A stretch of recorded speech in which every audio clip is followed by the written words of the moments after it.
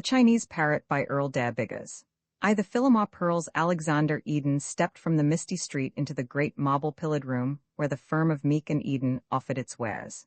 Immediately, behind showcases gorgeous with precious stones or bright with silver, platinum, and gold, 40 resplendent clocks stood at attention. Their morning coats were impeccable, lacking the slightest suspicion of a wrinkle, and in the left lapel of each was a pink carnation, as fresh and perfect as though it had grown there. Eden nodded affably to right and left and went on his way, his heels clicking cheerily on the spotless tile floor. He was a small man, gray-haired and immaculate, with a quick, keen eye and the imperious manner that so well became his position. For the clan of Meek, having duly inherited the earth, had relinquished that inheritance and passed to the great beyond, leaving Alexander Eden the sole owner of the best-known jewelry store west of the Rockies. Arriving at the rear of the shop, he ascended a brief stairway to the luxurious suite of offices on the mezzanine floor where he spent his days. In the anteroom of the suite, he encountered his secretary. "Ah, good morning, Miss Chase," he said. The girl answered with a smile. Eden's eye for beauty, developed by long experience in the jewel trade, had not failed him when he picked Miss Chase. She was an ash blonde with violet eyes, her manners were exquisite, so was her gown. Bob Eden, reluctant heir to the business, had been heard to remark that entering his father's office was like arriving for tea in a very exclusive drawing room. Alexander Eden glanced at his watch. "In about 10 minutes, he announced. "I expect a caller, an old friend of mine, Madame Jordan of Honolulu. When she arrives, show her in at once." "Yes, Mr. Eden," replied the girl. He passed on into his own room, where he hung up his hat, coat, and stick. On his broad, gleaming desk lay the morning mail. He glanced at it idly, but his mind was elsewhere. In a moment he strolled to one of the windows and stood there gazing at the facade of the building across the way. The day was not far advanced, and the fog that had blanketed San Francisco the night before still lingered in the streets. Staring into that dull gray mist, Eden saw a picture that was incongruously all color and light and life. His thoughts had traveled back down the long corridor of the years, and in that imagined scene outside the window, he himself moved, a slim, dark boy of 17. 40 years ago, a night in Honolulu, the gay, happy Honolulu of the monarchy. Behind a bank of ferns in one corner of the great Philomar living room, Burge's band was playing, and over the polished floor young Alec Eden and Sally Philomar danced together. The boy stumbled now and then, for the dance was a newfangled one called the two-step, lately introduced into Hawaii by a young ensign from the Nipsic. But perhaps it was not entirely his unfamiliarity with the two-step that muddled him, for he knew that in his arms he held the darling of the islands. Some few are favored by fortune out of all reason, and Sally Philomar was one of these. Above and beyond her beauty, which would have been sufficient in itself, she seemed, in that simple Honolulu society, the heiress of all the ages. The Philomar fortunes were at their peak. Philomar ships sailed the 7 seas. On thousands of Philomar acres, the sugarcane ripened toward a sweet, golden harvest. Looking down, Alec Eden saw hanging about the girl's white throat, a symbol of her place and wealth, the famous pearl necklace Mock Philomar had brought home from London, and for which he had paid a price that made all Honolulu gasp. Eden, of Meek and Eden, continued to stare into the fog. It was pleasant to relive that night in Hawaii, a night filled with magic and the scent of exotic blossoms, to hear again the giddy laughter, the distant murmur of the surf, the soft croon of island music. Dimly he recalled Sally's blue eyes shining up at him. More vividly, for he was nearly 60 now, and a businessman, he saw again the big lustrous pearls that lay on her breast, reflecting the light with a warm glow. Oh, well, he shrugged his shoulders. All that was 40 years ago, and much had happened since. Sally's marriage to Fred Jordan, for example, and then, a few years later, the birth of her only child, Victor. Eden smiled grimly. How ill-advised she had been when she named that foolish, wayward boy. He went over to his desk and sat down. No doubt it was some escapade of Victor, he reflected, that was responsible for the scene shortly to be enacted here in this office in Post Street. Yes, of course that was it. Victor, lurking in the wings, was about to ring down the final curtain on the drama of the Philomar Pearls. He was deep in his mail when, a few moments later, his secretary opened the door and announced, "Madame Jordan is calling." Eden rose. Sally Jordan was coming toward him over the Chinese rug. Gay and sprightly as ever, how valiantly she had battled with the years. "Alec, my dear old friend?" He took both her fragile hands in his. "Sally, I'm mighty glad to see you here." He drew a big leather chair close to his desk. The post of honor for you, always. Smiling, she sat down. Eden went to his accustomed place behind his desk. He took up a paper knife and balanced it. For a man of his poise, he appeared rather ill at ease. How long have you been in town? 2 weeks, I think. Yes, 2 weeks last Monday. You're not living up to your promise, Sally. You didn't let me know. But I've had such a gay round, she protested. Victor is always so good to me. Yes, Victor, he's well, I hope. Eden looked away out the window. Fog's lifting, isn't it? A fine day after all, dear old Alec. She shook her head. No good beating round the bush. Never did believe in it. Get down to business, that's my motto. It's as I told you the other day over the telephone. I've made up my mind to sell the Philomar pearls. He nodded. And why not? What good are they anyhow? No, she objected. It's perfectly true, they're no good to me. I'm a great believer in what's fitting, and those gorgeous pearls were meant for youth. However, that's not the reason I'm selling. I'd hang on to them if I could, but I can't. I'm broke, Alec. He looked out the window again. Sounds absurd, doesn't it? She went on. All the Philomar ships, the Philomar acres, vanished into thin air. The big house on the beach, mortgaged to the hilt. You see, Victor, he's made some unfortunate investments. I see, said Eden softly. Oh, I know what you're thinking, Alec. Victor's a bad boy. Foolish and careless and worse, perhaps, but he's all I've got since Fred went, and I'm sticking by him. Like the good spot you are, he smiled. No, I wasn't thinking unkindly of Victor, Sally. I have a son myself. Forgive me, she said. I should have asked before. How's Bob? Why, he's all right, I guess. He may come in before you leave, if he happens to have had an early breakfast. Is he with you in the business? Eden shrugged. Not precisely. Bob's been out of college 3 years now. One of those years was spent in the South Seas, another in Europe, and the third, from what I can gather, in the cardroom of his club. However, his career does seem to be worrying him a bit. The last I heard, he was thinking of the newspaper game. He has friends on the papers. The jeweler waved his hand about the office. This sort of thing, Sally, this thing I've given my life to, it's a great bar to Bob. Poor Alec, said Sally Jordan softly. The new generation is so hard to understand, but it's my own troubles I came to talk about. Broke, as I told you. Those pearls are all I have in the world. Well, they're a good deal, Eden told her. Enough to help Victor out of the hole he's in. Enough for the few years left me, perhaps. Father paid $90,000 for them. It was a fortune at that time, but today? Today, Eden repeated. You don't seem to realize, Sally, like everything else, pearls have greatly appreciated since the 80s. Today that string is worth $300,000 if it's worth a cent. She gasped. Why, it can't be, are you sure? You've never seen the necklace? I was wondering if you'd remember, he chided. I see you don't. Just before you came in I was thinking back to a night 40 years ago, when I was visiting my uncle in the islands. 17, that's all I was, but I came to your dance and you taught me the two-step. The pearls were about your throat, one of the memorable nights of my life. And of mine, she nodded. I remember now. Father had just brought the necklace from London and it was the first time I'd worn it. 40 years ago. Alec, let's hurry back to the present. Memories, sometimes they hurt. She was silent for a moment. 300,000, you say? I don't guarantee I can get that much, he told her. I said the necklace was worth it, but it isn't always easy to find a buyer who will meet your terms. The man I have in mind. Oh, you've found someone? Well, yes, I have, but he refuses to go above 220,000. Of course, if you're in a hurry to sell. I am, she answered. Who is this Meadows? Madden, he said. P.J. Madden. Not the big Wall Street man, the plunger? Yes, you know him. Only through the newspapers. He's famous, of course, but I've never seen him. Eden frowned. That's curious, he said. He appeared to know you. I had heard he was in town, and when you telephoned me the other day, I went at once to his hotel. He admitted he was on the lookout for a string as a present for his daughter, but he was pretty cold at first. However, when I mentioned the Philomar pearls, he laughed. Sally Philomar's pearls, he said. I'll take them. 300,000, I said. 220 and not a penny more, he answered, and looked at me with those eyes of his. As well try to bargain with this fellow here. He indicated a small bronze Buddha on his desk. Sally Jordan seemed puzzled. But Alec, he couldn't know me? I don't understand. However, he's offering a fortune and I want it badly. Please hurry and close with him before he leaves town. Again the door opened at the secretary's touch. Mr. Madden of New York, said the girl. Yes, said Eden. We'll see him at once. He turned to his old friend. I asked him to come here this morning and meet you. Now take my advice and don't be too eager. We may be able to boost him a bit, though I doubt it. He's a hard man, Sally, a hard man. The newspaper stories about him are only too true. He broke off suddenly, for the hard man he spoke of stood upon his rug.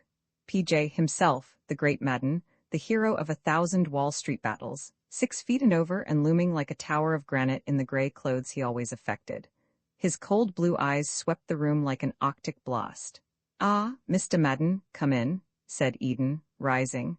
Madden advanced farther into the room, and after him came a tall, languid girl in expensive furs and a lean, precise-looking man in a dark blue suit. "Madam Jordan, this is Mr. Madden, of whom we have just been speaking," Eden said. "Madam Jordan," repeated Madden, bowing slightly. He had dealt so much in steel that it had got somehow into his voice. "I've brought along my daughter Evelyn and my secretary Martin Thorne." "Charmed, I'm sure," Eden answered. He stood for a moment gazing at this interesting group that had invaded his quiet office. The famous financier, cool, competent, conscious of his power, the slender, haughty girl upon whom, it was reported, Madden lavished all the affection of his later years, the thin, intense secretary, subserviently in the background, but for some reason not so negligible as he might have been. "Won't you all sit down, please?" The jeweler continued. He arranged chairs. Madden drew his close to the desk. The air seemed charged with his presence. He dwarfed them all. "No need of any preamble," said the millionaire. "We've come to see those pearls." Eden started. "My dear sir, I'm afraid I gave you the wrong impression. The pearls are not in San Francisco at present." Madden stared at him. "But when you told me to come here and meet the owner—" "I'm so sorry, I meant just that." Sally Jordan helped him out. "You see, Mr. Madden, I had no intention of selling the necklace when I came here from Honolulu. I was moved to that decision by events after I reached here, but I have sent for it," the girl spoke. She had thrown back the fur about her neck, and she was beautiful in her way, but cold and hard like her father, and just now, evidently, unutterably bored. "I thought, of course, the pearls were here," she said, "or I should not have come." "Well, it isn't going to hurt you," her father snapped. "Mrs. Jordan, you say you've sent for the necklace?" "Yes, it will leave Honolulu tonight if all goes well. It should be here in 6 days." "No good," said Madden. "My daughter's starting tonight for Denver. I go south in the morning, and in a week I expect to join her in El Dorado, and we'll travel east together." "No good, you see." "I will agree to deliver the necklace anywhere you say," suggested Eden. "Yes, I guess you will." Madden considered. He turned to Madame Jordan. "This is the identical string of pearls you were wearing at the old Palace Hotel in 1889? He asked. She looked at him in surprise. "The same string," she answered. "And even more beautiful than it was then, I'll wager." Eden smiled. "You know, Mr. Madden, there is an old superstition in the jewelry trade that pearls assume the personality of their wearer and become somber or bright, according to the mood of the one they adorn. If that is true, this string has grown more lovely through the years." "Bunk," said Madden rudely. "Oh, excuse me? I don't mean that the lady isn't charming, but I have no sympathy with the silly superstitions of your trade, or of any other trade. Well, I'm a busy man. I'll take the string, at the price I named." Eden shook his head. "It's worth at least 300,000, as I told you." "Not to me. 220 now to bind it and the balance within 30 days after the delivery of the string. Take it or leave it." He rose and stared down at the jeweler. Eden was an adept at bargaining, but somehow all his cunning left him as he faced this Gibraltar of a man. He looked helplessly toward his old friend. "It's all right, Alec," Madame Jordan said. "I accept." "Very good," Eden sighed. "But you are getting a great bargain, Mr. Madden." "I always get a great bargain," replied Madden, "or I don't buy." He took out his checkbook. 20,000 now, as I agreed. For the first time the secretary spoke, his voice was thin and cold and disturbingly polite. "You say the pearls will arrive in 6 days?" 6 days or thereabouts, Madame Jordan answered. "Ah, yes." An ingratiating note crept in. "They are coming by a private messenger," said Eden sharply. He was taking a belated survey of Martin Thorne. A pale, high forehead, pale green eyes that now and then stared disconcertingly, long, pale, grasping hands. Not the jolliest sort of playmate to have around, he reflected. "A private messenger," he repeated firmly. "Of course," said Thorne. Madden had written the check and laid it on the jeweler's desk. "I was thinking, Chief, just a suggestion," Thorne went on. "If Miss Evelyn is to return and spend the balance of the winter in Pasadena, she will want to wear the necklace there. We'll still be in that neighborhood 6 days from now, and it seems to me—" "Who's buying this necklace?" cut in Madden. "I'm not going to have the thing carried back and forth across the country. It's too risky in these days when every other man is a crook." "But father," said the girl, "it's quite true that I'd like to wear it this winter." She stopped. P.J. Madden's crimson face had gone purple, and he was tossing his great head. It was a quaint habit he had when opposed, the newspapers said. The necklace will be delivered to me in New York, he remarked to Eden, ignoring his daughter and Thawne. I'll be in the South for some time. Got a place in Pasadena and a ranch on the desert, 4 miles from El Dorado. Haven't been down there for quite a while, and unless you look in on these caretakers occasionally, they get slack. As soon as I'm back in New York, I'll wire you, and you can deliver the necklace at my office. You'll have my check for the balance within 30 days. That's perfectly agreeable to me, Eden said. If you'll wait just a moment, I'll have a bill of sale drawn, outlining the terms. Business is business, as you of all men understand. Of course, nodded Madden. The jeweler went out. Evelyn Madden rose. I'll meet you downstairs, father. I want to look over their stock of jade. She turned to Madame Jordan. You know, one finds better jade in San Francisco than anywhere else. Yes, indeed, smiled the older woman. She rose and took the girl's hands. Such a lovely throat. My dear, I was saying just before you came, the Philomar pearls need youth. Well, they're to have it at last. I hope you will wear them through many happy years. Why, thank you, said the girl and went. Madden glanced at his secretary. Wait for me in the car, he ordered. Alone with Madame Jordan, he looked at her grimly. You never saw me before, did you? He inquired. I'm so sorry, have I? No, I suppose not, but I saw you. Oh, we're well along in years now, and it does no harm to speak of these things. I want you to know it will be a great satisfaction to me to own that necklace. A deep wound and an old one is healed this morning. She stared at him. I don't understand. No, of course you don't. But in the 80s you used to come from the islands with your family and stop at the Palace Hotel, and I was a bellhop at that same hotel. I often saw you there. I saw you once when you were wearing that famous necklace. I thought you were the most beautiful girl in the world. Oh, why not? We're both old now, she said softly. Yes, that's what I mean. I worshipped you, but I was a bellhop. You looked through me. You never saw me. A bit of furniture, that's all I was to you. Oh, I tell you, it hurt my pride. A deep wound, as I said. I swore I'd get on. I knew it even then. I'd marry you. We can both smile at that now. It didn't work out. Even some of my schemes never worked out. But today I own your pearls. They'll hang about my daughter's neck. It's the next best thing. I've bought you out. A deep wound in my pride, but healed at last. She looked at him and shook her head. Once she might have resented this, but not now. You're a strange man, she said. I am what I am, he answered. I had to tell you, otherwise the triumph would not have been complete. Eden came in. Here you are, Mr. Madden. If you'll sign this, thank you.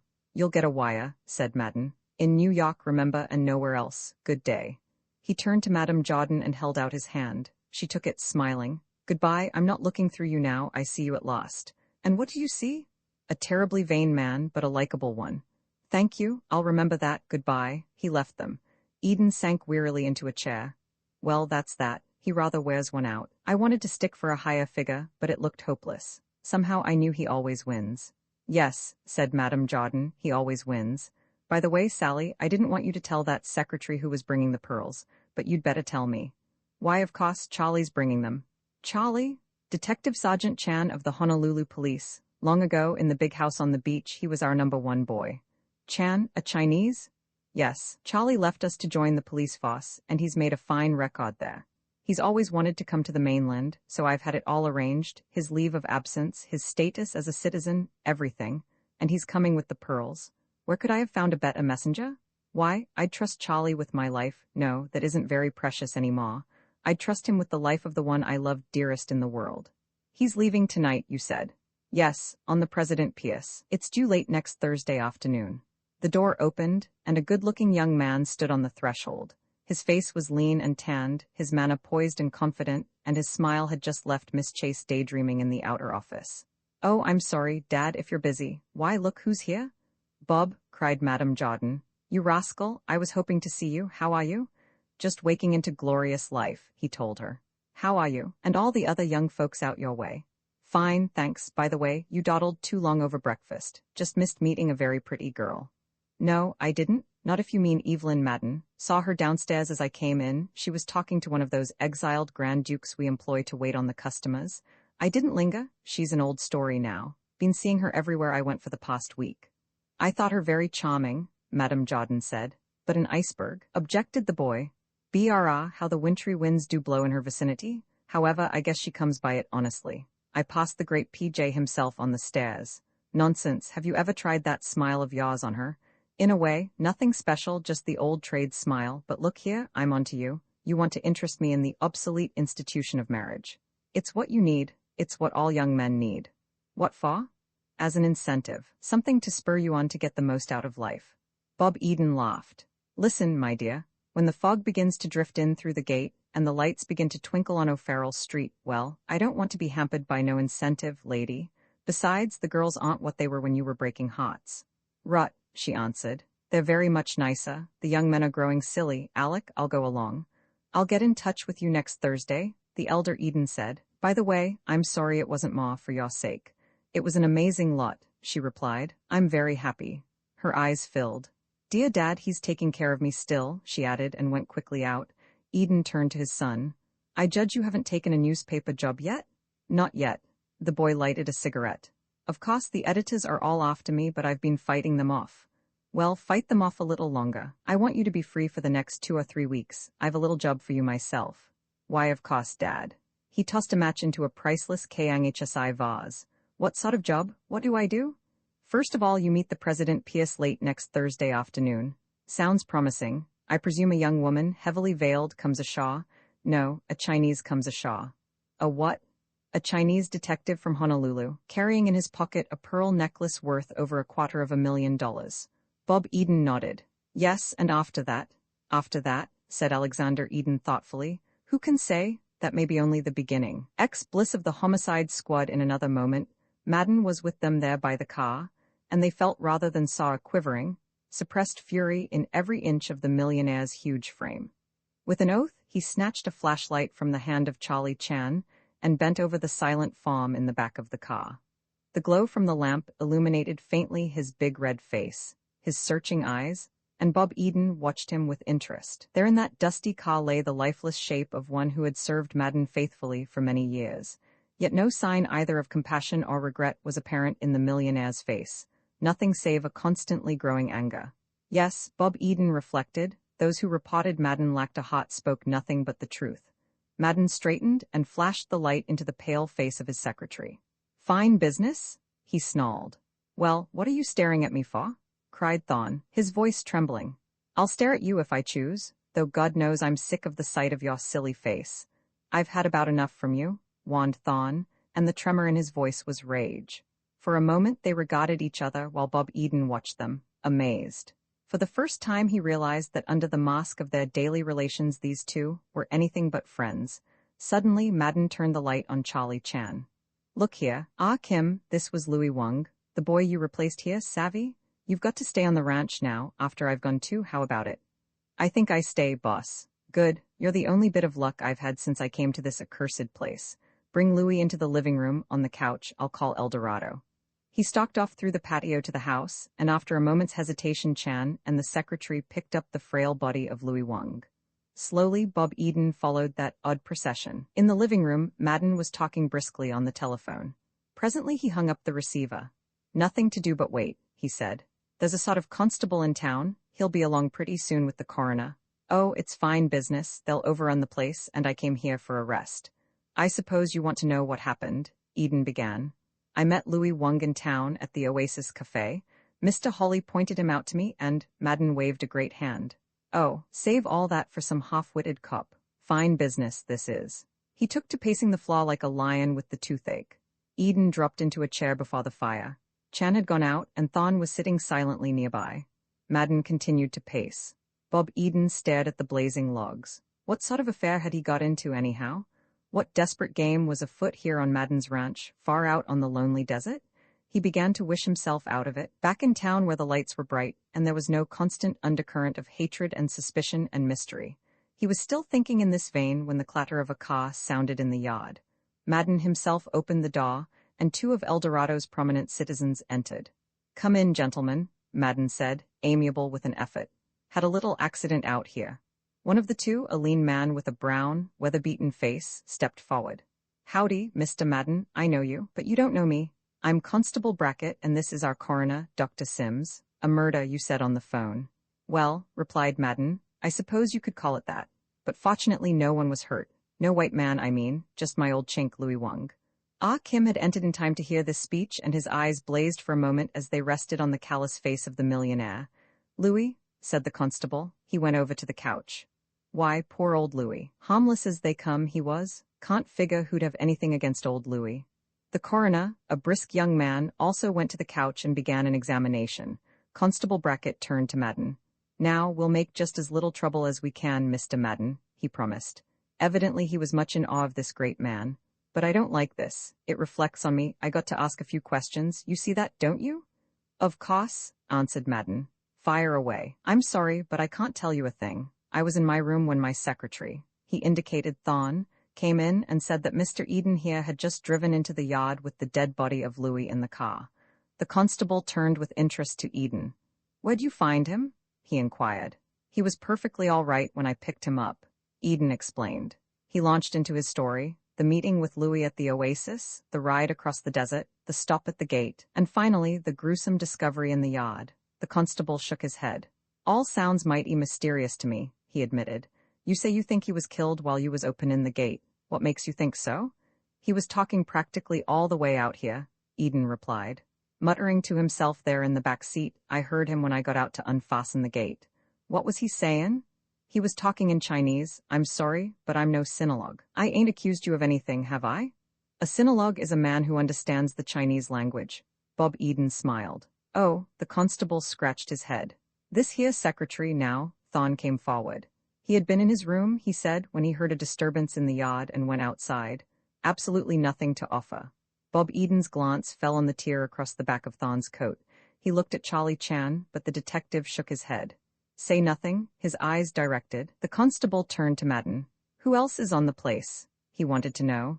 Nobody but Ah Kim here, he's all right. The officer shook his head. Can't always tell, he averred.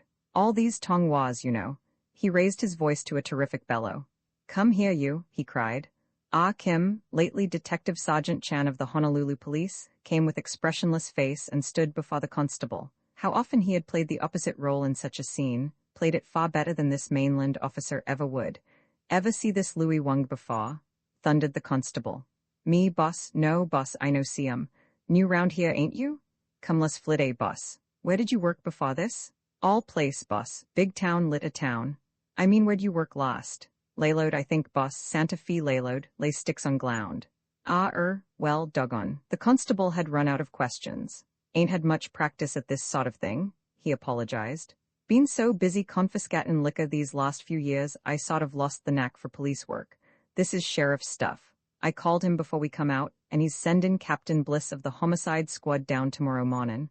So we won't bother you no more tonight, Mr. Madden. The coroner came forward. We'll take the body in town, Mr. Madden, he said. I'll have the inquest in there, but I may want to bring my jurors out here sometime tomorrow. Oh, sure, replied Madden.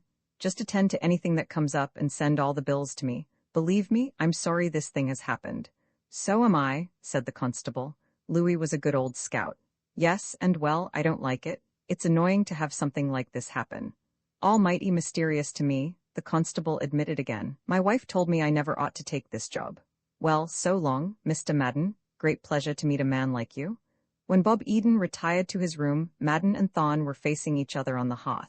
Something in the expression of each made him wish he could overhear the scene about to be enacted in that room. Ah Kim was waiting beside a crackling fire. I make 'em burn, boss, he said.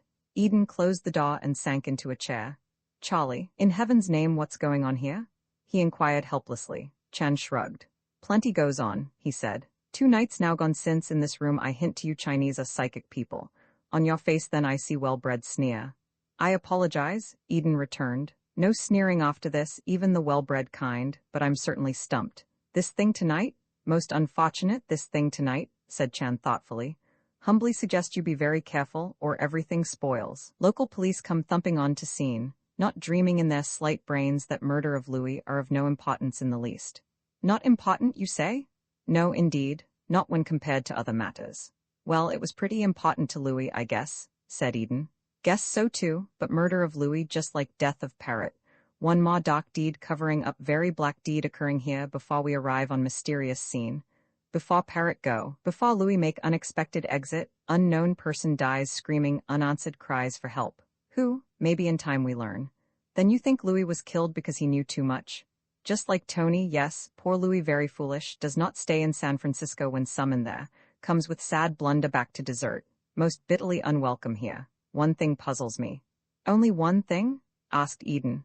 One at present, other puzzles put aside for a moment. Louis goes on Wednesday morning, probably before Black Deed was done. How then does he know? Did act have echo in San Francisco? I am most sad not to have talked with him, but there are other paths to follow. I hope so, sighed Bob Eden, but I don't see them. This is too much for me. Plenty for me too, agreed Chan. Pretty quick I go home, lifelong yearning for travel forever quenched. Keep in mind, much better police do not find who killed Louis Wang. If they do, our fruit may be picked when not yet ripe. We should handle case. Officers of law must be encouraged off of ranch at earliest possible time, having found nothing. Well, the constable was easy enough, smiled Eden. All looked plenty mysterious to him, answered Chan, smiling too. I sympathized with him in that, Eden admitted. But this Captain Bliss probably won't be so simple. You watch your step, Charlie, or they'll lock you up. Chan nodded. New experiences crowd close on this mainland, he said. Detective Sergeant Chen, a murder suspect. Maybe I laugh at that when I get home again. Just now, laugh won't come. A warm good night? Wait a minute, interrupted Eden. How about Tuesday afternoon? Madden's expecting the messenger with the pearls then, and somehow I haven't a stall left in me. Chan shrugged. 2 days yet, stop the worry. Much may manage to occur before Tuesday afternoon. He went out softly. Just as they finished breakfast on Monday morning, a knock sounded on the door of the ranch house, and Thorne admitted Will Holly. Oh, said Madden sourly. His manner had not improved overnight. So you're here again. Naturally, replied Holly. Being a good newspaper man, I'm not overlooking the first murder we've had round here in years. He handed a newspaper to the millionaire. By the way, here's a Los Angeles morning paper. Our interview is on the front page. Madden took it without much interest. Over his shoulder Bob Eden caught a glimpse of the headlines. Era of prosperity due, says famed magnate P.J. Madden, interviewed on Desert Ranch, predicts business boom. Madden glanced idly through the article. When he had finished, he said, In the New York papers, I suppose? Of course, Holly answered. All over the country this morning. You and I are famous, Mr. Madden. But what's this about poor old Louis? Don't ask me, frowned Madden. Some fool bumped him off. Your friend Eden can tell you more than I can. He got up and strode from the room. Eden and Holly stared at each other for a moment, then went together into the yard. Pretty raw stuff, remarked Holly. It makes me hot. Louis was a kindly old soul, killed in the car, I understand. Eden related what had happened. They moved farther away from the house.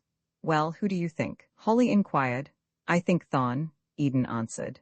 However, Charlie says Louis's passing was just a minor incident, and it will be better all round if his murderer isn't found just at present. Of course he's right.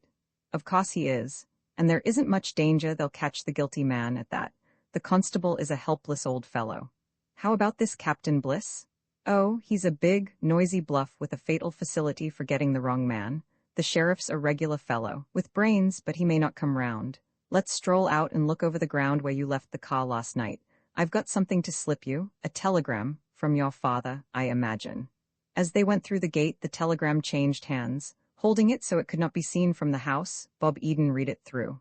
Well, Dad says he's going to put up the bluff to Madden that he's sending Draycott with the pearls tonight. Draycott? Asked Holly. He's a private detective Dad uses in San Francisco. As good a name as any, I suppose. When Draycott fails to arrive, Dad's going to be very much upset. The boy considered for a moment. I guess it's about the best he can do, but I hate all this deception, and I certainly don't like the job of keeping Madden cool. However, something may happen before then. They examined the ground where Bob Eden had halted the car while he opened the gate the night before. The tracks of many cars passing in the road were evident, but no sign of any footsteps. Even my footsteps are gone, remarked Eden. Do you suppose it was the wind drifting the sand? Holly shrugged. No, he said. It was not. Somebody has been out here with a broom, my boy, and obliterated every trace of footsteps about that car. Eden nodded. You're right, somebody, but who? Our old friend Thorne, of course. They stepped aside as a car swung by them and entered Madden's yard. There's Bliss now, with the constable, Holly remarked. Well, they get no help from us, eh? Not a bit, replied Eden. Encourage them off the ranch at earliest possible moment, that's Charlie's suggestion. They returned to the yard and waited. Inside the living room they heard Thorne and Madden talking with the two officers. After a time Bliss came out, followed by the millionaire and Constable Brackett. He greeted Holly as an old friend, and the editor introduced Bob Eden. Oh, yes, Mr. Eden, said the captain. Want to talk to you? What's your version of this funny business? Bob Eden looked at him with distaste. He was a big, flat-footed policeman of the usual type, and no great intelligence shone in his eyes.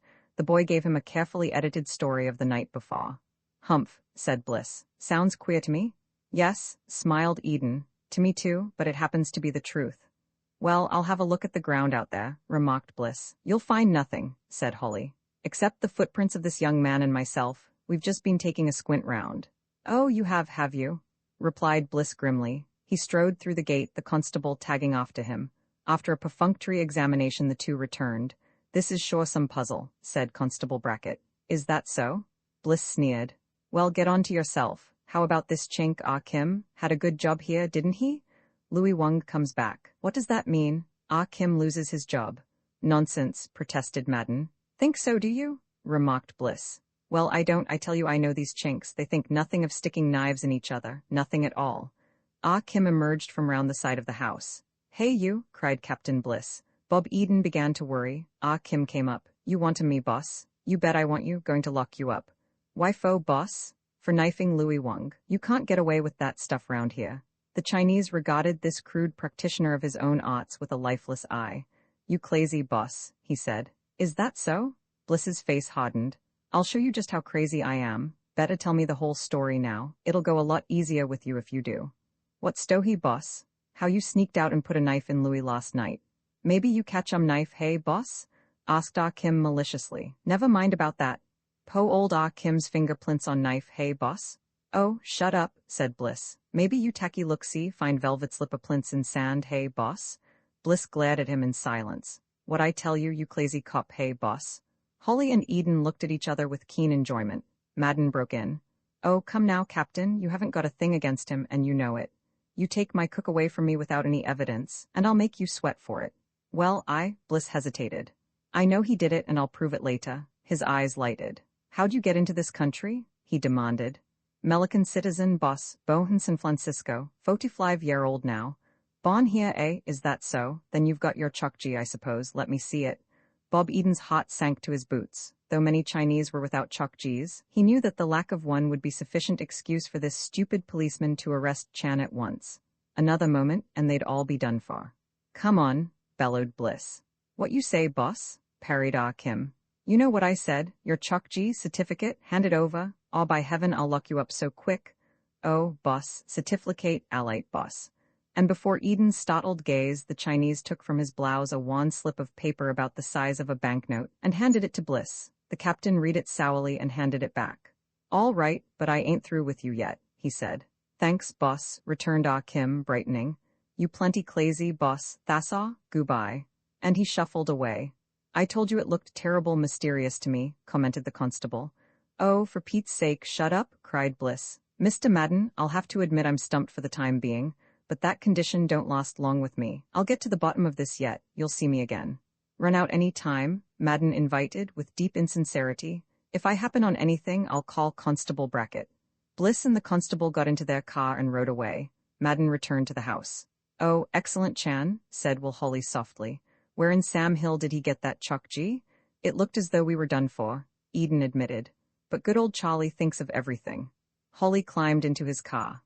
"Well, I guess Madden isn't going to invite me to lunch. I'll go along. You know, I'm keener than ever to get the answer to this puzzle.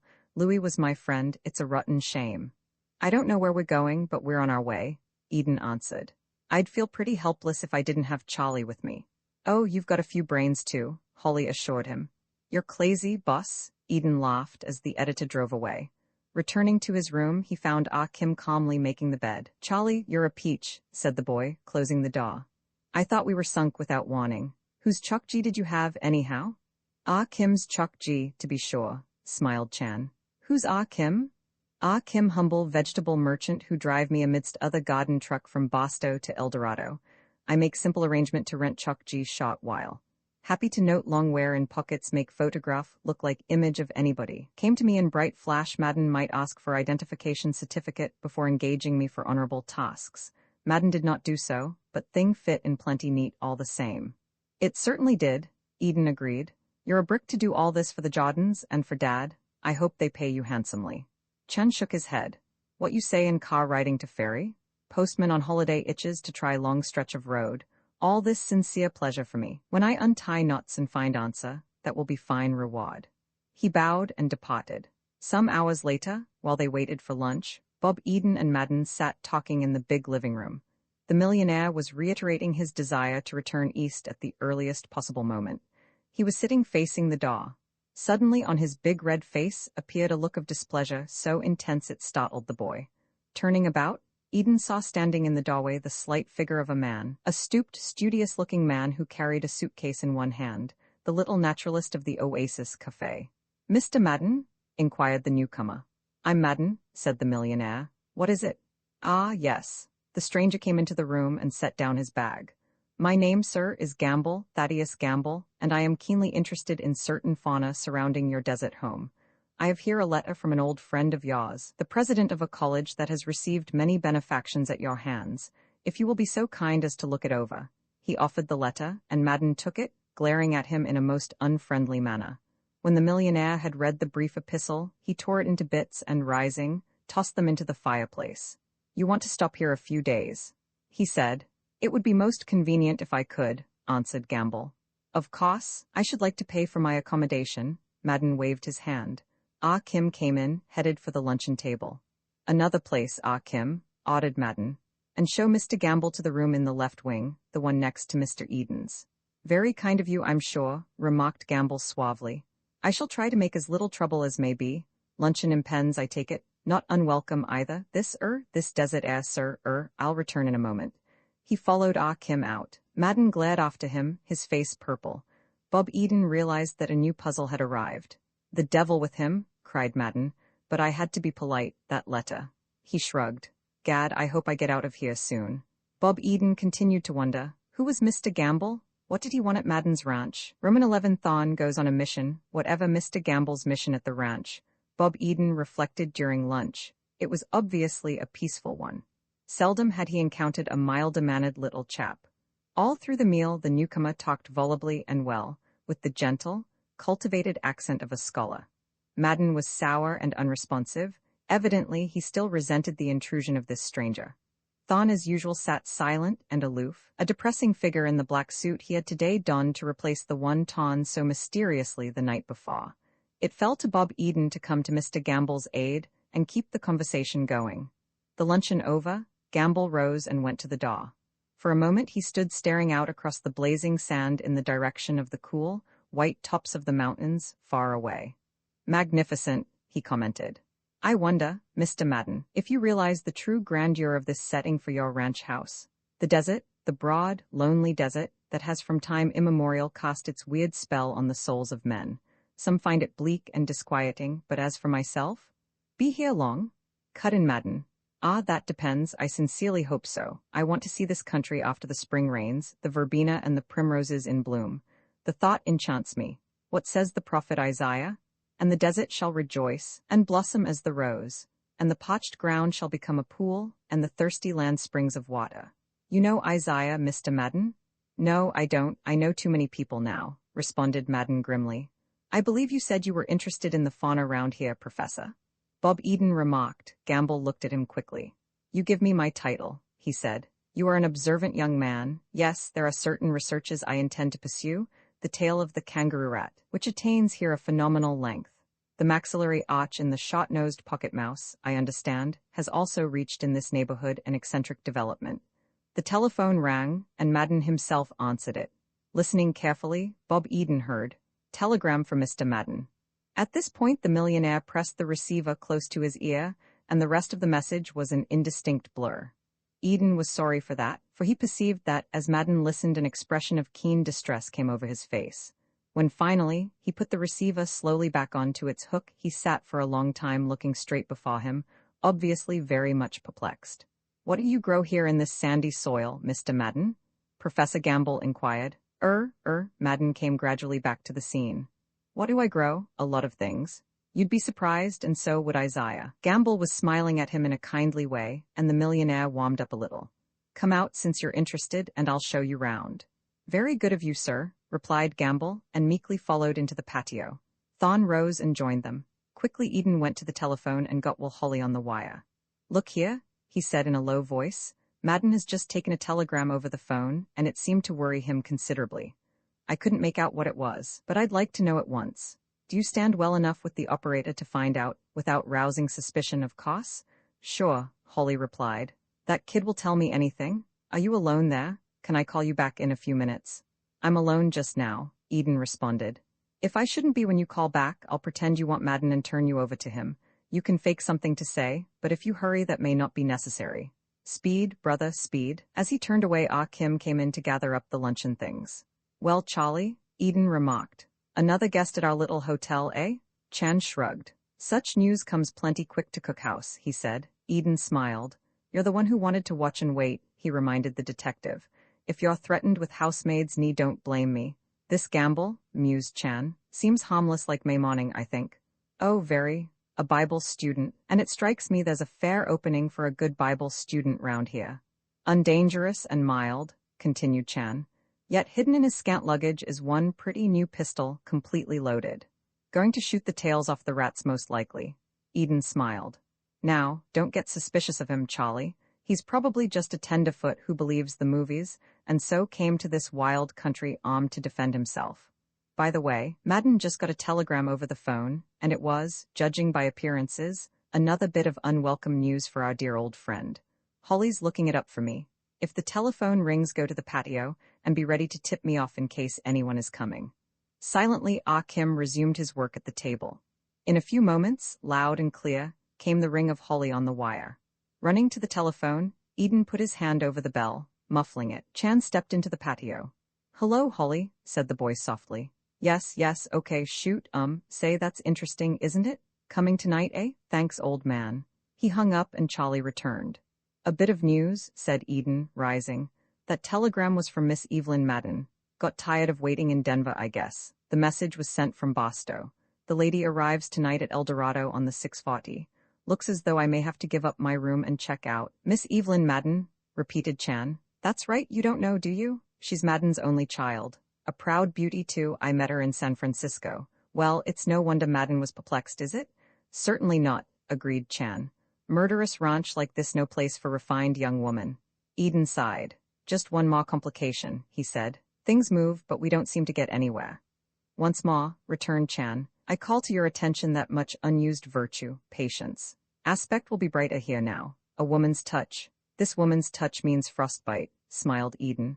Charlie, I'll bet you $1 million. Not even the desert will thaw out Evelyn Madden. Chan departed to his duties in the cookhouse. Madden and Thawne drifted in after a time. Gamble, it appeared, had retired to his room. The long, hot afternoon dragged by, baking hours of deathly calm, during which the desert lived up to its reputation. Madden disappeared, and presently his noisome snores filled the air. A good idea, Bob Eden decided. In a recumbent position on his bed, he found that time passed more swiftly. In fact, he didn't know it was passing. Toward evening he awoke, hot and muddled of mind, but a cold shower made him feel human again. At 6 o'clock he crossed the patio to the living room. In the yard before the barn, he saw Madden's big car standing ready for action, and remembered. The millionaire was no doubt about to meet his daughter in town, and the haughty Evelyn was not to be affronted with the unpretentious runabout.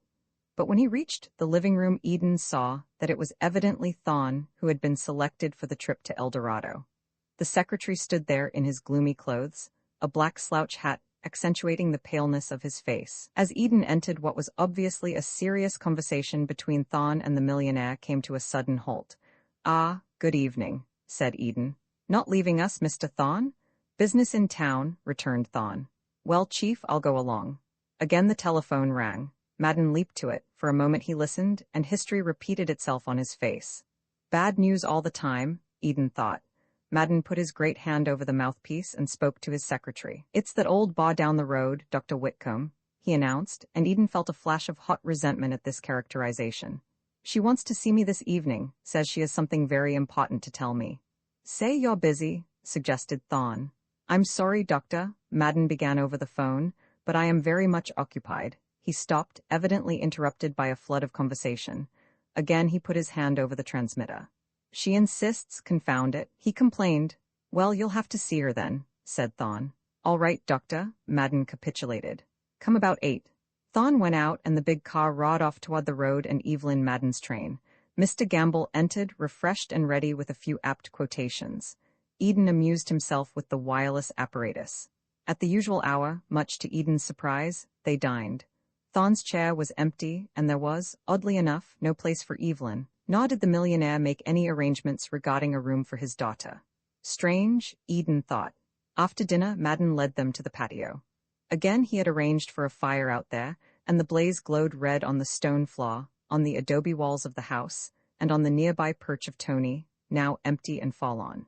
"This is living," remarked Gamble, when they had sat down, and he had lighted one of Madden's cigars. "The poor fools cooped up in cities, they don't know what they're missing. I could stay here forever." His final sentence made no hit with the host, and silence fell. At a little past 8 they heard the sound of a car entering the yard. Thorne and the girl, perhaps, but evidently Madden didn't think so, for he said, "That's the doctor? Ah, Kim?" The servant appeared. "Show the lady out here." "Well, she doesn't want to see me," Gamble said, getting up. "I'll go in and find a book." Madden looked at Bob Eden, but the boy remained where he was. "The doctor's a friend of mine," he explained. "Is that so?" growled Madden. "Yes, I met her yesterday morning. A wonderful woman." Dr. Whitcomb appeared. "Well, Mr. Madden?" She shook hands. "It's a great pleasure to have you with us again." "Thanks," said Madden coolly. "You know Mr. Eden, I believe?" "Oh, hello," smiled the woman. "Glad to see you. Not very pleased with you, however. You didn't drop in today." "Rather busy," Eden replied. "Won't you sit down, please?" He brought forward a chair. It seemed that Madden needed a hint or two on hospitality. The guest sank into it. Madden, his manner very haughty and aloof, sat down some distance away and waited. "Mr. Madden," said Dr. Whitcomb, "I'm sorry if I seem to intrude. I know that you are here to rest and that you don't welcome visitors, but this is not a social call. I came here about this terrible thing that has happened on your place." For a moment Madden did not reply. "You mean," he said slowly. "I mean the murder of poor Louis Wang," the woman answered. "Oh," was there relief in Madden's voice? "Yes, of course. Louis was my friend. He often came to see me. I was so sorry when I heard. And he served you faithfully, Mr. Madden. Naturally, you're doing everything possible to run down his murderer." "Everything," replied Madden carelessly. "Whether what I have to tell has any connection with the killing of Louis, that's for policemen to decide," went on the doctor. "You can hand my story on to them, if you will."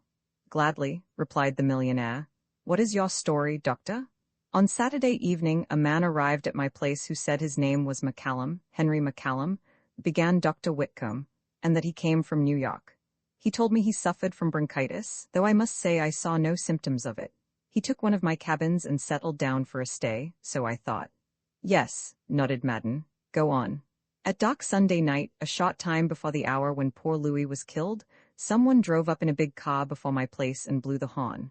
One of my boys went out, and the stranger asked for McCallum. McCallum came, talked with the man in the car for a moment, then got in and rode off with him. In this direction. That was the last I've seen of Mr. McCallum. He left a suitcase filled with clothes in his cabin, but he has not returned." "And you think he killed Louis?" asked Madden, with a note of polite incredulity in his voice. "I don't think anything about it. How should I know? I simply regard it as a matter that should be called to the attention of the police. As you are much closer to the investigation than I am, I'm asking you to tell them about it. They can come down and examine McCallum's property if they wish." "All right," said Madden, rising pointedly. "I'll tell them, though if you're asking my opinion, I don't think—" "Thank you," smiled the doctor. "I wasn't asking your opinion, Mr. Madden." She too stood. "Our interview, I see, is ended. I'm sorry if I've intruded." "Why, you didn't intrude," protested Madden. "That's all right. Maybe your information is valuable. Who knows?" "Very good of you to say so," returned the doctor, with gentle sarcasm. She glanced toward the Parrot's perch. "How's Tony? He at least must miss Louis a lot." "Tony's dead," said Madden brusquely. "What, Tony too?" The doctor was silent for a moment. "A rather memorable visit, this one of yours," she said slowly. "Please give my regards to your daughter. She is not with you?" "No," returned Madden. "She is not with me." That was all. "A great pity," Dr. Whitcomb replied. "I thought her a charming girl." "Thank you," Madden said. "Just a moment, my boy will show you to your car." "Don't trouble," put in Bob Eden. "I'll attend to that." He led the way through the bright living room, past Mr. Gamble deep in a huge book. In the yard the doctor turned to him. "What a man," she said. "As hard as granite. I don't believe the death of Louis means a thing to him." "Very little, I'm afraid," Eden agreed. "Well, I rely on you. If he doesn't repeat my story to the sheriff, you must." The boy hesitated. "I'll tell you something in confidence," he said. "Everything possible is being done to find the murder of Louis, not by Madden, but by others. The doctor sat silent for a moment in the dark car under the dark, star-spangled sky.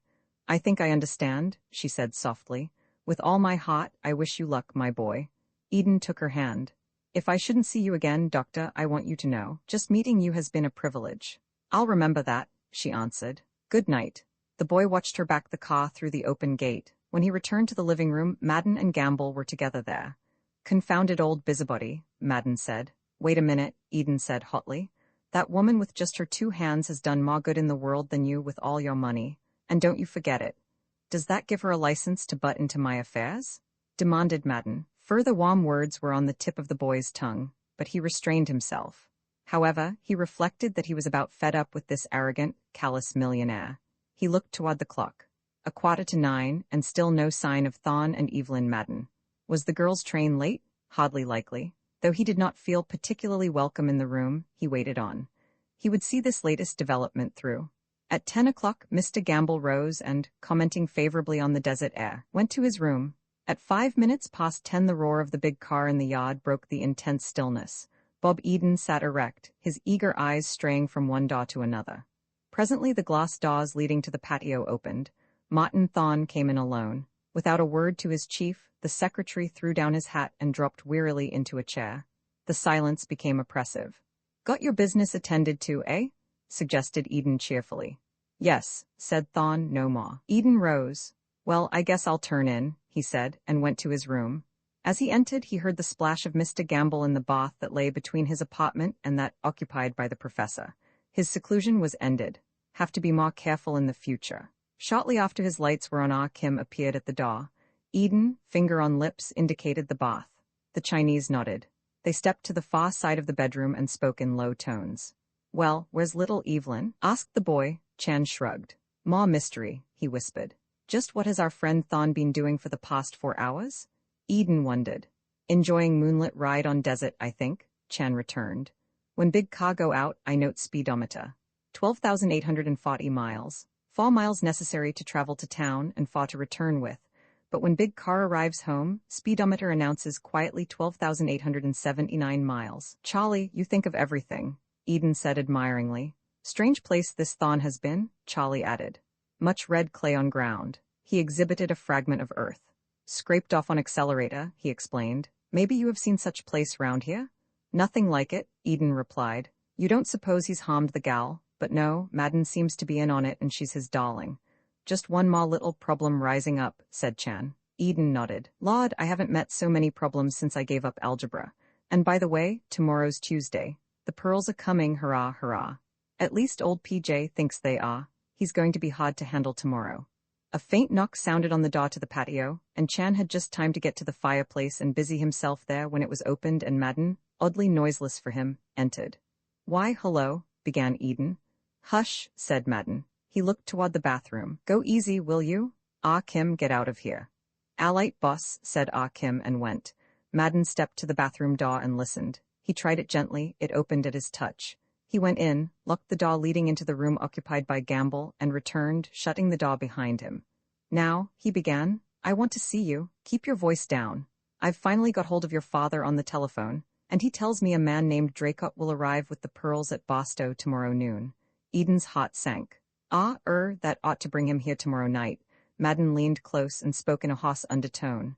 "Whatever happens," he said, "I don't want that fellow to come to the ranch." Eden stared at him in amazement. "Well, Mr. Madden, I'll be—" "Hush, leave my name out of it." "But after all our preparation? I tell you I've changed my mind. I don't want the pearls brought to the ranch at all. I want you to go to Bostow tomorrow, meet this Draycott, and order him to go on to Pasadena. I'm going down there on Wednesday. Tell him to meet me at the door of the Garfield National Bank in Pasadena at noon, sharp, Wednesday. I'll take the pearls then, and I'll put them where they'll be safe." Bob Eden smiled. "All right," he agreed. "You're the boss." "Good," said Madden. "I'll have Kim drive you into town in the morning, and you can catch the Bostow train, but remember, this is between you and me. Not a word to anybody, not to Gamble, of course, not even to Thorn." "I get you," Eden answered. "Fine, then it's set. Good night." Madden went softly out. For a long time Eden stared after him, more puzzled than ever.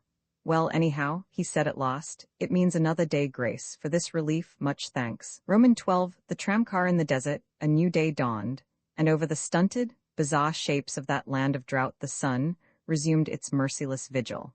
Bob Eden was early abroad. It was getting to be a habit with him. Before breakfast was served, he had a full hour for reflection, and it could not be denied that he had much upon which to reflect. One by one he recalled the queer things that had happened since he came to the ranch. Foremost in his thoughts was the problem of Evelyn Madden. Where was that haughty lady now? No morning mists on the landscape here, but in his mind a constantly increasing fog. If only something definite would occur, something they could understand. After breakfast, he rose from the table and lighted a cigarette. He knew that Madden was eagerly waiting for him to speak. "Mr. Madden," he said, "I find that I must go to Boston this morning on rather important business. It's an imposition, I know, but if Ah Kim could drive me to town in time for the 10:15 train." Thorne's green eyes widened with sudden interest. Madden looked at the boy with ill-concealed approval. "Why, that's all right," he replied. "I'll be glad to arrange it for you. Ah Kim, you drive Mr. Eden in town in half an hour. Savvy?" "All time mo job," complained Ah Kim. "Get him up sunrise, woik till sun him deal up. You want him taxi deliver why you no say so." "What's that?" cried Madden. Ah Kim shrugged. "Alite boss, I delive 'em."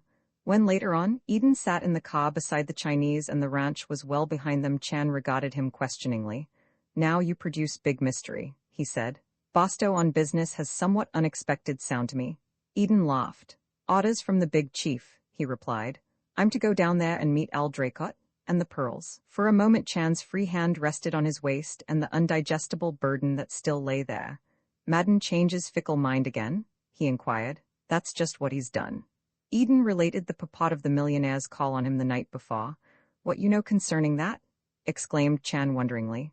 "Well, I know this much," Eden answered. "It gives us one more day for the good old Humalimali. Outside of that, it's just another problem for us to puzzle over. By the way, I didn't tell you why Dr. Whitcomb came to see us last night." "No necessity," Chan replied. "I am loafing idle inside dock close by and hear it all." "Oh, you were?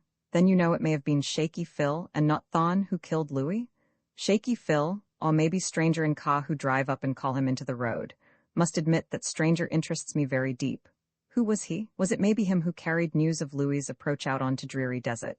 "Well, if you're starting to ask me questions," replied Eden, "then the big mystery is over and we may as well wash up and go home.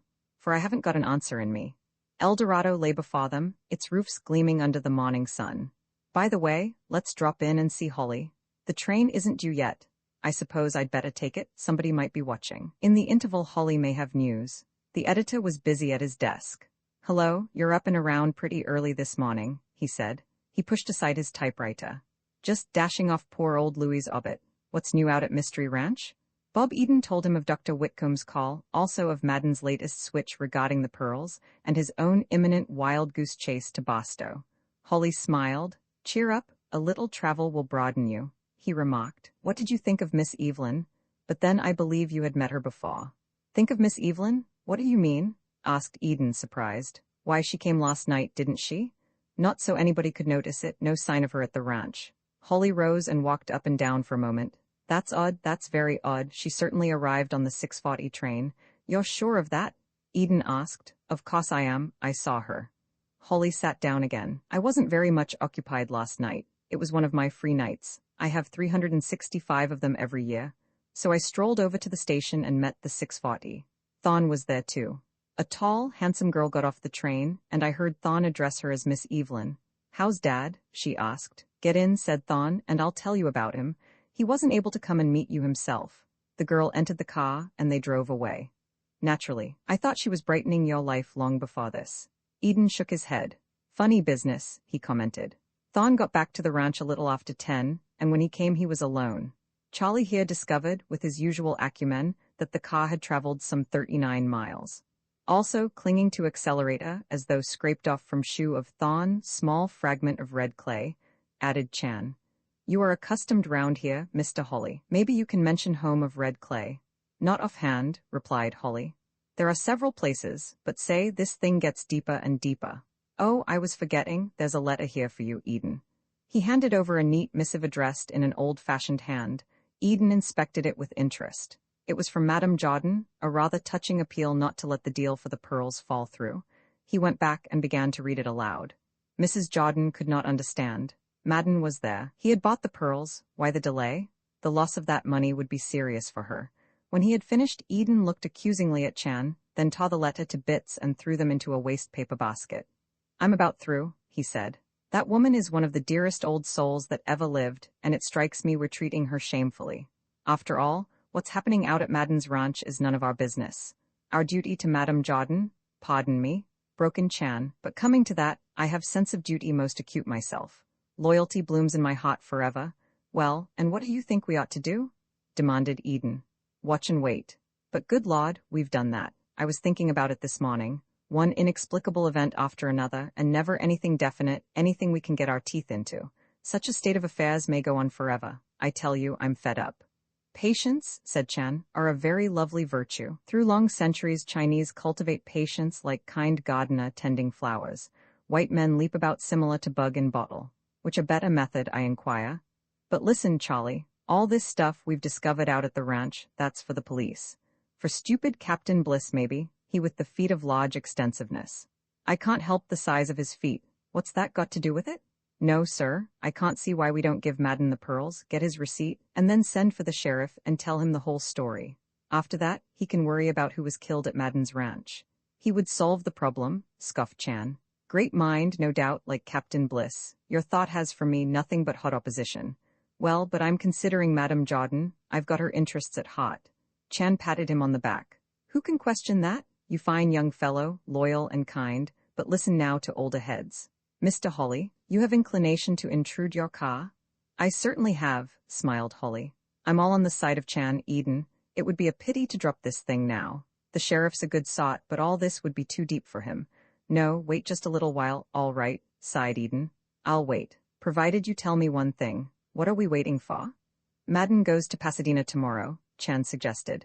No doubt Thon will accompany, and we quench this gamble somehow. Great time for us. All our search at ranch up to now hasty and breathless, like man pursuing trolley car. Tomorrow we dig deep. You can do it, replied Eden. I'm not eager to dig for the sort of prize you want. He paused. At that, I must admit I'm pretty curious myself. Charlie, you're an old friend of the Jordans, and you can take the responsibility for this delay. Right here on shoulders, Chan agreed. Responsibility reclines, same way necklace reposes on stomach. Seem to cuddle there now, those Philomar pearls, happy and content. Humbly suggest you take this aimless journey to Boston. Eden looked at his watch. I suppose I might as well. Bit of city life never did anybody any harm, but I warn you that when I come back I want a little light. If any more dark, mysterious things happen at that ranch, I certainly will run right out into the middle of the desert and scream. Taking the train proved an excellent plan, for on the station platform he met Paula Wendell, who evidently had the same idea. She was trim and charming in riding habit, and her eyes sparkled with life. Hello, she said. Where are you bound? Going to Boston on business, Eden explained. Is it important? Naturally, wouldn't squander my vast talents on any other kind. A train wandered in, and they found a seat together in one of its two cars. Sorry to hear you're needed in Boston, remarked the girl. I'm getting off a few stations down, going to rent a horse and take a long ride up into Lonely Canyon. It wouldn't have been so lonely if you could have come along. Eden smiled happily. Certainly one had few opportunities to look into eyes like hers. What station do we get off at? He inquired. I thought you said. The truth isn't in me these days. Boston doesn't need my presence any more than you need a beauty doctor. Lonely Canyon, after today, will have to change its name. Good, she answered. We get off at 7 Palms. The old rancher who rents me a horse will find one for you, I'm sure. I'm not precisely dressed for the role, admitted Eden, but I trust it will be all the same to the horse. The horse didn't appear to mind. His rather dejected manner suggested that he had expected something like this. They left the tiny settlement known as 7 Palms and cantered off across the desert. For to admire and for to see, for to behold this world so wide, said Eden. Never realized how very wide it was until I came down here. Beginning to like the desert? The girl inquired. Well, there's something about it, he admitted. It grows on you, that's a fact. I don't know that I could put the feeling into words. I'm sure I can't, she answered. Oh, I envy you. Coming here for the first time. If only I could look at this country again with a fresh, disinterested eye.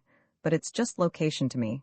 I see all about me the cowboys, the cavalcades, the caballeros of Hollywood, tragedies and feats of daring, rescues and escapes. I tell you, these dunes and canyons have seen more movies than will haze. Hunting locations today? Eden asked. Always hunting, she sighed. They've just sent me a new script, as new as those mountains over there. All about the rough cowpuncher and the millionaire's dainty daughter from the east, you know. I certainly do. Girl's fed up on those society orgies, isn't she? Who wouldn't be? However, the orgies are given in full, with the swimming pool working overtime as always. But that pot doesn't concern me. It's after she comes out here, sort of hungering to meet a real man, that I must start worrying. Need I add, she meets him. Her horse runs away over the desert and tosses her off amid the sagebrush. In the nick of time the cowpuncher finds her. Despite their different stations, love blossoms here in the wastelands. Sometimes I'm almost glad that mine is beginning to be an obsolete profession. Is it? How come? Oh, the movies move. A few years back, the location finder was a rather important person. Today, most of this country has been explored and charted, and every studio is equipped with big albums full of pictures. So every time a new efficiency expert comes along, which is about once a week, and starts lopping off heads, it's the people in my line who are the first to go. In a little while we'll be as extinct as the dodo. You may be extinct, Eden answered, but there the similarity between you and the dodo will stop abruptly. The girl halted her horse. Just a minute, I want to take a few pictures here. It looks to me like a bit of desert we haven't used yet. Just the sort of thing to thrill the shopgirls and the bookkeepers back there where the East hangs out. When she had swung again into the saddle, she added, "It isn't strange they love it, those tired people in the cities. Each one thinks, oh, if only I could go there." Yes, and if they got here once they'd die of loneliness the first night, Bob Eden said, just pass out in agony moaning for the subway and the comics in the evening paper. I know they would, the girl replied, but fortunately they'll never come. They rode on, and the girl began to point out the various unfriendly-looking plants of the desert, naming them one by one. Arrowweed, bitterbrush, mesquite, desert plantain, catclaw, thistle sage. That's a collar, she announced. Another variety of cactus. There are 17,000 in all. All right, Eden replied. I'll take your word for it. You needn't name them. His head was beginning to ache with all this learning. Presently sumac and Canterbury bell proclaimed their nearness to the canyon, and they canted out of the desert heat into the cathedral-like coolness of the hills. In and out, over almost hidden trails, the horses went. Wild plum glowed on the slopes, and far below, under native palms, a narrow stream tinkled invitingly. Life seemed very simple and pleasant there in Lonely Canyon, and Bob Eden felt suddenly close indeed to this lively girl with the eager eyes. All a lie that there were crowded cities. The world was new, unsullied and unspoiled, and they were alone in it. They descended by way of a rather treacherous path, and in the shelter of the palms that fringed the tiny stream dismounted for a lunch which Paula Wendell claimed to have concealed in her knapsack. Wonderfully restful here, Bob Eden said. But you said the other day you weren't tired, the girl reminded him. Well, I'm not, but somehow I like this anyhow. However, I guess it isn't all a matter of geography. It's not so much the place you're in, it's who you're with. After which highly original remark, I hasten to add that I really can't eat a thing. You were right, she laughed. The truth isn't in you. I know what you're thinking, I didn't bring enough for two, but these oasis sandwiches are meant for ranches, and one is my limit. There are 4 of them, I must have had a premonition. We'll divide the milk equally. But look here, it's your lunch. I should have thought to get something at 7 Palms. There's a roast beef sandwich. Try that and maybe you won't feel so talkative. Well, Gumph, what did I tell you? Oh, the oasis aims to fill. Milk? Ashamed of myself, mumbled Eden, but he was easily persuaded. You haven't eaten a thing, he said finally. Oh, yes, I have. More than I usually do. I'm one of those dainty eaters. Good news for Wilbur, replied Eden. The upkeep won't be high, though if he has any sense he'll know that, whatever the upkeep on a girl like you, it will be worth it.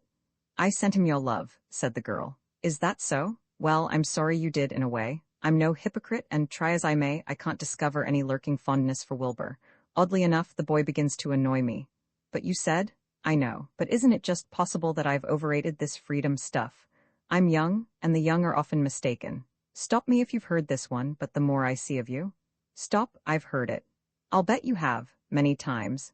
And my suggestion is that we get back to business. If we don't, that hoss of yours is going to eat too much Bermuda grass. Through the long afternoon, amid the hot yellow dunes, the wind-blown foothills of that sandy waste, they rode back to 7 Palms by a roundabout route. The sun was sinking, the rose and gold wonder of the skies reflected on snow and glistening sand, when finally they headed for the village. If only I could find a novel setting for the final love scene, sighed the girl. Whose final love scene? The cowpunches and the poor little rich girls. So many times they've just wandered off into the sunset, hand in hand. Really need a little more kick in it than that. Eden heard a clank as of a horse's hoofs on steel. His mount stumbled, and he reined it in sharply. "What in Sam Hill's that?" he asked. "Oh, that? It's one of the half-buried rails of the old branch road, a memento of a dream that never came true. Years ago they started to build a town over there under those cottonwoods, and the railroad laid down 15 miles of track from the main line. A busy metropolis of the desert. That's what they meant it to be, and there's just one little old ruined house standing today, but that was the time of great expectations. They brought out crowds of people and sold 600 lots one hectic afternoon. And the railroad? Ran just one train and stopped. All they had was an engine and 2 old streetcars brought down from San Francisco.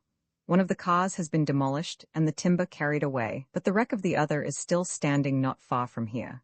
Presently they mounted a ridge, and Bob Eden cried, "What do you know about that?"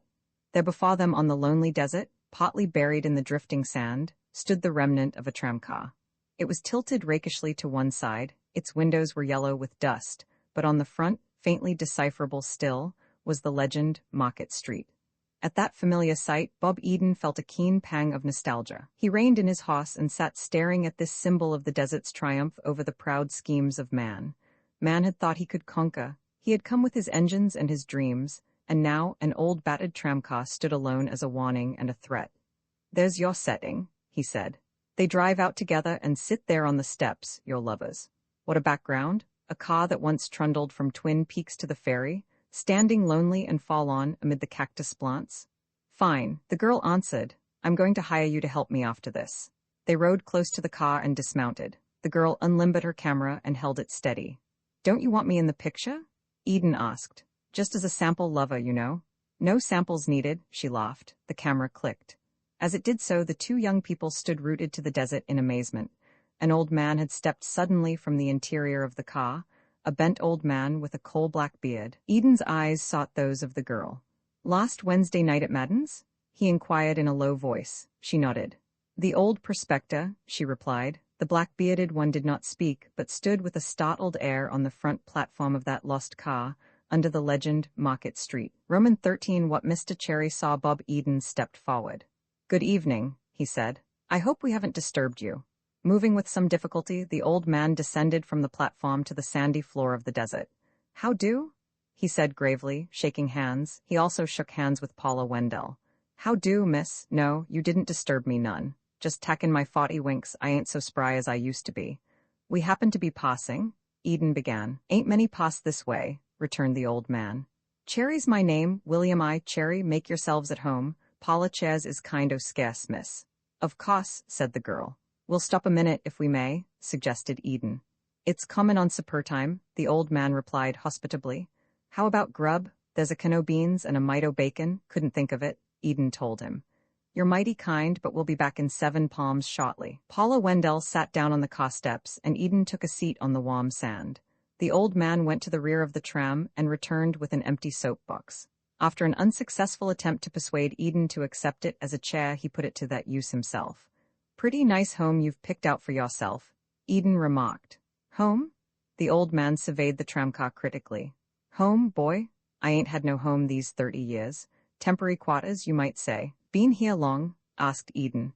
3-4 days. Rheumatism's been actin' up, but I'm movin' on tomorrow." "Moving on? Where?"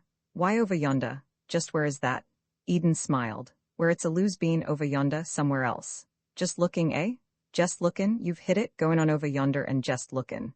His tired old eyes were on the mountain tops. "What do you expect to find?" inquired Paula Wendell. "Struck a vein o' copper once, miss," Mr. Cherry said, "but they got her away from me. Howsomever, I'm lookin' still." "Been on the desert a long time?" Eden asked. 25 years, one desert or another." "And before that?" "Prospected in West Australia from Hannans to Halls Creek, through the Territory into Queensland. Drove cattle from the Gulf country into New South Wales. Then I worked in the stoke hole on ocean liners." "Born in Australia, eh?" Eden suggested. "Who, me?" Mr. Cherry shook his head. "Born in South Africa, English descent, been all up and down the Congo and Zambesi, all through British Central Africa." "How in the world did you get to Australia?" Eden wondered.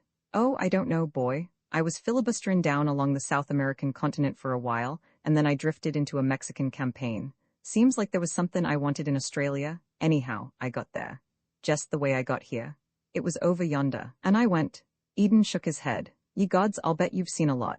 I guess I have, boy. Doctor over in Redlands was telling me t'other day, you need spectacles, he says. Hell, doc, I says, what for? I've seen everything, I says, and I come away. Silence fell. Bob Eden wasn't exactly sure how to go about this business. He wished he had Chan at his elbow, but his duty was clear. You've been here for 3 or 4 days, you say? 'Bout that, I reckon. Do you happen to recall where you were last Wednesday night? The old man's eyes were keen enough as he glanced sharply at the boy. What if I do? I was only going to say that if you don't, I can refresh your memory. You were at Madden's ranch house, over near El Dorado. Slowly, Mr. Cherry removed his slouch hat. With gnawed, bent fingers, he extracted a toothpick from the band. He stuck it defiantly in his mouth. Maybe I was. What then? Well, I'd like to have a little talk with you about that night. Cherry surveyed him closely. You're a new one on me, he said. And I thought I knew every sheriff and deputy west o' the Rockies. Then you'll admit something happened at Madden's that might interest a sheriff? Returned Eden quickly. I ain't admittin' nothin', answered the old prospector. You have information regarding last Wednesday night at Madden's? Eden persisted. Vital information, I must have it. Nothin' to say, replied Cherry stubbornly. Eden took another tack. Just what was your business at Madden's ranch? Mr. Cherry rolled the aged toothpick in his mouth. No business at all. I just dropped in. Been wanderin' the desert a long time, like I said, and now and again I drifted in at Madden's. Me and the old caretaker, Louis Wung, was friends. When I'd come along, he'd stake me to a bit o' grub and a bed in the barn. Sort o' company for him, I was. He was lonesome like at the ranch, only a chink, but lonesome like, same as if he'd been white. A kindly old soul, Louis, suggested Eden. One o' the best, boy, and that's no lie. Eden spoke slowly. Louis Wung has been murdered, he said. What's that? Stabbed in the side last Sunday night near the ranch gate. Stabbed by some unknown person. Some dirty dog, said Mr. Cherry indignantly. That's just how I feel about it. I'm not a policeman, but I'm doing my best to find the guilty man. The thing you saw that night at the ranch, Mr. Cherry, no doubt has a decided bearing on the killing of Louis. I need your help. Now, will you talk? Mr. Cherry removed the toothpick from his mouth and, holding it before him, regarded it thoughtfully. Yes, he said, I will. I was hoppin' to keep out o' this. Judges and courts and all that truck ain't fur me. I give 'em a wide berth. But I'm a decent man, and I ain't got nothin' to hide. I'll talk, but I don't hardly know how to begin. I'll help you, Eden answered, delighted. The other night when you were at Madden's ranch, perhaps you heard a man cry, help, help, murder, put down that gun, help, something like that, eh? I ain't got nothin' to hide, that's just what I heard. Eden's heart leaped. And after that, you saw something? The old man nodded. I saw plenty, boy. Louis Wung wasn't the first to be killed at Madden's ranch. I saw murder done. Eden gasped inwardly. He saw Paula Wendell's eyes wide and startled. Of course you did, he said. Now go on and tell me all about it. Mr. Cherry restored the toothpick to its predestined place in his mouth, but it interfered in no way with his speech. Life's funny, he began. Full o' queer twists and turns. I thought this was just one more secret for me in the desert together. Nobody knows about you, I says. Nobody ain't going to question you. But I was wrong, I see, and I might as well speak up. It's nothin' to me, one way or t'other, though I would like to keep out o' courtrooms. Well, maybe I can help you, Eden suggested. Go on, you say you saw murder? Just hold your hosses, boy, Mr. Cherry advised. As I was sayin', last Wednesday after dark I drifts in at Madden's as usual, but the minute I comes into the yard, I see there's something doin' there. The boss has come. Lights in most o' the windows and a big car in the barn, 'longside Louis's old flivver. Howsomever, I'm tired and I figures I'll just wait round for Louis, keepin' out o' sight o' the big fellow. A little supper and a bed, maybe, can be negotiated without gettin' too conspicuous. So I puts my pack down in the barn and steps over to the cookhouse. Louis ain't there. Just as I'm comin' out o' the place, I hears a cry from the house, a man's voice, loud and clear. Help, he says. Put down that gun, I know your game. Help, help, just as you said. Well, I ain't lookin' for no trouble and I stands there a minute, uncertain. And then the cry comes again, almost the same words, but not the man this time. It's Tony, the Chinese parrot, on his perch in the patio, and from him the words is shrill and piercin', more terrible somehow. And then I hears a sharp report, the gun is workin'. The racket seems to come from a lighted room in 1L. A window is open. I creeps closer and there goes the gun again. There's a sort of groan. It's hit, sure enough. I goes up to the window and looks in. He paused. Then what? Bob Eden asked breathlessly. Well, it's a bedroom, and he's standing there with the smoking gun in his hand, looking fierce but frightened like. And there's somebody on the floor, other side of the bed. All I can see is his shoes. He turns toward the window, the gun still in his hand. Who? Cried Bob Eden. Who was it with the gun in his hand? You're talking about Martin Thorn? Thorn, you mean that little sneakin' secretary? No, I ain't speaking o' Thorn, I'm speaking o' him. Who? The big boss, Madden, P.J. Madden himself. There was a moment of tense silence. Good Lord, gasped Eden. Madden, you mean to say that Madden was? Why, it's impossible. How did you know? Are you sure? Oh, 'course I'm sure. I know Madden well enough. I seen him 3 years ago at the ranch. A big man, red-faced, thin gray hair. I couldn't make no mistake about Madden. There he was standin', the gun in his hand, and he looks toward the window. I ducks back. And at that minute this Thorn you're speaking of, he comes tearin' into the room. What have you done now? He says. I've killed him, says Madden. That's what I've done. You poor fool, says Thorn. It wasn't necessary. Madden throws down the gun. Why not? He wants to know. I was afraid of him. Thorn sneers. You was always afraid of him, he says. You dirty coward. That time in New York, Madden gives him a look. Shut up, he says. Shut up and forget it. I was afraid o' him and I killed him. Now get busy and think what we better do. The old prospector paused and regarded his wide-eyed audience. Well, mister, he continued, and miss, I come away. What else was there to be done? It was no affair o' mine, and I wasn't hungerin' fur no courtroom and all that. Just slip away into the night, I tells myself, the good old night that's been your friend these many years. Slip away and let others worry. I runs to the barn and gets my pack, and when I comes out, a car is driven into the yard. I crawls through the fence and moseys down the road. I thought I was out o' it and safe, and how you got onto me is a mystery. But I'm decent, and I ain't hidden anything. That's my story, the truth. Help me. Bob Eden rose and paced the sand. Man alive, he said, this is serious business. Think so? Inquired the old prospector. Think so? You know who Madden is, don't you? One of the biggest men in America? Sure he is. And what does that mean? You'll never get him for what he done. He'll slide out o' it some way. Self-defense? Oh no, he won't. Not if you tell your story. You've got to go back with me to El Dorado. Wait a minute, cut in Cherry. That's something I don't aim to do, go and stifle in no city. Leastways, not till it's absolutely necessary. I've told my story and I'll tell it again any time I'm asked. But I ain't going back to El Dorado, bank on that, boy. But listen to me. How much more information you got? Know who that man was layin' behind the bed? Found his body yet? No, we haven't, but I thought so. Well, you're just startin' on this job. What's my word agin the word O.P., J. Madden, and no other evidence to show? You got to dig some up. Well, perhaps you're right. Sure I am. I've done you a favor. Now you do one for me. Take this here information and go back and make the most o' it. Leave me out entirely if you can. If you can't, well, I'll keep in touch. Be round down Needles in about a week, goin' to make a stop there with my old friend, Slim Jones. Potter J. Jones. Real estate, you can get me there. I'm making you a fair proposition. Don't you say so, miss? The girl smiled at him. Seems fair to me, she admitted. It's hardly according to Hoyle, said Eden. But you have been mighty kind. I don't want to see you stifle in a city, though I find it hard to believe you and I are talking about the same El Dorado. However, we're going to part friends, Mr. Cherry. I'll take your suggestion. I'll go back with what you've told me. It's certainly very enlightening, and I'll keep you out of it, if I can. The old man got painfully to his feet.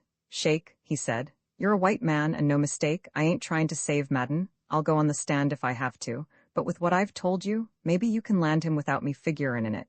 We'll have to go along, Eden told him. He laughed. I don't care what the book of etiquette says, Mr. Cherry. I'm very pleased to have met you. Same here, returned Cherry. Like a talk now and then with a good listener. And the chance to look at a pretty gal, well, say, I don't need no specs to enjoy that. They said goodbye and left the lonely old man standing by the tramcar there on the barren desert. For a long moment they rode in silence. Well, said Eden finally, you've heard something, lady? I certainly have. Something I find it difficult to believe. Perhaps you won't find it so difficult if I go back and tell you a few things. You've been drawn into the big mystery at Madden's at last, and there's no reason why you shouldn't know as much as I do about it. So I'm going to talk. I'm keen to hear, she admitted. Naturally, after today. Well, I came down here to transact a bit of business with PJ.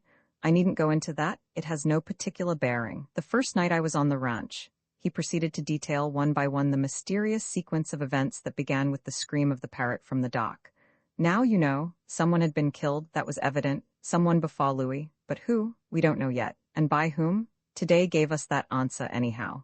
It seems incredible. You don't believe Cherry's story? he suggested. Well, these old boys who wander the desert get queer sometimes, and there was that about his eyes. The doctor at Redlands, you know? I know. But all the same, I think Cherry told the truth. After a few days with Madden, I consider him capable of anything. He's a hard man, and if anyone stood in his way, good night. Some poor devil stood there, but not for long. Who will find out? We must. We? Yes, you're in on this thing too, have to be after this, whether you like it or not. I think I'm going to like it, Paula Wendell said. They returned their tired horses to the stable at 7 Palms, and after a sketchy dinner at the local hotel, caught the El Dorado train. When they alighted, Charlie and Will Holly were waiting. Hello, said the editor. Why, hello, Paula, where you been? Eden, here's Ah Kim. Madden sent him in for you. Hello, gentlemen, cried Eden gaily. Before Ah Kim and I head for the ranch, we're all going over to the office of that grand old sheet, the El Dorado Times. I have something to impart. When they reached the newspaper office, which Ah Kim entered with obvious reluctance, Eden closed the door and faced them. Well, folks, he announced, the clouds are breaking. I've finally got hold of something definite, but before I go any further, Miss Wendell, may I present Ah Kim? So we sometimes call him after our quaint fashion. In reality, you are now enjoying the priceless opportunity of meeting Detective Sergeant Charlie Chan of the Honolulu Police. Chan bowed. I'm so glad to know you, Sergeant, said the girl, and took up her favorite perch on Holly's typewriter table. Don't look at me like that, Charlie, laughed Eden. You're breaking my heart. We can rely on Miss Wendell, absolutely. And you can't freeze her out any longer, because she now knows more about your case than you do. As they say on the stage, won't you sit down? Puzzled and wondering, Chan and Will Holly found chairs. I said this morning I wanted a little light, Eden continued. I've got it already, how's that for service? Aimless trip to Boston, Charlie, proved to be all aim. Miss Wendell and I turned aside for a canter over the desert, and we have met and interviewed that little black-bearded one, our desert rat. Boy, now you're talking, cried Holly. Chan's eyes lighted. Chinese are psychic people, Charlie. Eden went on. I'll tell the world you were right. Before we arrived at Madden's ranch, someone staged a little murder there, and I know who did it. Thon, suggested Holly. Thon nothing, no pica like Thon, no, gentlemen, it was the big chief, Madden himself, the great PJ. Last Wednesday night at his ranch, Madden killed a man, add favorite pastimes of big millionaires. Nonsense, objected Holly. You think so, eh? Listen. Eden repeated the story Cherry had told. Chan and Holly heard him out in amazed silence. And what are present whereabouts of old Prospecta? Inquired Chan when he had finished. I know, Charlie, answered Eden. That's the flaw in my armor. I let him go. He's on his way, over yonder, but I know where he's going and we can get hold of him when we need him. We've got other matters to look after first. We certainly have, agreed Holly. Madden, I can hardly believe it. Chan considered. Most peculiar case ever shoved on my attention, he admitted. It marches now, but look how it marches backwards. Mostly murder means dead body on the rug, and from clues surrounding I must find who did it. Not so here. I sense something wrong. After long pause, light breaks and I hear name of guilty man who killed. But who was killed? The reason, please? There is work to be done, much work. You don't think, suggested Eden, that we ought to call in the sheriff? What then? Frowned Chan. Captain Bliss arrives on extensive feet, committing blunder with every step. Sheriff faces strange situation, all unprepared. Madden awes them with greatness and escapes scotch-free. None of the sheriff, please, unless maybe you lose faith in Detective Sergeant Chan. Never for a minute, Charlie, Eden answered. Wipe out that suggestion, the case is yours. Chan bowed. You're pretty good, thanks. Such a tipsy-turvy puzzle rouses professional pride. I will get to bottom of it or lose entire face. Be good enough to watch me. I'll be watching, Eden answered. Well, shall we go along? In front of the Desert Edge Hotel, Bob Eden held out his hand to the girl. The end of a perfect day, he said, except for one thing. Yes, what thing? Wilbur, I'm beginning to find the thought of him intolerable. Poor Jack, you're so hard on him. Good night and what? Be careful, won't you? Out at the ranch, I mean. Always careful on ranches everywhere. Good night. As they sped over the dock road to Madden's, Chan was thoughtfully silent. He and Eden potted in the yard. When the boy entered the patio, he saw Madden sitting alone, wrapped in an overcoat before a dying fire. The millionaire leaped to his feet. Hello, he said. Well, replied Eden. He had completely forgotten his mission to Boston. You saw Draycott? Madden whispered. Oh, the boy remembered with a start. More deception, would it ever end? Tomorrow at the door of the bank in Pasadena, he said softly. Noon sharp. Good, answered Madden. I'll be off before you're up. Not turning in already? I think I will, responded Eden. I've had a busy day. Is that so? Said Madden carelessly, and strode into the living room.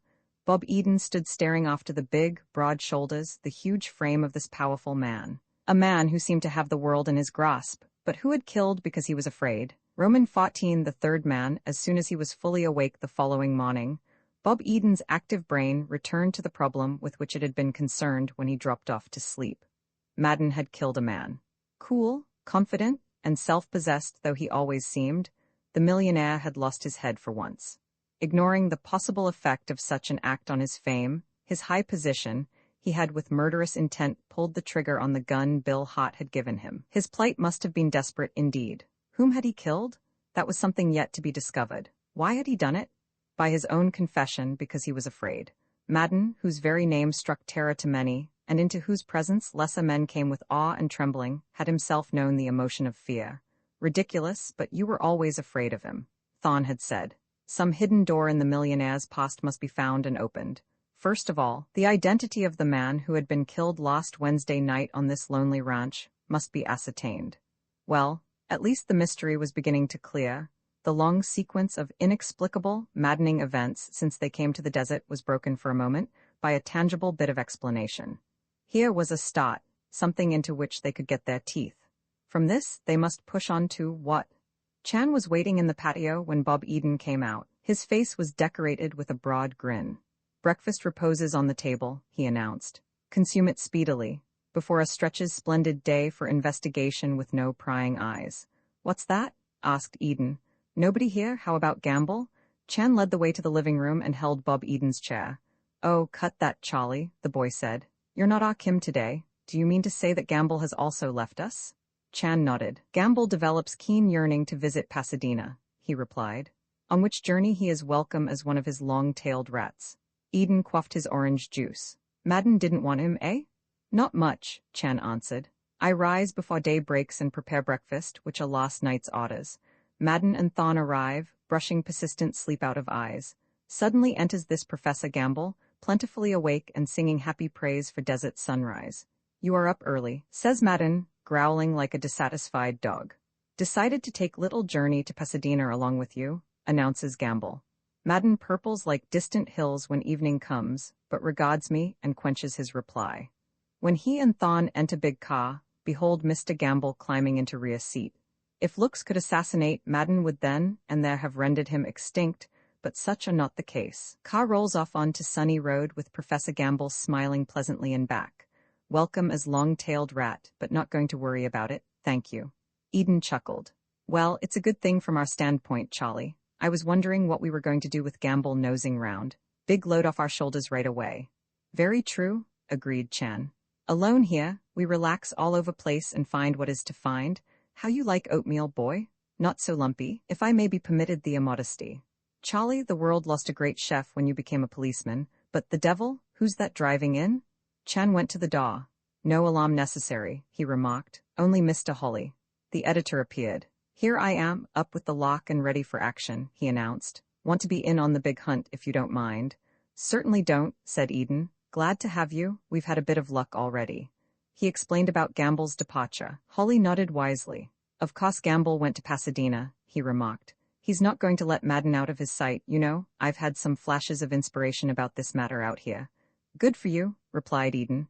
For instance? Oh, just wait a while. I'll dazzle you with them at the proper moment. You see, I used to do a lot of police reporting. Little Bright Eyes I was often called. Pretty name, laughed Eden. Little Bright Eyes is here to look about, Holly continued. First of all, we ought to decide what we're looking for. I guess we know that, don't we? Eden asked. Oh, in a general way, but let's be explicit. To go back and start at the beginning, that's the proper method, isn't it, Chan? Charlie shrugged. Always done in books, he said. In real life, not so much so. Holly smiled. That's right, dampen my young enthusiasm. However, I am now going to recall a few facts. We needn't stress the side issues at present. The pearls, the activities of Shaky Phil in San Francisco, the murder of Louis, the disappearance of Madden's daughter, all these will be explained when we get the big answer. We are concerned today chiefly with the story of the old prospector, who may have been lying or mistaken, Eden suggested. Yes, his tale seems unbelievable, I admit. Without any evidence to back it up, I wouldn't pay much attention to it. However, we have that evidence. Don't forget Tony's impassioned remarks and his subsequent taking off. More important still, there is Bill Hart's gun with 2 empty chambers. Also the bullet hole in the wall. What more do you want? Oh, it seems to be well substantiated, Eden agreed. It is, no doubt about it. Somebody was shot at this place Wednesday night. We thought at first Thorne was the killer, now we switched to Madden. Madden lured somebody to Thorne's room, or cornered him there, and killed him. Why? Because he was afraid of him. We think hard about Wednesday night, and what do we want to know? We want to know who was the third man. The third man? Eden repeated. Precisely. Ignore the prospector who was at the ranch, Madden and Thorne, yes, and one other. A man who, seeing his life in danger, called loudly for help. A man who a moment later lay on the floor beyond the bed, and whose shoes alone were visible from where the prospector stood. Who was he? Where did he come from? When did he arrive? What was his business? Why was Madden afraid of him? These are questions to which we must now seek answers. Am I right, Sergeant Chan? Indubitably, Charlie replied. And how shall we find those answers? By searching, perhaps. Humbly suggest we search every nook and corner of this ranch, agreed Holly. We'll begin with Madden's desk. Some stray bit of correspondence may throw unexpected light. It's locked, of course, but I've brought along a pocket full of old keys, got them from a locksmith in town. You act like number 1 detective? Chan remarked. Thanks, answered Holly. He went over to the big, flat-topped desk belonging to the millionaire and began to experiment with various keys. In a few moments he found the proper one and all the drawers stood open. Splendid work, said Chan. Not much here, though, Holly declared. He removed the papers from the top left-hand drawer and laid them on the blotting pad. Bob Eden lighted a cigarette and strolled away. Somehow this idea of inspecting Madden's mail did not appeal to him. The representatives of the police and the press, however, were not so delicately minded. For more than half an hour Chan and the editor studied the contents of Madden's desk. They found nothing, save harmless and understandable data of business deals, not a solitary scrap that could by the widest stretch of the imagination throw any light on the identity or meaning of the third man.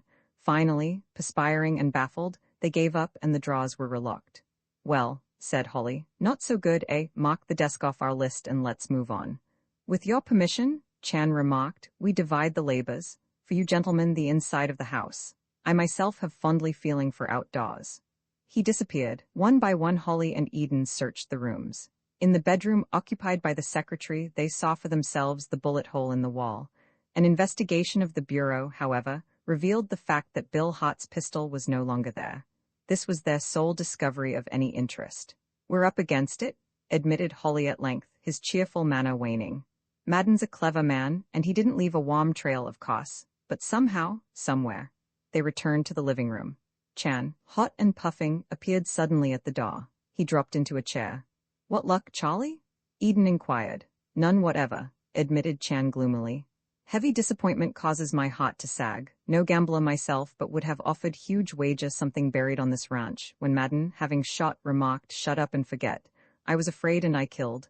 Now, think quick what we had better do. I would expect first thought is burial. How else to dispose of dead? So just now I have examined every inch of ground with highest hope. No good. If burial made, it was not here. I see by your faces you have similar bafflement to report. Haven't found a thing, Eden replied. Chan sighed.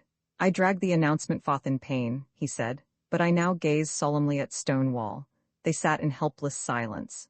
Well, let's not give up yet, Bob Eden remarked. He leaned back in his chair and blew a ring of smoke toward the paneled ceiling. By the way, has it ever occurred to you that there must be some sort of attic above this room? Chan was instantly on his feet. Clever suggestion, he cried. Attic, yes, but how to ascend? He stood staring at the ceiling a moment, then went quickly to a large closet in the rear of the room. Somewhat humiliated situation for me, he announced. Crowding close beside him in the dim closet, the other two looked aloft at an unmistakable trapdoor. Bob Eden was selected for the climb, and with the aid of a stepladder Chan brought from the barn, he managed it easily. Holly and the detective waited below. For a moment, Eden stood in the attic, his head bent low, cobwebs caressing his face, while he sought to accustom his eyes to the faint light. Nothing here, I'm afraid, he called. Oh, yes, there is. Wait a minute. They heard him walking gingerly above, and clouds of dust descended on their heads. Presently he was lowering a bulky object through the narrow trap, a battered old Gladstone bag. Seems to be something in it, Eden announced. They took it with eager hands and set it on the desk in the sunny living room. Bob Eden joined them. By gad, the boy said, not much dust on it, is there? Must have been put there recently. Holly, here's where your keys come in handy. It proved a simple matter for Holly to master the lock. The three men crowded close. Chan lifted out a cheap toilet case with the usual articles: a comb and brush, razors, shaving cream, toothpaste, shirts, socks, handkerchiefs. He examined the laundry mark. D34, he announced. Meaning nothing? Eden said. Chan was lifting a brown suit of clothes from the bottom of the bag. Made to order by tailor in New York, he said, after an inspection of the inner coat pocket. Name of purchaser, however, is blotted out by too much wearing. He took from the side pockets a box of matches and a half-empty packet of inexpensive cigarettes. Finishing the coat, he added. He turned his attention to the waistcoat, and luck smiled upon him. From the lower right-hand pocket, he removed an old-fashioned watch, attached to a heavy chain. The timepiece was silent. Evidently, it had been unwound for some time. Quickly he pried open the back case, and a little grunt of satisfaction escaped him. He passed the watch to Bob Eden. Presented to Jerry Delaney by his old friend, honest Jack Maguire, read Eden in a voice of triumph. And the date, August 26, 1913. Jerry Delaney? Cried Holly. By heaven, we're getting on now. The name of the third man was Jerry Delaney. Yet to be proved he was the third man, Chan cautioned. This, however, may help. He produced a soiled scrap of colored paper, a passenger's receipt for a Pullman compartment. Compartment B, car 198, he read. Chicago to Boston. He turned it over. Date when used February 8th, present year. Bob Eden turned to a calendar. Great stuff, he cried. Jerry Delaney left Chicago on February 8th, a week ago on Sunday night. That got him into Boston last Wednesday morning, February 11th, the morning of the day he was killed. Some detectives we are. Chan was still busy with the waistcoat. He brought forth a keyring with a few keys, then a wan newspaper clipping. The latter he handed to Eden. Read it, please? He suggested. Bob Eden read. Theatergoers of Los Angeles will be delighted to know that in the cast of One Night in June, the musical comedy opening at the Mason next Monday night will be Miss Norma Fitzgerald. She has the role of Marcia, which calls for a rich soprano voice, and her vast army of admirers hereabouts know in advance how well she will acquit herself in such a part. Miss Fitzgerald has been on the stage 20 years, she went on as a mere child, and has appeared in such productions as The Love Cure. Eden paused. There's a long list. He resumed reading. Matinees of One Night in June will be on Wednesdays and Saturdays, and for this engagement a special scale of prices has been inaugurated. Eden put the clipping down on the table. Well, that's one more fact about Jerry Delaney. He was interested in a soprano. So many men are, but still, it may lead somewhere. Poor Jerry, said Holly, looking down at the rather pitiful pile of the man's possessions. He won't need a hairbrush, or a razor, or a gold watch where he's gone. He took up the watch and regarded it thoughtfully. Honest Jack Maguire, I seem to have heard that name somewhere.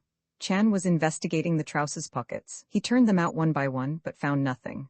Search is now complete, he announced. Humbly suggest we put all back as we found it. We have made delightful progress. I'll say we have, cried Eden with enthusiasm. More progress than I ever thought possible. Last night we knew only that Madden had killed a man. Today we know the name of the man. He paused. I don't suppose there can be any doubt about it? He inquired. Hardly, Holly replied. A man doesn't part with such personal possessions as a hairbrush and a razor as long as he has any further use for them. If he's through with them, he's through with life. Poor devil. Let's go over it all again before we put these things away, said Eden. We've learned that the man Madden feared, the man he killed, was Jerry Delaney.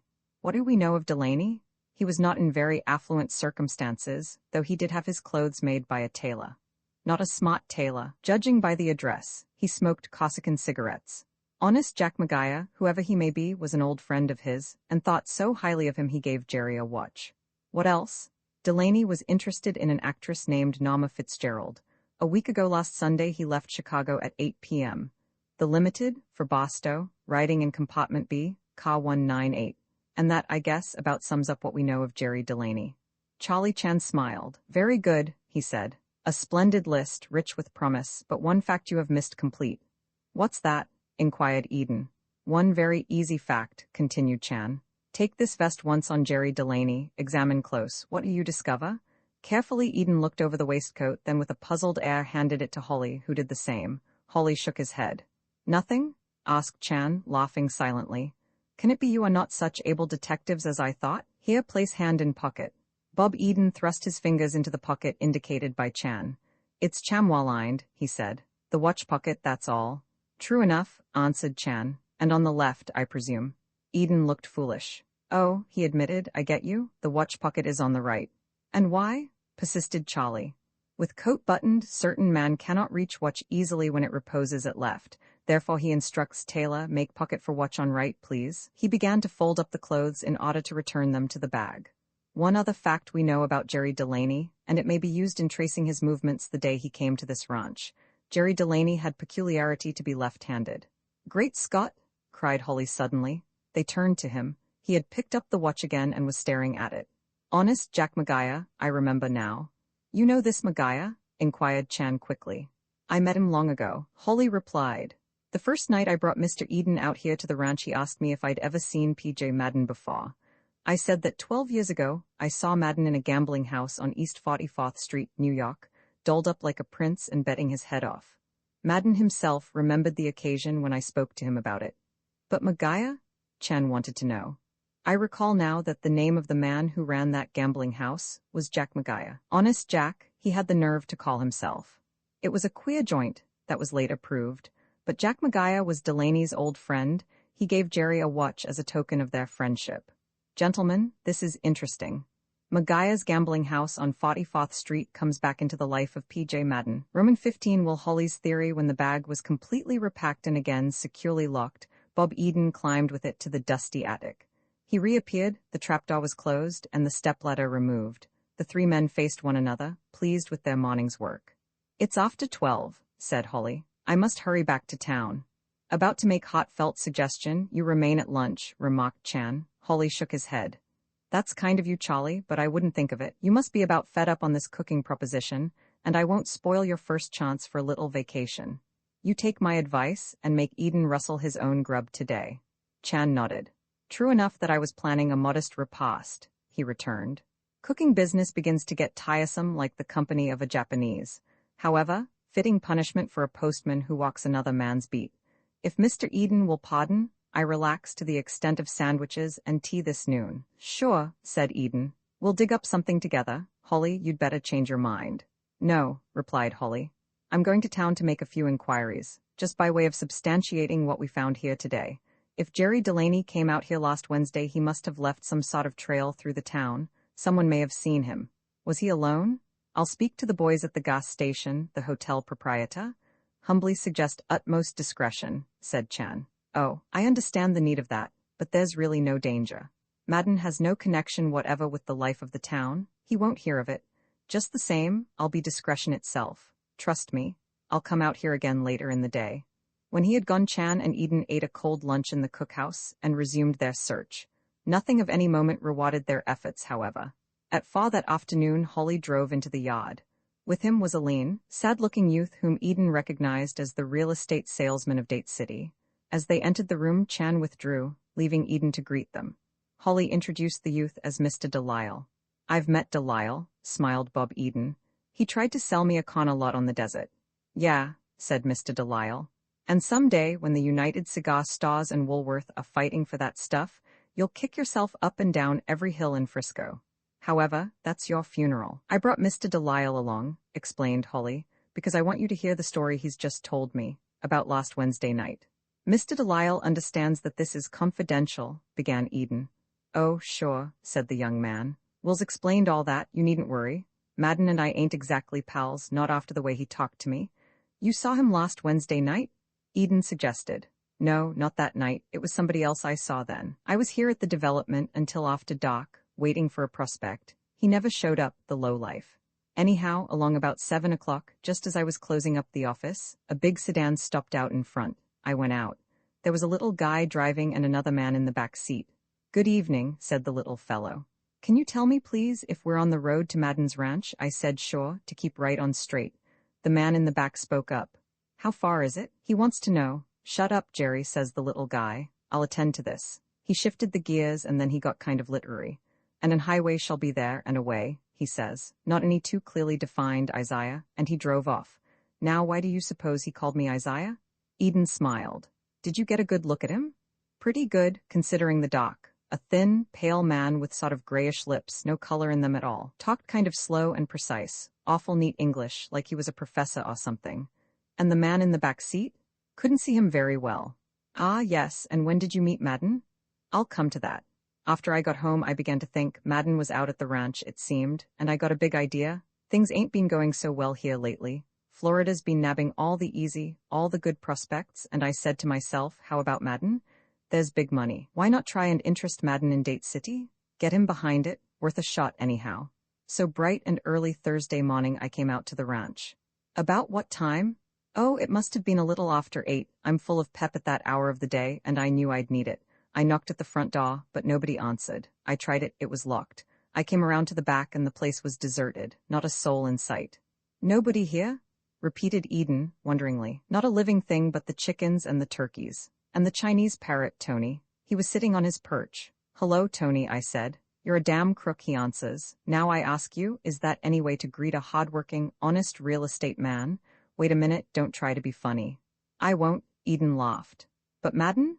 Well, just then Madden drove into the yard with that secretary of his. I knew the old man right away from his pictures. He looked tired and ugly, and he needed a shave. What are you doing here? He wanted to know. Mr. Madden, I said, have you ever stopped to consider the possibilities of this land round here? And I waltzed right into my selling talk, but I didn't get far. He stopped me and then he started. Say the things he called me. I'm not used to that sort of thing. Abuse by an expert, and that's what it was. I saw his psychology was all wrong, so I walked out on him. That's the best way when the old psychology ain't working. And that's all? Eden inquired. That's my story and I'll stick to it, replied Mr. Delisle. I'm very much obliged, Eden said. Of course this is all between ourselves, and I may add that if I ever do decide to buy a lot on the desert, you'll consider my stuff, won't you? I certainly will. Just at present the desert doesn't look very good to me. Mr. Delisle leaned close. Whisper it not in El Dorado, he said. I sometimes wish I was back in good old Kai myself. If I ever hit the loop again, I'm going to nail myself down there. If you'll wait outside a few minutes, Delisle, Holly began. I get you. I'll just mosey down to the development and see if the fountain's working. You can pick me up there. The young man went out. Chan came quickly from behind a nearby door. Get all that, Charlie? Eden inquired. Yes, indeed. Most interesting. We move right on, said Holly. Jerry Delaney came out to the ranch about 7 o'clock Wednesday night, and he didn't come alone. For the first time a fourth man enters the picture, who sounded to me very much like Professor Gamble. No doubt about that, replied Eden. He's an old friend of the prophet Isaiah's. He admitted it here Monday after lunch. Fine, commented Holly. We begin to place Mr. Gamble. Here's another thing. Someone drove up to the doctor's Sunday night and carried Shaky Phil away. Couldn't that have been Gamble, too? What do you say, Charlie? Chan nodded. Possible. That person knew of Louis's return. If we could only discover. By George, Eden cried. Gamble was at the desk of the Oasis when Louis came in. You remember, Holly? The editor smiled. All fits in very neatly. Gamble sped out here like some sinister version of Paul Revere with the news of Louis's arrival. He and Shaky Phil were at the gate when you drove up. But Thon, that tear in Thon's coat. We must have been on the wrong trail there. This new theory sounds too good. What else have we learned from Delisle? After the misadventure with Delaney, Madden and Thon were out all night. Where? Chan sighed. Not such good news. That body of Delaney was carried far from this spot. I'm afraid it was, admitted Holly. We'll never find it without help from somebody who knows. There are 100 lonely canyons round here where poor Delaney could have been tossed aside and nobody any the wiser. We'll have to go ahead and perfect our case without the vital bit of evidence, the body of Delaney. But there are a lot of people in on this, and before we get through somebody is going to squeal. Chan was sitting at Madden's desk, idly toying with the big blotting pad that lay on top. Suddenly his eyes lighted, and he began to separate the sheets of blotting paper. What is this? He said. They looked and saw in the detective's pudgy hand a large sheet of paper, partly filled with writing. Chan perused the missive carefully and handed it to Eden. The latter was written in a man's strong hand.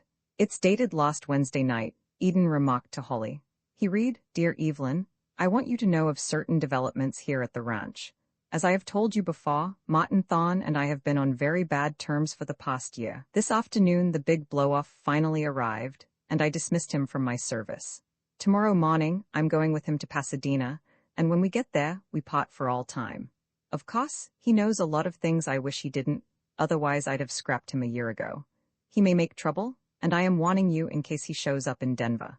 I'm going to take this letter in town myself and mail it tonight, as I don't want Thon to know anything about it. The letter stopped abruptly at that point. Better and better, said Holly. Another sidelight on what happened here last Wednesday night. We can picture the scene for ourselves. Madden is sitting at his desk writing that letter to his daughter. The door opens, someone comes in. Say it's Delaney, the man PJ's feared for years. Madden hastily slips the letter between the leaves of the blotter. He gets to his feet, knowing that he's in for it now. A quarrel ensues, and by the time it's over they've got into Thon's room somehow and Delaney is dead on the floor. Then, the problem of what to do with the body, not solved until morning.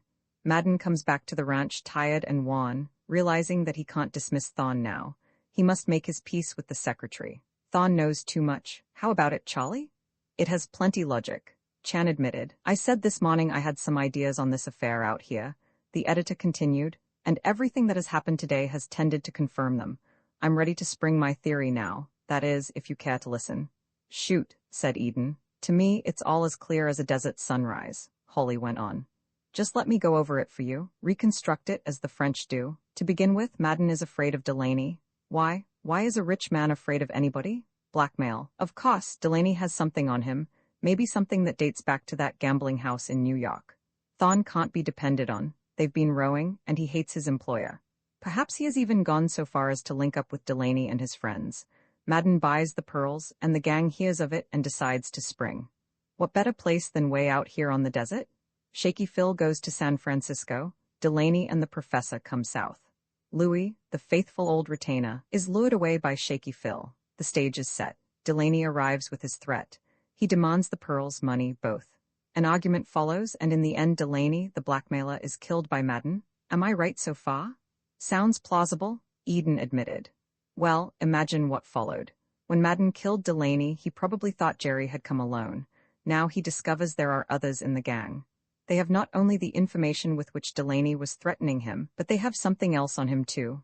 Murder, the pack is on him, he must buy them off. They clamor for money and the pearls.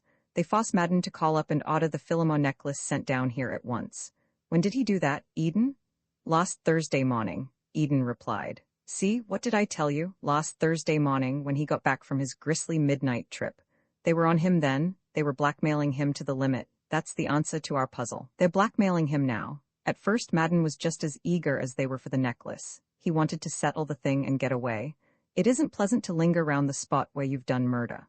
The past few days his courage has begun to return. He's temporizing, seeking a way out. I'm a little sorry for him, I really am. Holly paused. Well, that's my idea. What do you think, Charlie? Am I right?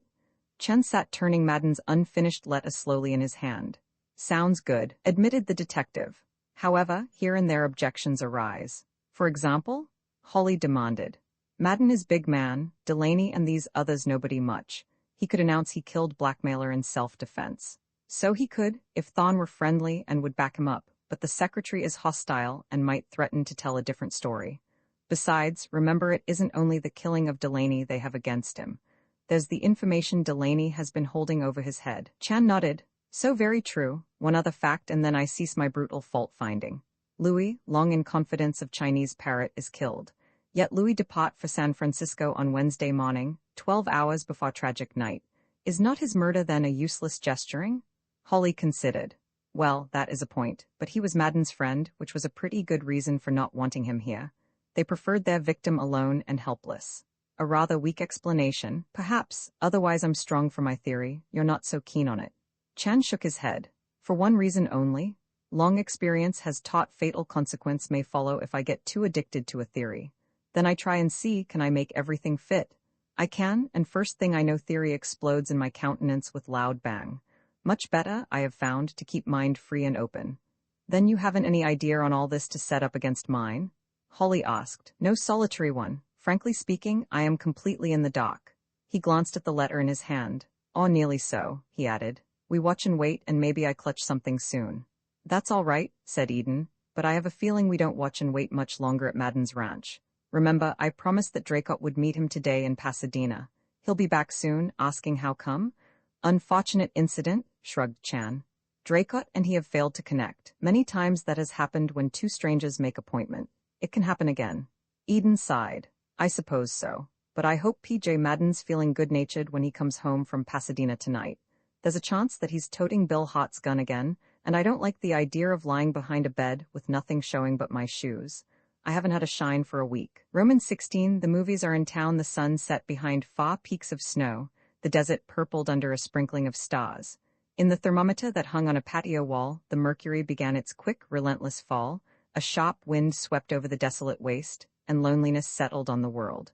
Warm food needed now, remarked Chan.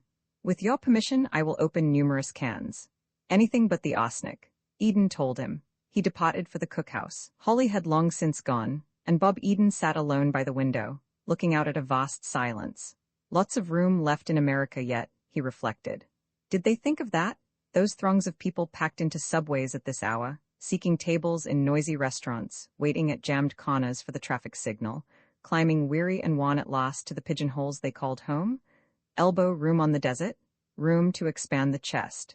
But a feeling of disquiet, too, a haunting realization of one man's ridiculous unimportance in the scheme of things. Chan entered with a tray on which the dishes were piled high. He set down on the table 2 steaming plates of soup. Deign to join me, he suggested. First course is now served with the kind assistance of the canopina. Aged in the tin, eh, Charlie? Smiled Eden, drawing up. Well, I'll bet it's good at that. You're a bit of a magician in the kitchen. They began to eat. Charlie, I've been thinking, the boy continued. I know now why I have this sense of unrest on the desert. It's because I feel so blamed small. Look at me, and then look out the window, and tell me where I get off to strut like a somebody through the world. Not bad feeling for the white man to experience, Chan assured him. Chinese has it all time. Chinese knows he is 1 minute grain of sand on seashore of eternity. With what result? He is calm and quiet and humble. No nerves like hopping, skipping Caucasian, life for him not so much ordeal. Yes, and he's happier too, said Eden. Sure, replied Chan. He produced a platter of canned salmon. All time in San Francisco I behold white men hot and excited. Life like a fever, always getting worse. What for? Where does it end? Same place as Chinese life, I think. When they had finished, Eden attempted to help with the dishes, but was politely restrained. He sat down and turned on the wireless set. The strong voice of a leather-lunged announcer rang out in the quiet room. Now, folks, we got a real treat for you this balmy, typical California evening. Miss Nama Fitzgerald, of the One Night in June Company, now playing at the Mason, is going to sing. What are you going to sing, Nama? Nama says wait and find out. At mention of the girl's name, Bob Eden called to the detective, who entered and stood expectantly. Hello, folks, came Miss Fitzgerald's greeting. I certainly am glad to be back in good old L.A.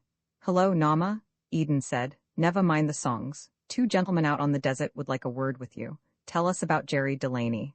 She couldn't have heard him, for she began to sing in a clear, beautiful soprano voice. Chan and the boy listened in silence. More of the white man's mysteries, Charlie remarked when she had finished. So near to her and yet so far away. Seems to me that we must visit this lady soon. Ah, yes, but how? Inquired Eden. It will be arranged, Chan said and vanished. Eden tried a book. An hour later he was interrupted by the peal of the telephone bell, and a cheery voice answered his hello. Still pining for the bright lights?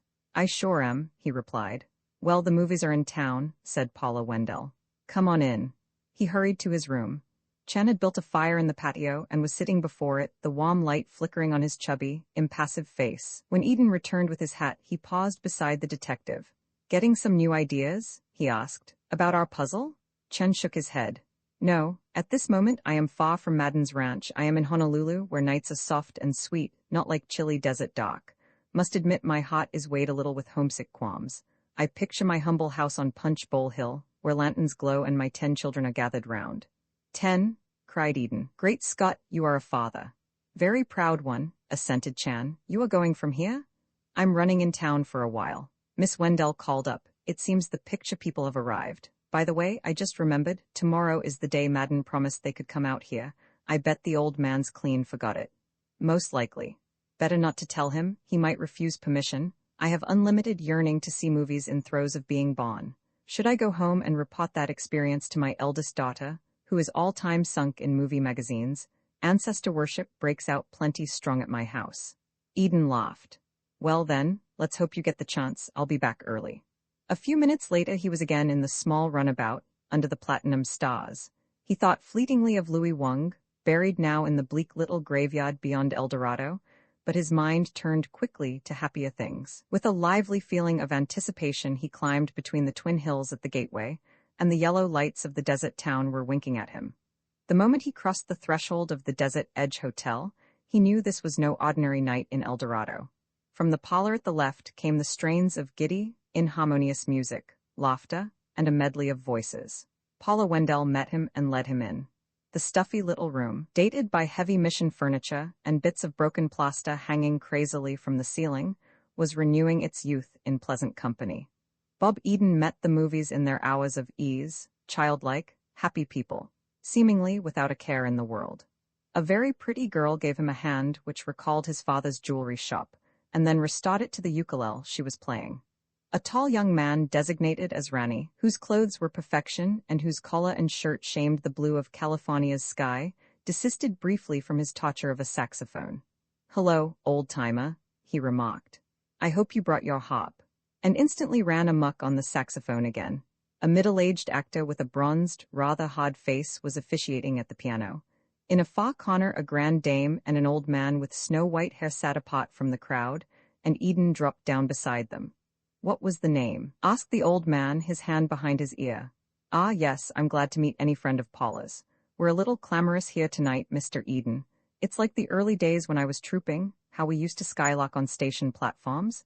We were happy then, no movies. Eh, my dear?" he added to the woman. She bent a little. "Yes, but I never trooped much. Thank heaven I was usually able to steer clear of those terrible towns where Main Street is upstairs. Mr. Belasco rarely asked me to leave New York." She turned to Eden. "I was in Belasco Companies 15 years, she explained. "Wonderful experience, no doubt," the boy replied. "Greatest school in the world," she said. "Mr. Belasco thought very highly of my work. I remember once at a dress rehearsal he told me he could never have put on the piece without me, and he gave me a big red apple. You know, that was Mr. Belasco's way of—" The din had momentarily stopped, and the leading man cried, "Suffering cats, she's telling him about the apple, and the poor guy only just got here.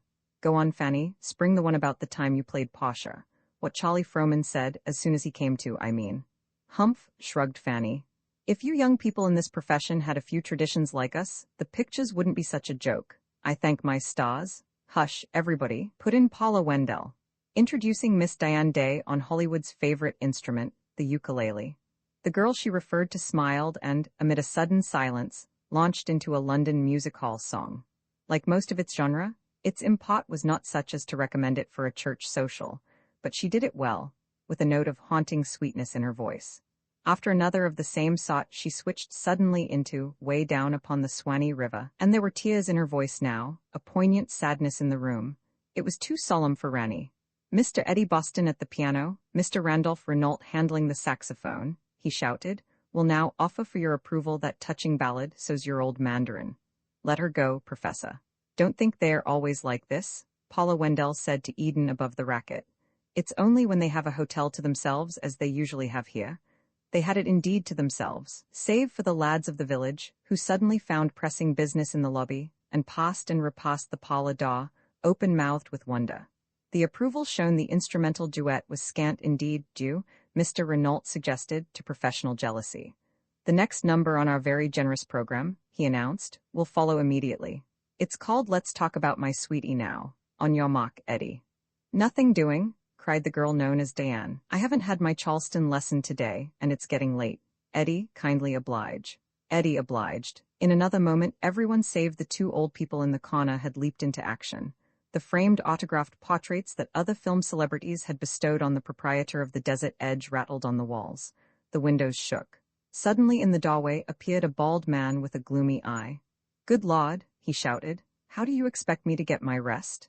"Hello, Mike," cried Rani. "What is it you want to rest from?" "You direct a gang like this for a while, and you'll know," replied Mike sourly. "It's 10 o'clock. If you'll take my advice for once, you'll turn in. Everybody's to report in costume here in the lobby tomorrow morning at 8:30. This news was greeted with a chorus of low moans. "9:30, you say?" Rani inquired.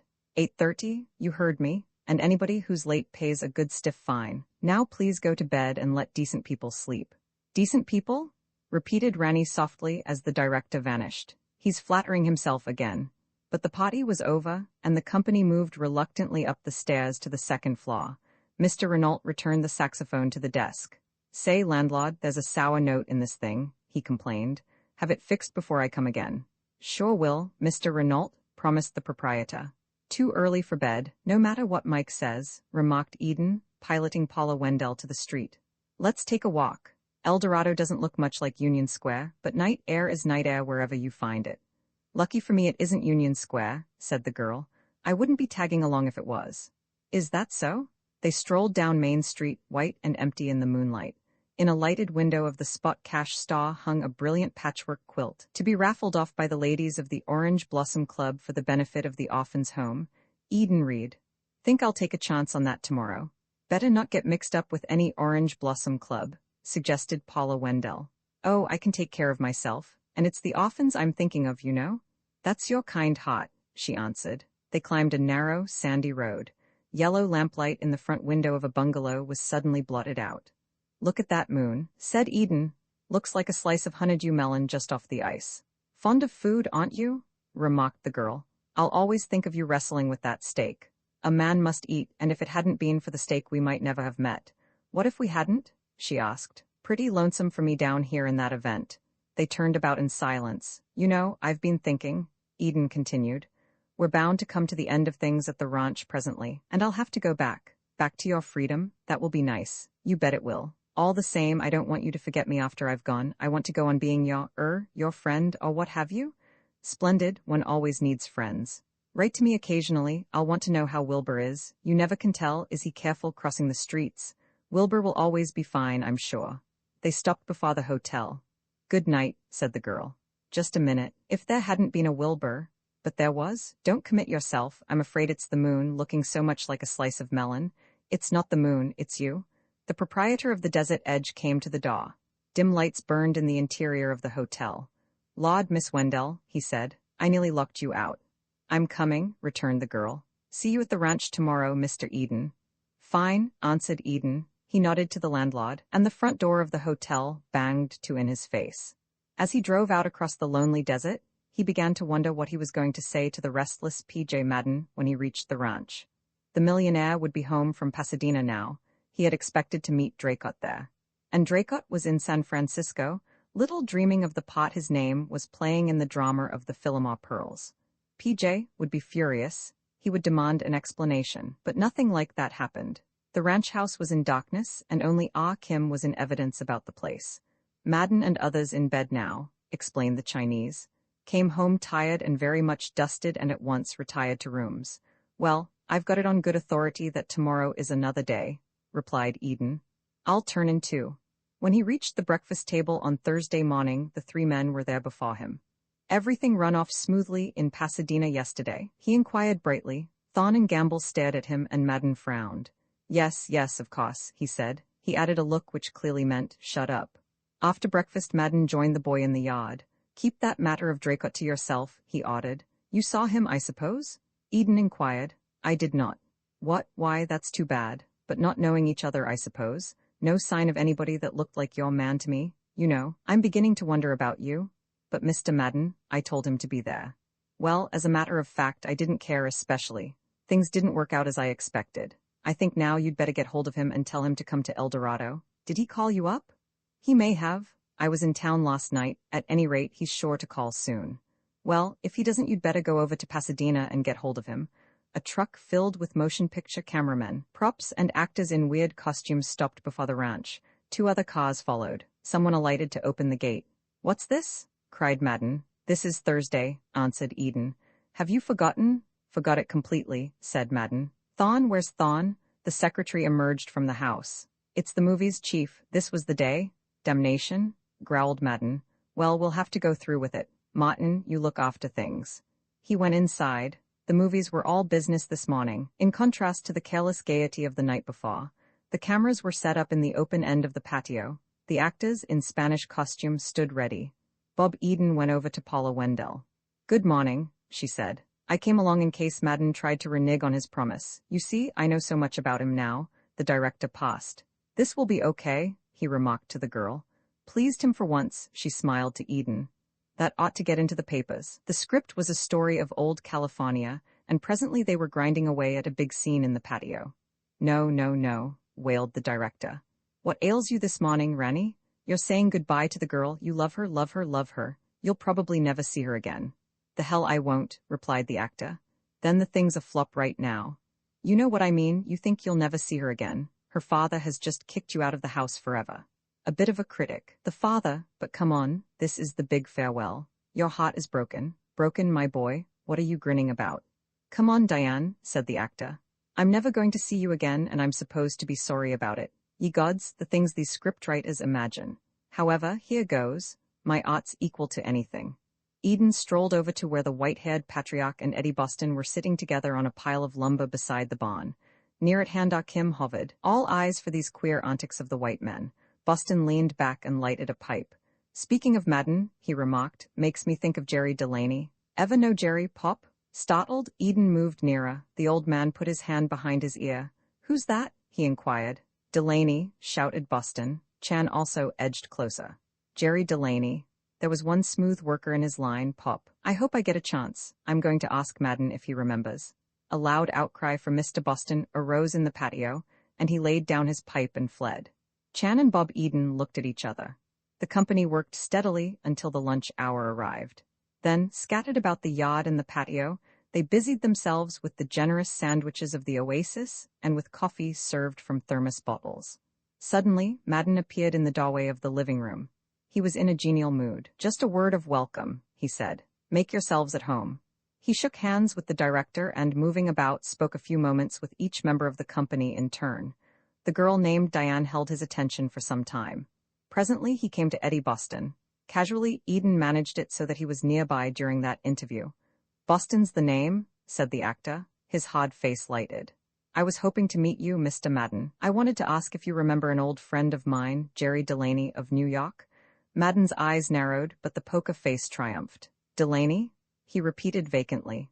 Yes, Jerry Delaney, who used to hang out at Jack Magaya's place on 44th Street. Boston persisted. You know, he?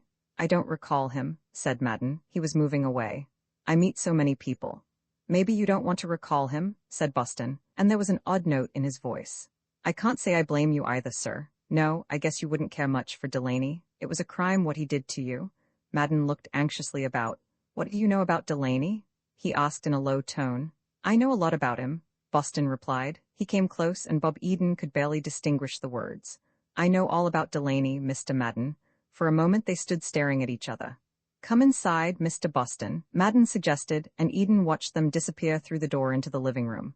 Ah Kim came into the patio with a tray on which were cigars and cigarettes, the offering of the host. As he paused before the director, that gentleman looked at him keenly. By gad, here's a type, he cried. Say, John, how'd you like to act in the pictures? You crazy, boss, grinned Ah Kim. No, I'm not, we could use you in Hollywood. Him looky like you make big joke. Nothing of the kind, you think it over. Here. He wrote on a card. You change your mind, you come and see me, savvy? Maybe not a day, boss, plenty haply he now. He moved along with his tray. Bob Eden sat down beside Paula Wendell. He was, for all his outward calm, in a very perturbed state of mind. Look here, he began. Something has happened and you can help us again. He explained about Jerry Delaney and repeated the conversation he had just overheard between Madden and Eddie Boston. The girl's eyes were wide. It wouldn't do for Chan or me to make any inquiries, he added. What sort of fellow is this Boston? Rather unpleasant person, she said. I've never liked him. Well, suppose you ask him a few questions the first chance you have. I presume that won't come until you get back to town. Find out all he knows about Jerry Delaney, but do it in a way that won't rouse his suspicions if you can. I'll certainly try, she answered. I'm not very clever. Who says you're not? You're mighty clever, and kind too. Call me up as soon as you've talked with him and I'll hurry in town. The director was on his feet. Come on, let's get this thing finished. Is everybody here? Eddie, where's Eddie? Mr. Boston emerged from the living room, his face a mask, telling nothing. Not going to be an easy matter, Bob Eden reflected, to pump Eddie Boston. An hour later the movies vanished down the road in a cloud of dust, with Paula Wendell's roadster trailing. Bob Eden sought out Charlie Chan. In the seclusion behind the cookhouse, he again went over Boston's surprising remarks to Madden. The detective's little black eyes shone. We march again, he said. Eddie Boston becomes with sudden flash our one best wager. He must be made to talk. But how? Paula Wendell's going to have a try at it, Eden replied. Chan nodded. Fine idea, I think. In presence of pretty girl, what man keeps silent? We pin our eager hopes on that. Roman 17 in Madden's footsteps. An hour later, Bob Eden answered a ring on the telephone. Happily, the living room was deserted. Paula Wendell was on the wire. What luck? Asked the boy in a low voice. Not so good, she answered. Eddie was in a terrific rush when we got back to town. He packed his things, paid his bill, and was running out of the hotel when I caught him. Listen, Eddie, I want to ask you, I began, but that was as far as I got. He pointed to the station. Can't talk now, Paula, he said, catching the Los Angeles train, and he managed to swing aboard it just as it was pulling out. Eden was silent for a moment. That's odd. He'd naturally have gone back with the company, wouldn't he? By automobile? Of course, he came that way. Well, I'm awfully sorry, Chief. I've fallen down on the job. I guess there's nothing for me to do but turn in my shield and nightstick. Nothing of the sort. You did your best. But it wasn't good enough. I'm sorry. I'm forced to start for Hollywood in my car in about an hour. Shall you be here when I come back? Eden sighed. Me, it begins to look as though I'd be here forever. How terrible? What sort of speech is that? For you, I mean. Oh, well, thank you very much. I'll hope to see you soon. He hung up the receiver and went into the yard. Ah Kim was loitering near the cookhouse. Together they strolled into the barn. We pinned our eager hopes on empty air, said Eden. He repeated his conversation with Paula Wendell. Chan nodded, unperturbed. I would have made fat wager same would happen. Eddie Boston knows all about Delaney and admits the fact to Madden. What the use we try to see Boston then? Madden has seen him first. Bob Eden dropped down on a battered old settee that had been exiled from the house. He put his head in his hands. Well, I'm discouraged, he admitted. We're up against a stone wall, Charlie. Many times in my life I find myself in that precise locality, returned the detective. What happens? I bat her old head until it feels sore, and then a splendid idea assails me. I go around. What do you suggest? Possibilities of ranch now exhausted and drooping. We must look elsewhere. Names of 3 cities gallop into mind: Pasadena, Los Angeles, Hollywood. All very fine, but how to get there? By gad, I think I can manage it at that. Madden was saying this morning I ought to go to Pasadena and look up Draycott. It seems that for some strange reason they didn't meet yesterday. Chan smiled. Did he display peevish feeling as result? No, oddly enough, he didn't. I don't think he wanted to meet Draycott, with the professor tagging along. Paula Wendell's going over that way shortly in her car. If I hurry, I may be able to ride with her. Which, to my thinking, would be joyful traveling, agreed Chan. Hasten along. We have more talk when I act part of taxi driver and carry you to El Dorado. Bob Eden went at once to Madden's bedroom. The door was open, and he saw the huge figure of the millionaire stretched on the bed, his snores shattering the calm afternoon. He hammered loudly on the panel of the door. Madden leaped from the bed with startling suddenness, his eyes instantly wide and staring.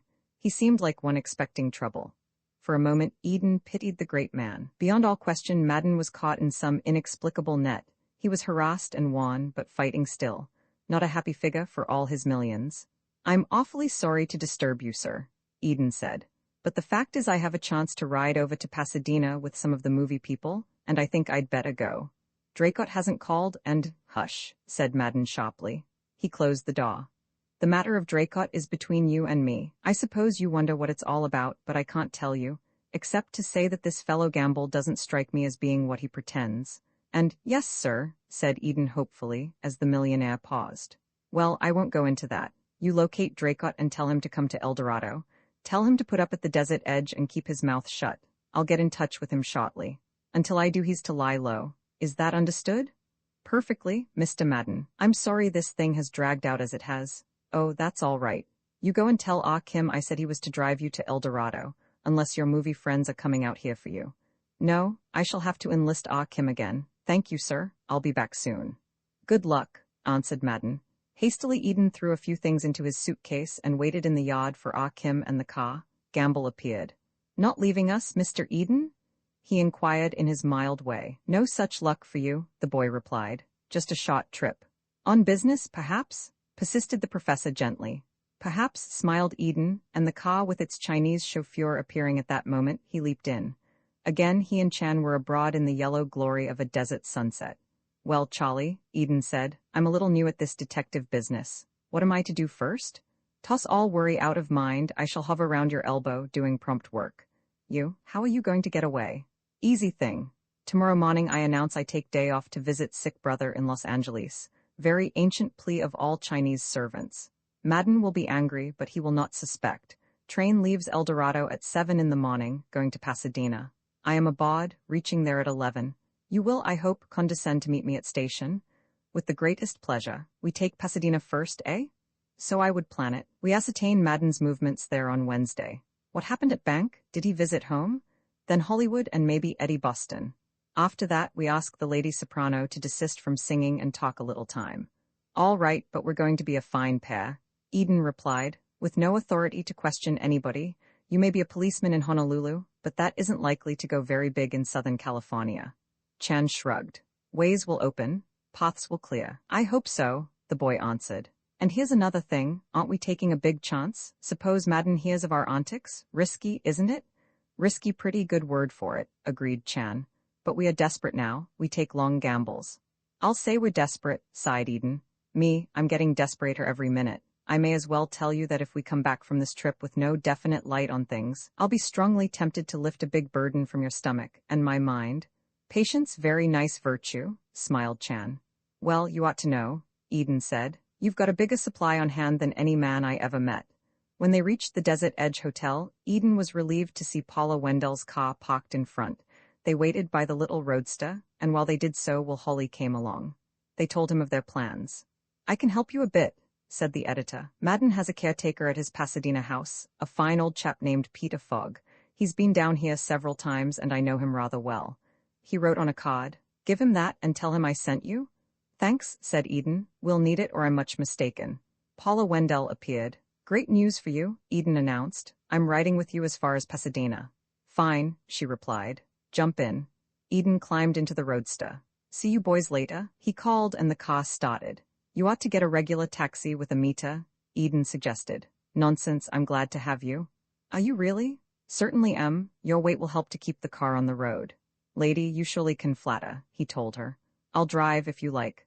No, thanks, I guess I'd better. I know the roads. You're always so efficient you make me nervous, he commented. I wasn't so efficient when it came to Eddie Boston. I'm sorry about that. Don't you worry, Eddie's a tough bird. Chan and I will try him presently. Where does the big mystery stand now? Asked the girl.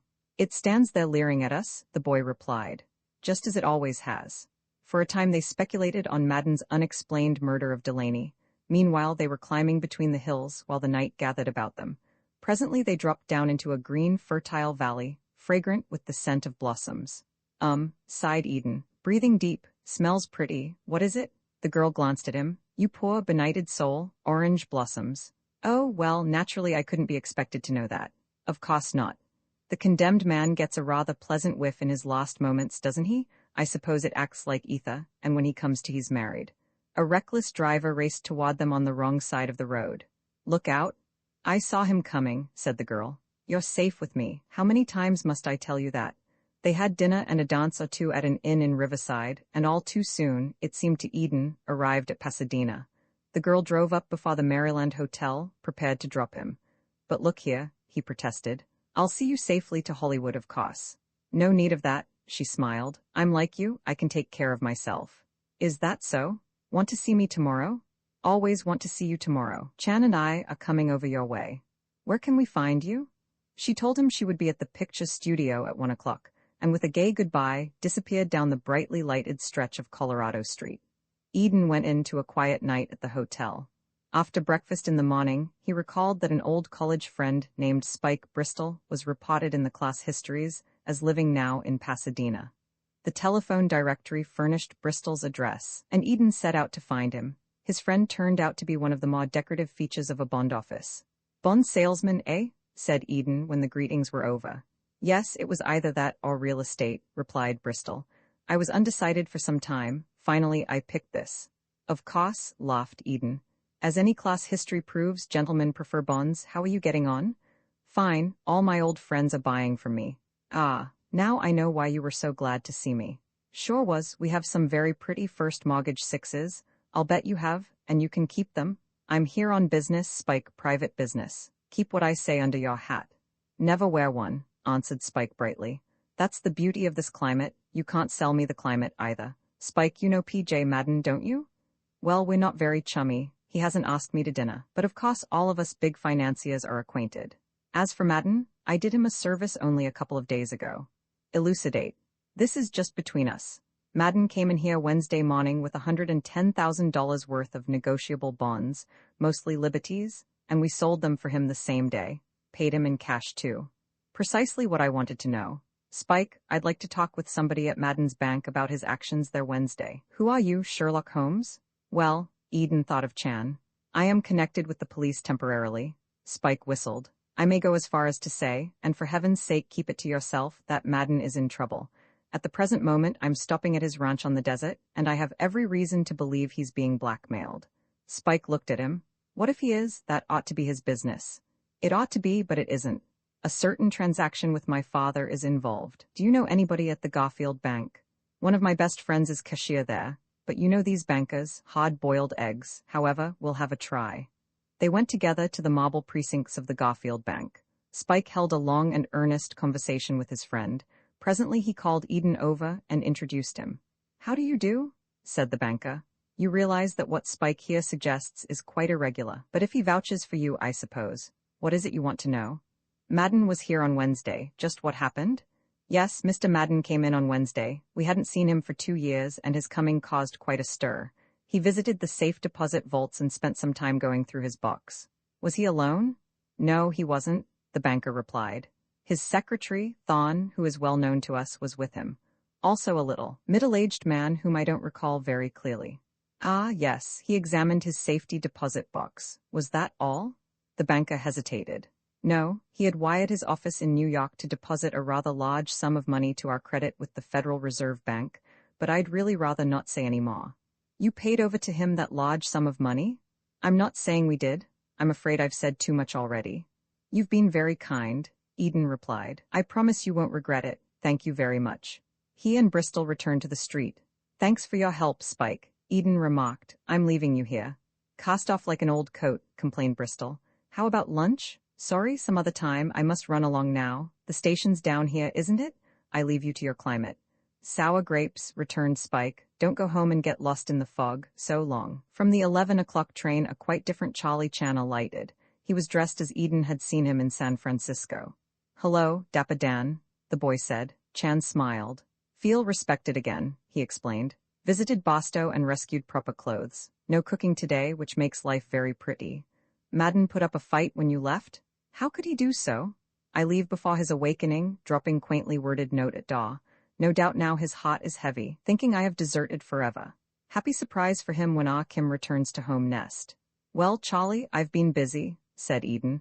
He went over his activities of the morning. When the old boy came back to the ranch the other night, he must have been oozing cash at every paw. I tell you, Holly's right. He's being blackmailed. Seems that way, agreed Chan. Here is another thought. Madden has killed a man and fears discovery. He gets huge sum together, so if necessity arouses he can flee with plenty cash until affair blows overhead. How is that? By George, it's possible, admitted Eden. To be considered, replied Chan. Suggest now we visit caretaker at local home. A yellow taxi carried them to Orange Grove Avenue. Chan's black eyes sparkled as they drove through the cheerful, handsome city. When they turned off under the shade of the pepper trees lining the favorite street of the millionaires, the detective regarded the big houses with awe. Impressive sight for one born in thatched hut by side of muddy river, he announced. Rich men here live like emperors. Does it bring content? Charlie, said Eden, I'm worried about this caretaker business. Suppose he reports our call to Madden. We're sunk. Without bubble showing. But what did I say? We accept long chance and hope for happy luck. Is it really necessary to see him? Important to see everybody knowing Madden. This caretaker may turn out useful find. What shall we say to him? The thing that appears to be true. Madden in much trouble, blackmail. We are police on trail of crime. Fine, and how can you prove that? Quick flash of Honolulu badge which I have pinned to vest. All police badges much alike unless person has suspicion to read close. Well, you're the doctor, Charlie. I follow on. The taxi halted before the largest house on the street, or in the world, it seemed. Chan and Eden walked up the broad driveway to find a man engaged in training roses on a pergola. He was a scholarly-looking man, even in his overalls, with keen eyes and a pleasant smile. Mr. Fogg? Inquired Eden. That's my name, the man said. Bob Eden offered Holly's card, and Fogg's smile broadened. Glad to meet any friend of Holly's, he remarked. Come over to the side veranda and sit down. What can I do for you? We're going to ask a few questions. Mr. Fogg, Eden began. They may seem odd, you can answer them or not, as you prefer. In the first place, Mr. Madden was in Pasadena last Wednesday? Why, yes, of course he was. You saw him then? For a few minutes, yes. He drove up to the door in that requa car he uses out here. That was about 6 o'clock. I talked with him for a while, but he didn't get out of the car. What did he say? Just asked me if everything was all right, and added that he might be back shortly for a brief stay here, with his daughter. With his daughter, eh? Yes. Did you make any inquiries about the daughter? Why, yes, the usual polite hope that she was well. He said she was quite well and anxious to get here. Was Madden alone in the car? No, Thorn was with him as always, and another man whom I had never seen before. They didn't go into the house? No, I had the feeling Mr. Madden intended to, but changed his mind. Bob Eden looked at Charlie Chan. Mr. Fogg, did you notice anything about Madden's manner? Was he just as always? Fogg's brow wrinkled. Well, I got to thinking about it after he left. He did act extremely nervous and sort of harassed. I'm going to tell you something, Mr. Fogg, and I rely entirely on your discretion. You know that if we weren't all right, well, Holly would not have sent us. Mr. Madden is nervous, he is harassed. We have every reason to believe that he is the victim of a gang of blackmailers. Mr. Chan? Chan opened his coat for a brief second, and the celebrated California sun flashed on a silver badge. Peter Fogg nodded. I'm not surprised, he said seriously, but I'm sorry to hear it just the same. I've always liked Madden. Not many people do, but he has certainly been a friend to me. As you may imagine, this work I'm doing here is hardly in my line. I was a lawyer back east, then my health broke and I had to come out here. It was a case of taking anything I could get. Yes, sir, Madden has been kind to me and I'll help you any way I can. You say you're not surprised. Have you any reason for that statement? No particular reason, but a man as famous as Madden and as rich, well, it seems to me inevitable. For the first time, Charlie Chan spoke. One more question, sir. Is it possible you have idea why Mr. Madden should fear a certain man? A man named Jerry Delaney? Fogg looked at him quickly, but did not speak. Jerry Delaney, repeated Bob Eden. You've heard that name, Mr. Fogg? I can tell you this, answered Fogg. The chief is rather friendly at times. Some years ago he had this house gone over and a complete set of burglar alarms installed. I met him in the hall while the men were busy at the windows. I guess that'll give us plenty of notice if anybody tries to break in, he said. I imagine a big man like you has plenty of enemies, Chief, said I. He looked at me kind of funny. There's only one man in the world I'm afraid of, Fogg, he answered. Just one. I got sort of nervy. Who's that, Chief? I asked. His name is Jerry Delaney, he said. Remember that if anything happens. I told him I would. He was moving off. And why are you afraid of this Delaney, Chief? I asked him. It was a cheeky thing to say, and he didn't answer at first. But he did answer, suggested Bob Eden. Yes, he looked at me for a minute and he said, Jerry Delaney follows one of the queer professions, Fogg, and he's too damn good at it. Then he walked away into the library, and I knew better than to ask him anything more. Roman 18, the Boston train. A few moments later, they left Peter Fogg standing on the trimly kept lawn beside P.J. Madden's empty palace. In silence, they rode down the avenue, then turned toward the more lively business district. Well, what did we get out of that? Bob Eden wanted to know. Not much, if you ask me. Chan shrugged. Trifles, mostly. But trifles sometimes blossom big. Detective business consists of one insignificant detail placed beside other of the same, then with sudden dazzle light begins to dawn.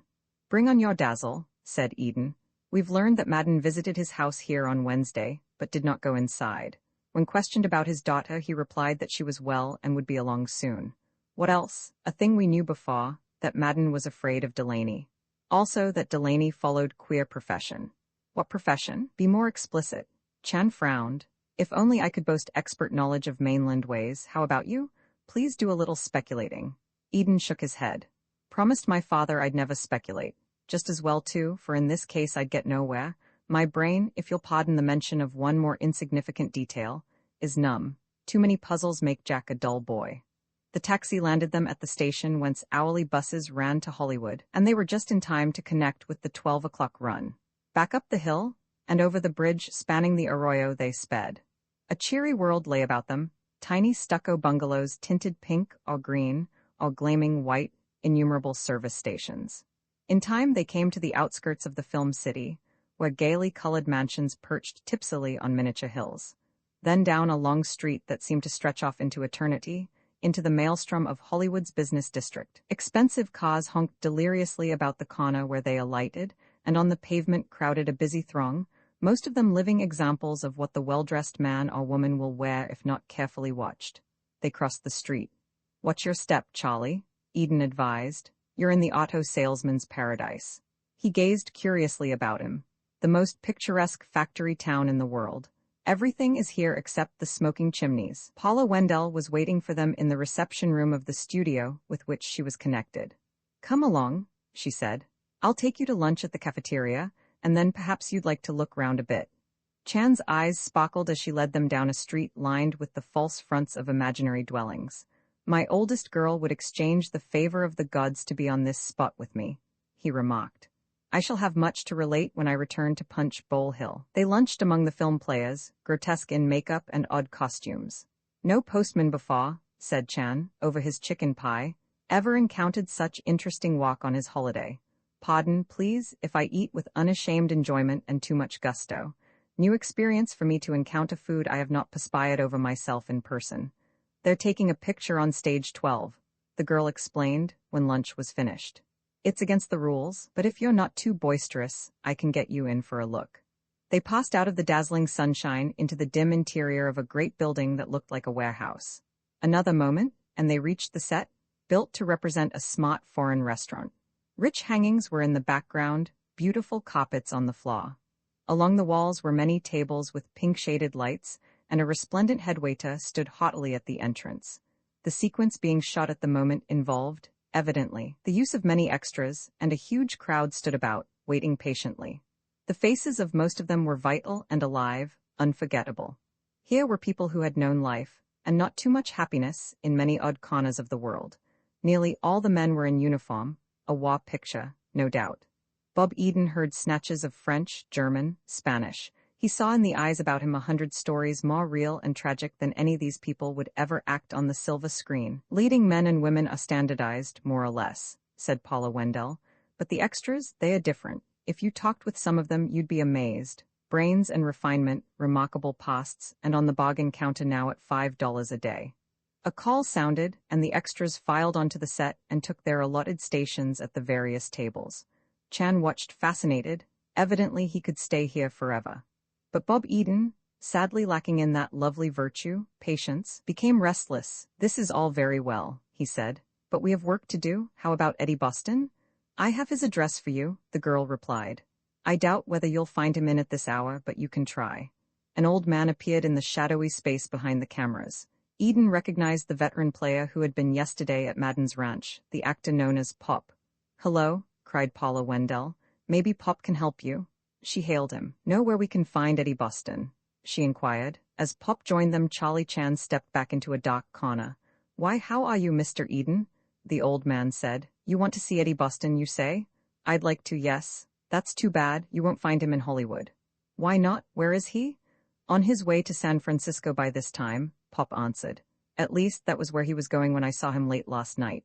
"San Francisco? What's he going there for?" asked Eden, amazed. "One grand outbreak to hear him tell it. You know, it looks to me like Eddie's come into a bit of money." "He has he?" Eden's eyes narrowed. "I met him on the street last night when we got in from the desert. He'd come by train, and I asked him why. Had some rush business to attend to, Pop, he says. I'm off to Frisco in the morning. Things are looking up.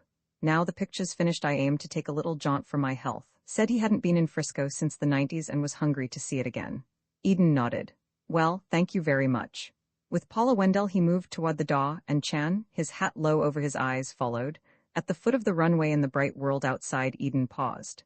"That's that," he said. "One more disappointment. Will we ever get to the end of this?" "Well, Charlie, Boston's beat it. Our bird has flown."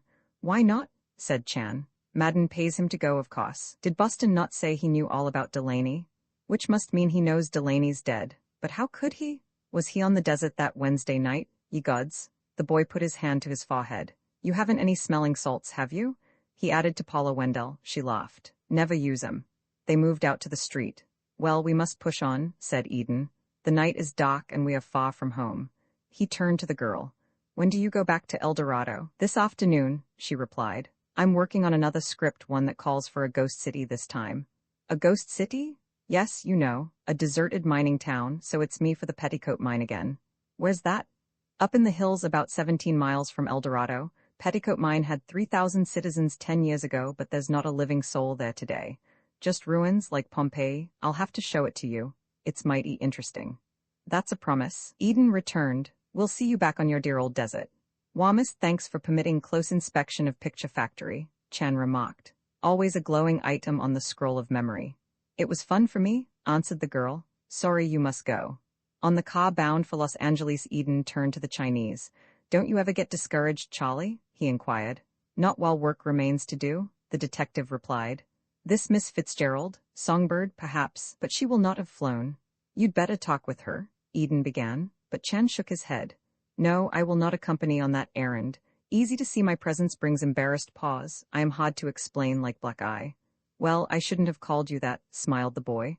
Go alone to see this woman. Inquire all she knows about the dead man, Delaney. Eden sighed.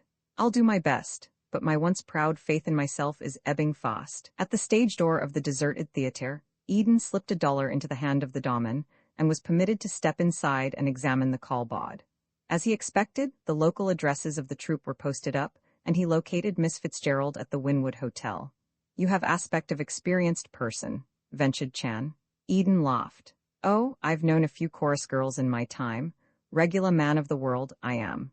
Chan took up his post on a bench in Pershing Square, while the boy went on alone to the Wynwood Hotel. He sent up his name, and after a long wait in the cheap lobby, the actress joined him.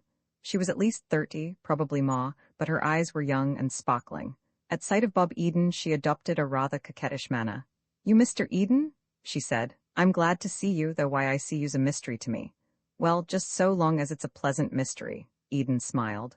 I'll say it is so far. You in the profession? Not precisely. First of all, I want to say that I heard you sing over the radio the other night, and I was enchanted. You've a wonderful voice.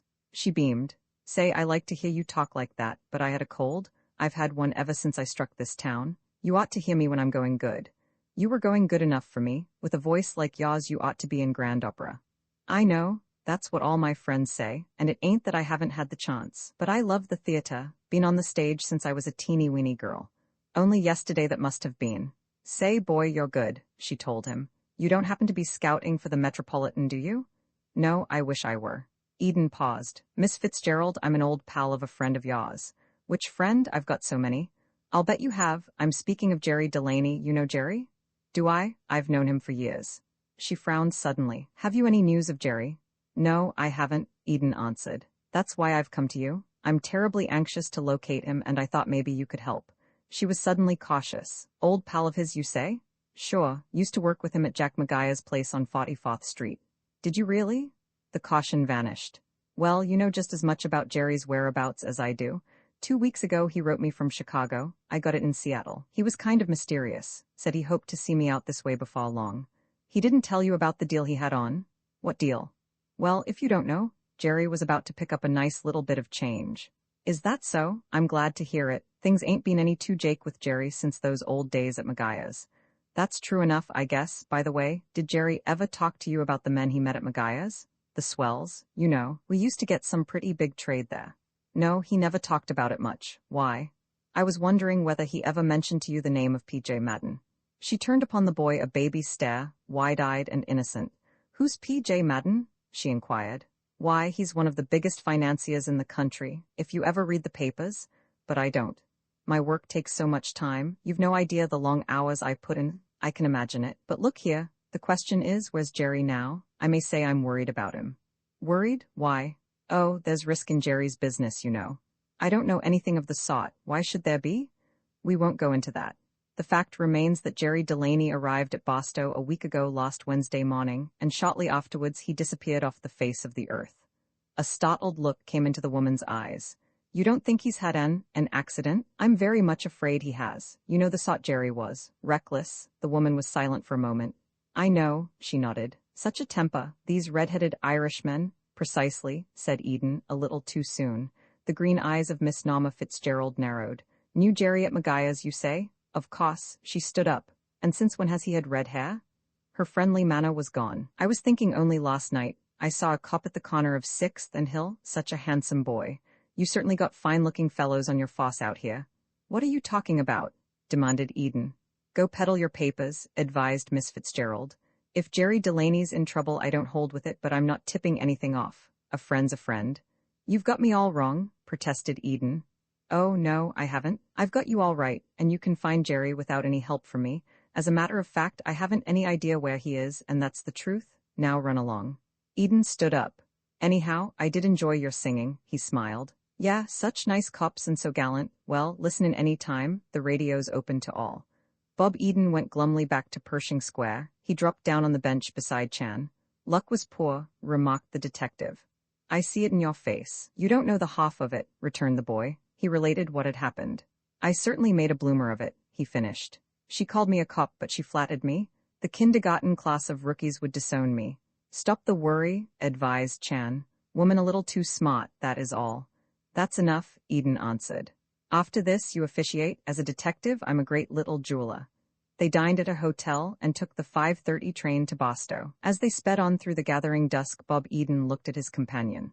Well, it's over, Charlie, he said. The day from which we hoped for so much. And what have we gained? Nothing, am I right? Pretty close to right, admitted Chan.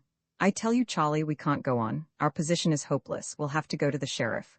With what? Pardon that I interrupt. But realize, please, that all our evidence is hazy, like flowers seen in a pool. Madden is big man, his word law to many. The train paused at a station. We go to sheriff with queer talk, a dead parrot, tale of a desert rat, half blind and maybe crazy, suitcase in attic filled with old clothes. Can we prove famous man guilty of murder on such foolish grounds? Where is body? Few policemen alive who would not laugh at us. Chan broke off suddenly, and Eden followed his gaze. In the aisle of the car stood Captain Bliss of the homicide squad, staring at them. Eden's heart sank. The captain's little eyes slowly took in every detail of Chan's attire, then were turned for a moment on the boy. Without a sign, he turned about and went down the aisle and into the car behind. Good night, said Eden. Chan shrugged. Fret no longer, he remarked. We need not go to sheriff. Sheriff will come to us. Our time is brief at Madden's ranch. Poor old Ah Kim may yet be arrested for the murder of Louis Wang. Roman 19, the voice on the air. They arrived at Boston at 10:30, and Bob Eden announced his intention of stopping for the night at the station hotel. After a brief talk with the man at the ticket window, Chan rejoined him. I take room that neighbors the one occupied by you, he said. Next train for El Dorado leaves at 5 o'clock in morning. I am on her when she goes. Much better you await subsequent train at 11:10. Not so good if we return to ranch like Siamese twins. Soon enough that blundering Bliss will reveal our connection. Suit yourself, Charlie, returned Eden.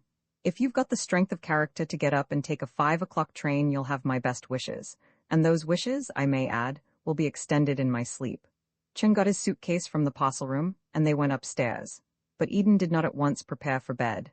Instead, he sat down, his head in his hands, and tried to think.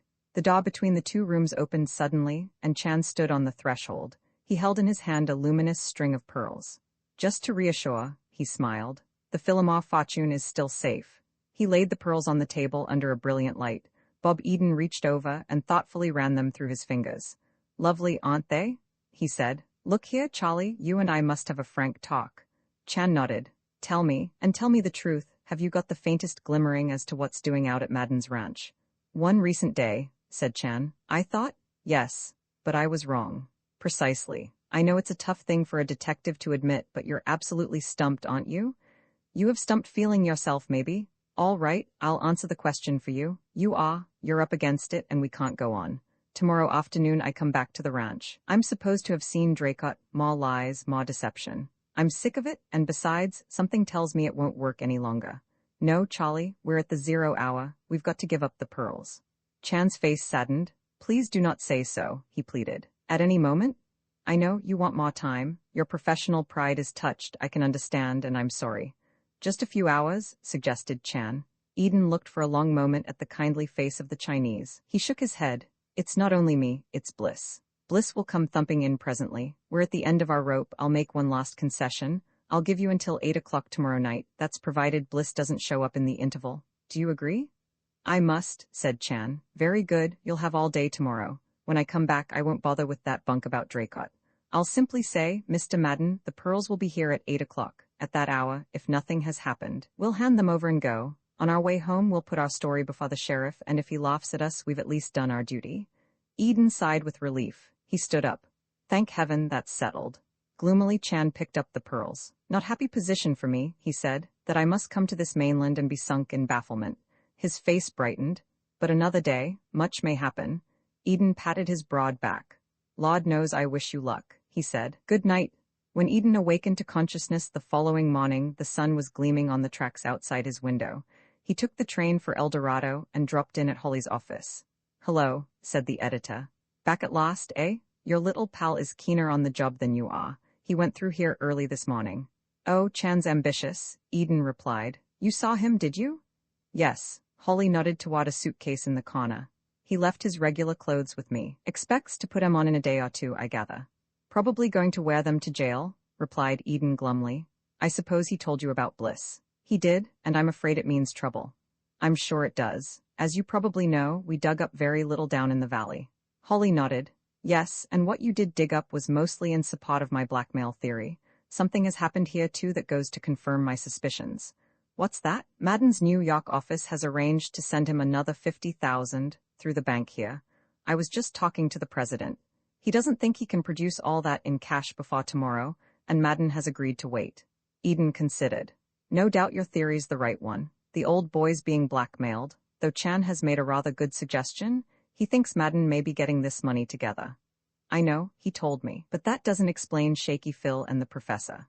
No, I prefer my version, though I must admit it's the most appalling puzzle. I'll say it is, Eden replied. And to my mind we've done all that's humanly possible to solve it. I'm handing over the pearls tonight. I presume Chan told you that? Holly nodded. Yes, you're breaking his heart, but from your viewpoint you're absolutely right. There's a limit to everything, and you seem to have reached it. However, I'm praying something happens before tonight. So am I, said Eden. If it doesn't, I don't see how I can bring myself to, but doggone it. There's Madame Jordan. It's nothing to her that Madden's killed a man. It's been a difficult position for you, my boy, Holly replied. You've handled it well. I'll pray my hardest, and I did hear once of a newspaper man whose prayers were answered, but that was years ago. Eden stood up. I must get back to the ranch. Seen Paula Wendell today. Saw her at breakfast down at the Oasis. She was on the point of starting for the Petticoat mine. Holly smiled. But don't worry, I'll take you out to Madden's. No, you won't. I'll hire a car. Forget it. Paper's off the press now, and I'm at an even looser end than usual. Come along. Once more Horace Greeley carried them up the rough road between the hills. As they rattled down to the blazing floor of the desert, the editor yawned. I didn't sleep much last night, he explained. Thinking about Jerry Delaney? Asked the boy. Holly shook his head. No, something has happened, something that concerns me alone. That interview with Madden has inspired my old friend in New York to offer me a job there, a mighty good job. Yesterday afternoon I had a doctor in El Dorado look me over, and he told me I could go. That's great, Eden cried. I'm mighty happy for your sake. An odd look had come into Holly's eyes. Yes, he said, the prison door swings open after all these years. I've dreamed of this moment, longed for it, and now? What? The prisoner hesitates. He's frightened at the thought of leaving his nice, quiet cell. New York? Not the old New York I knew. Could I tackle it again and win, I wonder? Nonsense, Eden answered. Of course you could.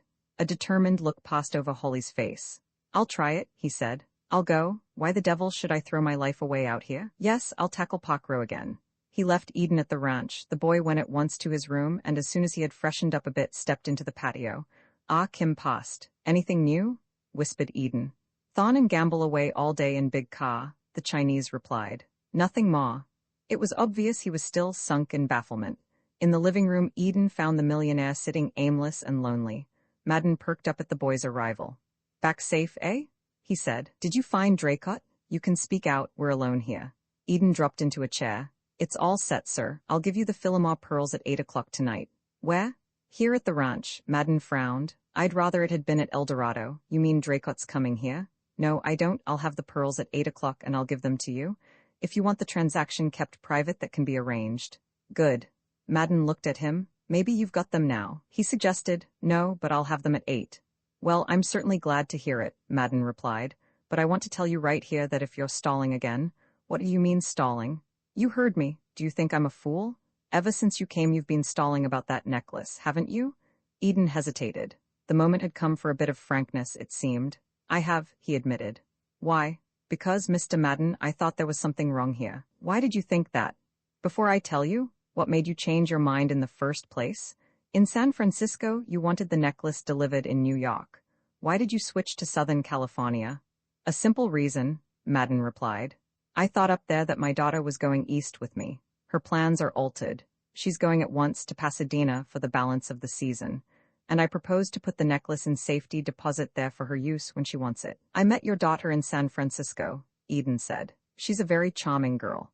Madden looked at him keenly. You think so, do you? I do. I presume she is still in Denver. For a moment Madden was silent, regarding him. No, he admitted finally, she is not in Denver now. Indeed, if you don't mind telling me, she is in Los Angeles visiting friends. At this surprising information Eden's eyes opened wide. How long has she been there? He inquired. Since last Tuesday, Madden answered. I think it was Tuesday. I got a wire saying she was coming here. I didn't want her here, for certain reasons, so I sent Thon in to meet her, with instructions to take her back to Boston and put her on the Los Angeles train. Eden thought fast. Boston was about the proper distance away to account for the mileage on the big car, but where was the red clay on station platforms hereabouts? You're certain she reached Los Angeles safely? He asked. Of course, I saw her there on Wednesday. Now I've answered all your questions, it's your turn. Why did you think something was wrong here? What has become of Shaky Phil Madoff? Counted Eden. Who? Shaky Phil, the lad who called himself McCallum, and who won $47 from me at poker here the other night? You mean his name was really Madoff? Inquired Madden with interest. I certainly do. I had some experience with Madoff in San Francisco. In what way? He acted as though he was trying to annex the Philomar pearls. Madden's face was purple again. Is that so? Would you mind telling me about it? Not at all, replied Eden. He narrated Madoff's activities at the pier but failed to mention the connection with Louis Wang.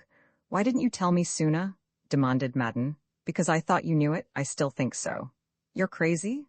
Maybe we won't go into that, but when I saw Madoff down here it was natural to suspect something was wrong. I'm not convinced yet that it isn't. Why not go back to the original plan and deliver the pearls in New York? Madden shook his head.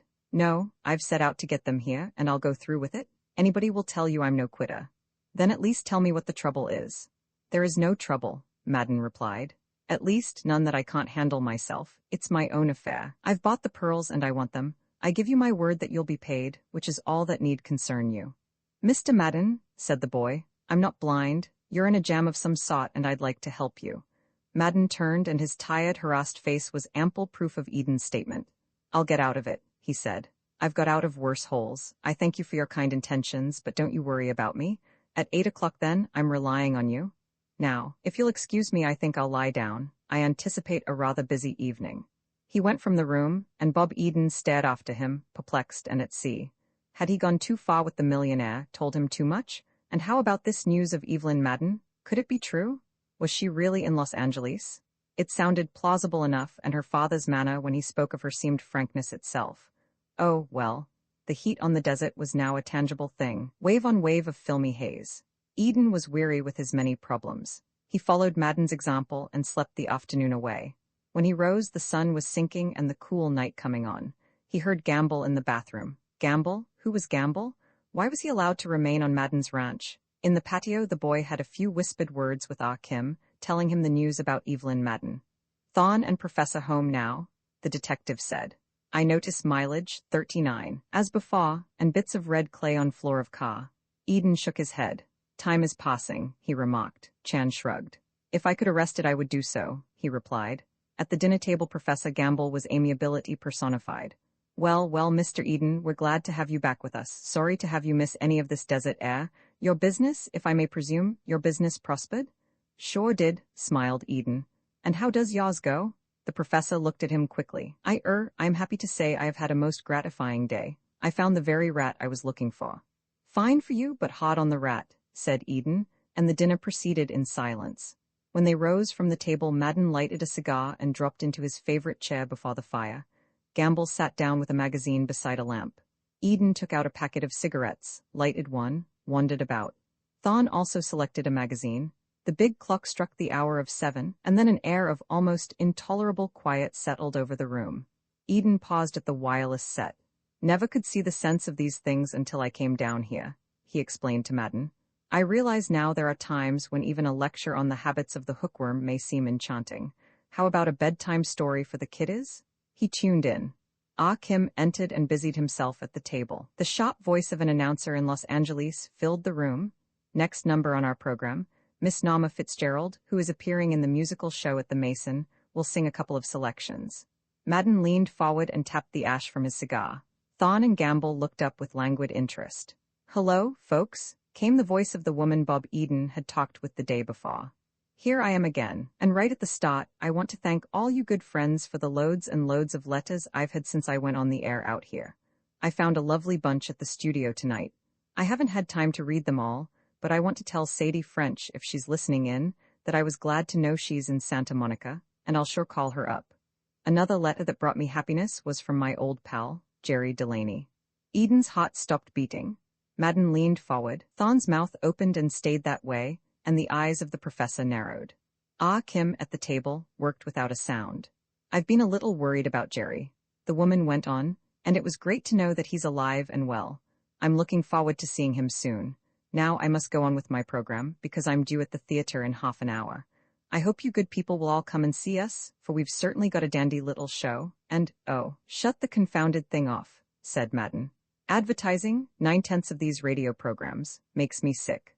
Nama Fitzgerald had burst into song, and Bob Eden shut the confounded thing off. A long look passed between him and Ah Kim. A voice had come to the desert, come over the bare brown hills and the dreary miles of sagebrush and sand, a voice that said Jerry Delaney was alive and well. Alive and well. And all their fine theories came crashing down. The man Madden killed was not Jerry Delaney. Then, whose was the voice calling for help that tragic night at the ranch?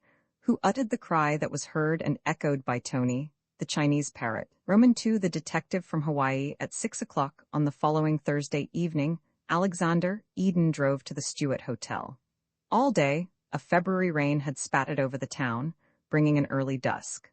For a moment, Eden stood in the doorway of the hotel, staring at the parade of bobbing umbrellas and at the lights along Geary Street, glowing a dim yellow in the dripping mist. In San Francisco, age does not matter much, and he felt like a boy again as he rode up in the elevator to Sally Jordan's suite. She was waiting for him in the doorway of her sitting room, lovely as a girl in a soft, clinging dinner gown of gray. Cost tells, particularly when one has reached the 60s, Eden thought as he took her hand. "Ah, Alec," she smiled. "Come in. You remember Victor?" Victor stepped forward eagerly, and Eden looked at him with interest. He had not seen Sally Jordan's son for some years, and he noted that, at 35, Victor began to show the strain of his giddy career as man about town.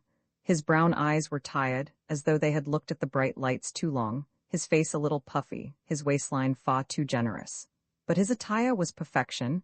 Evidently his tailor had yet to hear of the failing Philomore fortunes. Come in," said Victor gaily. His heart was light, for he saw important money in the offing. "As I understand it, tonight's the night, and I'm glad it is," Sally Jordan added. "I shall be happy to get that necklace off my mind, too great a burden at my age." Eden sat down. "Bob's gone to the dock to meet the President Pierce," he remarked. "I told him to come here at once with your Chinese friend."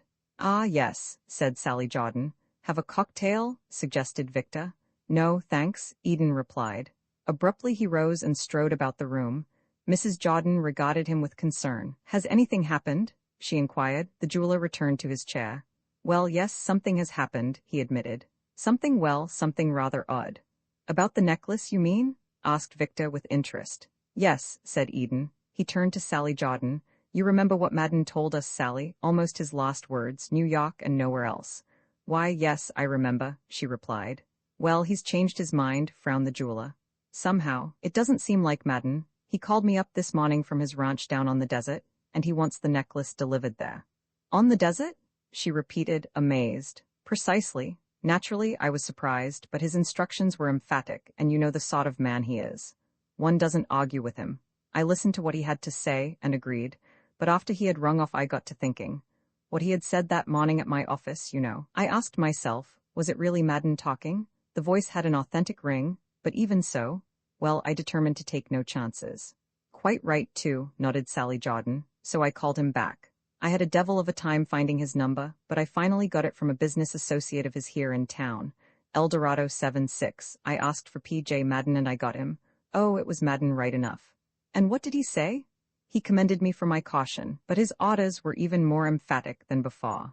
He said he had heard certain things that made him think it risky to take the necklace to New York at this time. He didn't explain what he meant by that, but he added that he'd come to the conclusion that the desert was an ideal place for a transaction of this sort, the last place in the world anyone would come looking for a chance to steal a $250,000 necklace. Of course, he didn't say all that over the wire, but that was what I gathered. He's absolutely right, too, said Victor. Well, yes, in a way he is. I've spent a lot of time on the desert myself. In spite of the story writers, it's the most law-abiding place in America today. Nobody ever locks a door, or so much as thinks of thieves. Ask the average rancher about police protection, and he'll look surprised and murmur something about a sheriff several hundred miles away. But for all that, Eden got up again and walked anxiously about the room. For all that, or rather, for those very reasons, I don't like the idea at all. Suppose somebody did want to play a crooked game, what a setting for it? Away out there on that ocean of sand with only the Joshua trees for neighbors. Suppose I send Bob down there with your necklace, and he walks into a trap. Madden may not be at that lonely ranch. He may have gone east. He may even, by the time Bob gets there, have gone west, as they said in the war, lying out on the desert with a bullet in him. Victor laughed derisively. Look here, your imagination is running away with you, he cried. Eden smiled. Maybe it is, he admitted. Begins to look as though I were growing old, eh, Sally? He took out his watch. But where's Bob? Ought to be here by now. If you don't mind, I'll use your telephone. He called the doc, and came away from the phone with a still more worried look. The President Pierce got in a full 45 minutes ago, he announced. Half an hour should bring them here. Traffic's rather thick at this hour, Victor reminded him. Yes, that's right too, Eden agreed. Well, Sally, I've told you the situation. What do you think? What should she think? Victor cut in. Madden's bought the necklace and wants it delivered on the desert. It isn't up to us to question his orders. If we do, he may get annoyed and call the whole deal off. No, our job is to deliver the pearls, get his receipt, and wait for his check. His puffy white hands twitched eagerly. Eden turned to his old friend. Is that your opinion, Sally? Why, yes, Alec, she said. I fancy Victor is right. She looked at her son proudly. Eden also looked at him, but with a vastly different expression. Very good, he answered. Then there is no time to be lost. Madden is in a great hurry, as he wants to start for New York very soon. I shall send Bob with the necklace at 11 o'clock tonight, but I absolutely refuse to send him alone. I'll go along, Victor offered. Eden shook his head. No, he objected. I prefer a policeman, even though he does belong to a force as far away as Honolulu. This Charlie Chan, do you think, Sally, that you could persuade him to go with Bob? She nodded. I'm sure of it. Charlie would do anything for me. All right, that's settled. But where the devil are they? I tell you, I'm worried. The telephone interrupted him, and Madame Jordan went to answer it. Oh, hello, Charlie, she said. Come right up. We're on the 4th floor, number 492. Yes, are you alone? She hung up the receiver and turned back into the room. He says he is alone, she announced. Alone, repeated Eden. Why, I don't understand that. He sank weakly into a chair. A moment later, he looked up with interest at the chubby little man. His hostess and her son were greeting warmly at the door. The detective from Honolulu stepped farther into the room, an undistinguished figure in his Western clothes. He had round, fat cheeks and ivory skin, but the thing about him that caught Eden's attention was the expression in his eyes, a look of keen brightness that made the pupils gleam like black buttons in the yellow light. Alec, said Sally Jordan, this is my old friend Charlie Chan. Charlie, Mr. Eden. Chan bowed low. Honors crowd close on this mainland, he said. First I am Miss Sally's old friend, and now I meet Mr. Eden. Eden rose. How do you do? He said. Have a good crossing, Charlie? Victor asked. Chan shrugged. All-time big Pacific Ocean suffer shop pain down below and toss about to prove it. Maybe from sympathy, I am in same fix. Eden came forward. Pardon me if I'm a little abrupt, but my son, he was to meet your ship. So sorry, Chan said, regarding him gravely. The fault must indubitably be mine. Kindly overlook my stupidity, but there was no meeting at dock. I can't understand it, Eden complained again. For some few minutes I linger round Gangbod, Chan continued.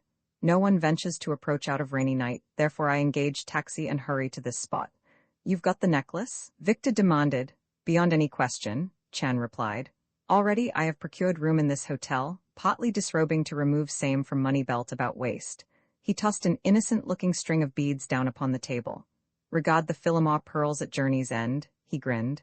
And now a great burden drops from my shoulders with a most delectable thud. Eden, the jeweler, stepped forward and lifted the string in his hands. Beautiful, he murmured. Beautiful. Sally, we should never have let Madden have them at the price. They're perfectly matched. I don't know that I ever saw. He stared for a moment into the rosy glow of the pearls, then laid them again on the table. But Bob, where is Bob? Oh, he'll be along, remarked Victor, taking up the necklace. Just a case of missing each other. I am the faulty one, insisted Chan. Shamed by my blunder? Maybe, said Eden.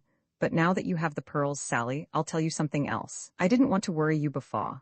This afternoon at 4 o'clock someone called me. Madden again, he said. But something in his voice, anyhow, I was wary. Pearls were coming on the President Pierce, were they? Yes, and the name of the messenger? Why should I tell him that, I inquired. Well, he had just got hold of some inside facts that made him feel the string was in danger, and he didn't want anything to happen. He was in a position to help in the matter. He insisted, so I finally said, Very good, Mr. Madden. Hang up your receiver and I'll call you back in 10 minutes with the information you want. There was a pause, then I heard him hang up. But I didn't phone the desert. Instead, I had that call traced, and I found it came from a pay station in a cigar store at the corner of Sutter and Kinney Streets. Eden paused. He saw Charlie Chan regarding him with deep interest. Can you wonder I'm worried about Bob? The jeweler continued. There's some funny business going on, and I tell you I don't like it. A knock sounded on the door, and Eden himself opened it. His son stepped into the room, debonair and smiling. At sight of him, as so often happens in such a situation, the anxious father's worry gave way to a deep rage. You're a hell of a businessman, he cried. Now, father, no compliments, laughed Bob Eden, and me wandering all over San Francisco in your service. I suppose so. That's about what you would be doing when it was your job to meet Mr. Chan at the dock. Just a moment, Dad. Bob Eden removed a glistening raincoat. Hello, Victor, Madam Jordan, and this, I imagine, is Mr. Chan. So sorry to miss meeting at dock, murmured Chan. All my fault, I am sure. Nonsense, cried the jeweler. His fault, as usual. When, in heaven's name, are you going to show a sense of responsibility? Now, Dad, and a sense of responsibility, just what I've only this minute stopped showing nothing else but. Good Lord, what language is that? You didn't meet Mr. Chan, did you? Well, in a way I didn't. In a way. Precisely. It's a long story, and I'll tell it if you'll stop interrupting with these unwarranted attacks on my character. I'll sit down if I may. I've been about a bit, and I'm tired. He lighted a cigarette. When I came out of the club about 5 to go to the dock, there was nothing in sight but a battered old taxi that had seen better days. I jumped in. When I got down on the Embarcadero, I noticed that the driver was a pretty disreputable lad with a scar on one cheek and a cauliflower ear. He said he'd wait for me, and he said it with a lot of enthusiasm. I went into the pier shed. There was the President Pierce out in the harbor, fumbling round trying to dock. In a few minutes I noticed a man standing near me, a thin, chilly-looking lad with an overcoat, the collar up about his ears, and a pair of black spectacles. I guess I'm psychic. He didn't look good to me. I couldn't tell, but somehow he seemed to be looking at me behind those smoked windows. I moved to the other side of the shed. So did he. I went to the street. He followed. Well, I drifted back to the gangplank, and old Chilly Bill came along. Bob Eden paused, smiling genially about him. Right then and there I came to a quick decision. I'm remarkable that way. I didn't have the pearls, but Mr. Chan did. Why tip off the world to Mr. Chan? So I just stood there staring hopefully at the crowd landing from the old peepee. Presently I saw the man I took to be Mr. Chan come down the plank, but I never stirred. I watched him while he looked about, then I saw him go out to the street. Still the mysterious gent behind the windows stuck closer than a bill collector. After everybody was ashore, I went back to my taxi and paid off the driver. Was you expecting somebody on the ship? He asked. Yes, I told him. I came down to meet the Dowager Empress of China, but they tell me she's dead. He gave me a dirty look. As I hurried away, the man with the dark glasses came up.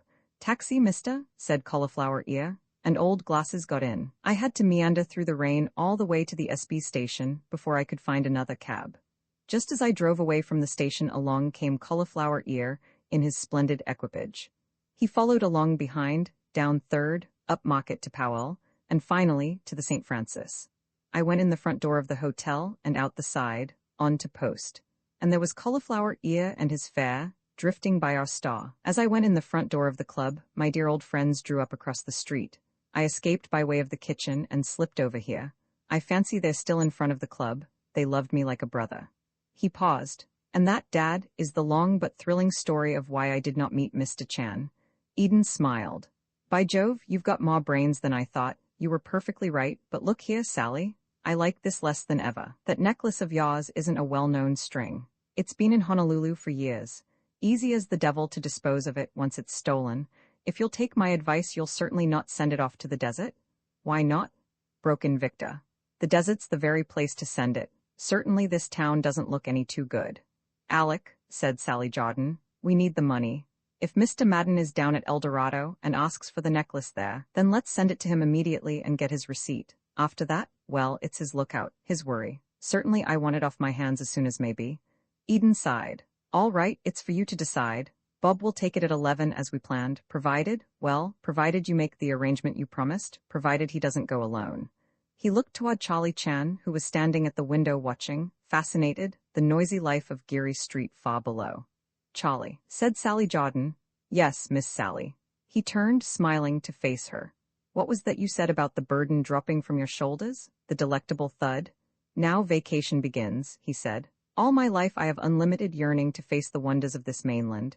Moment are now at hand, carefree and happy, not like crossing on ship. Their all-time pearls rest heavy on stomach, most undigestible, like sour rice. Not so now.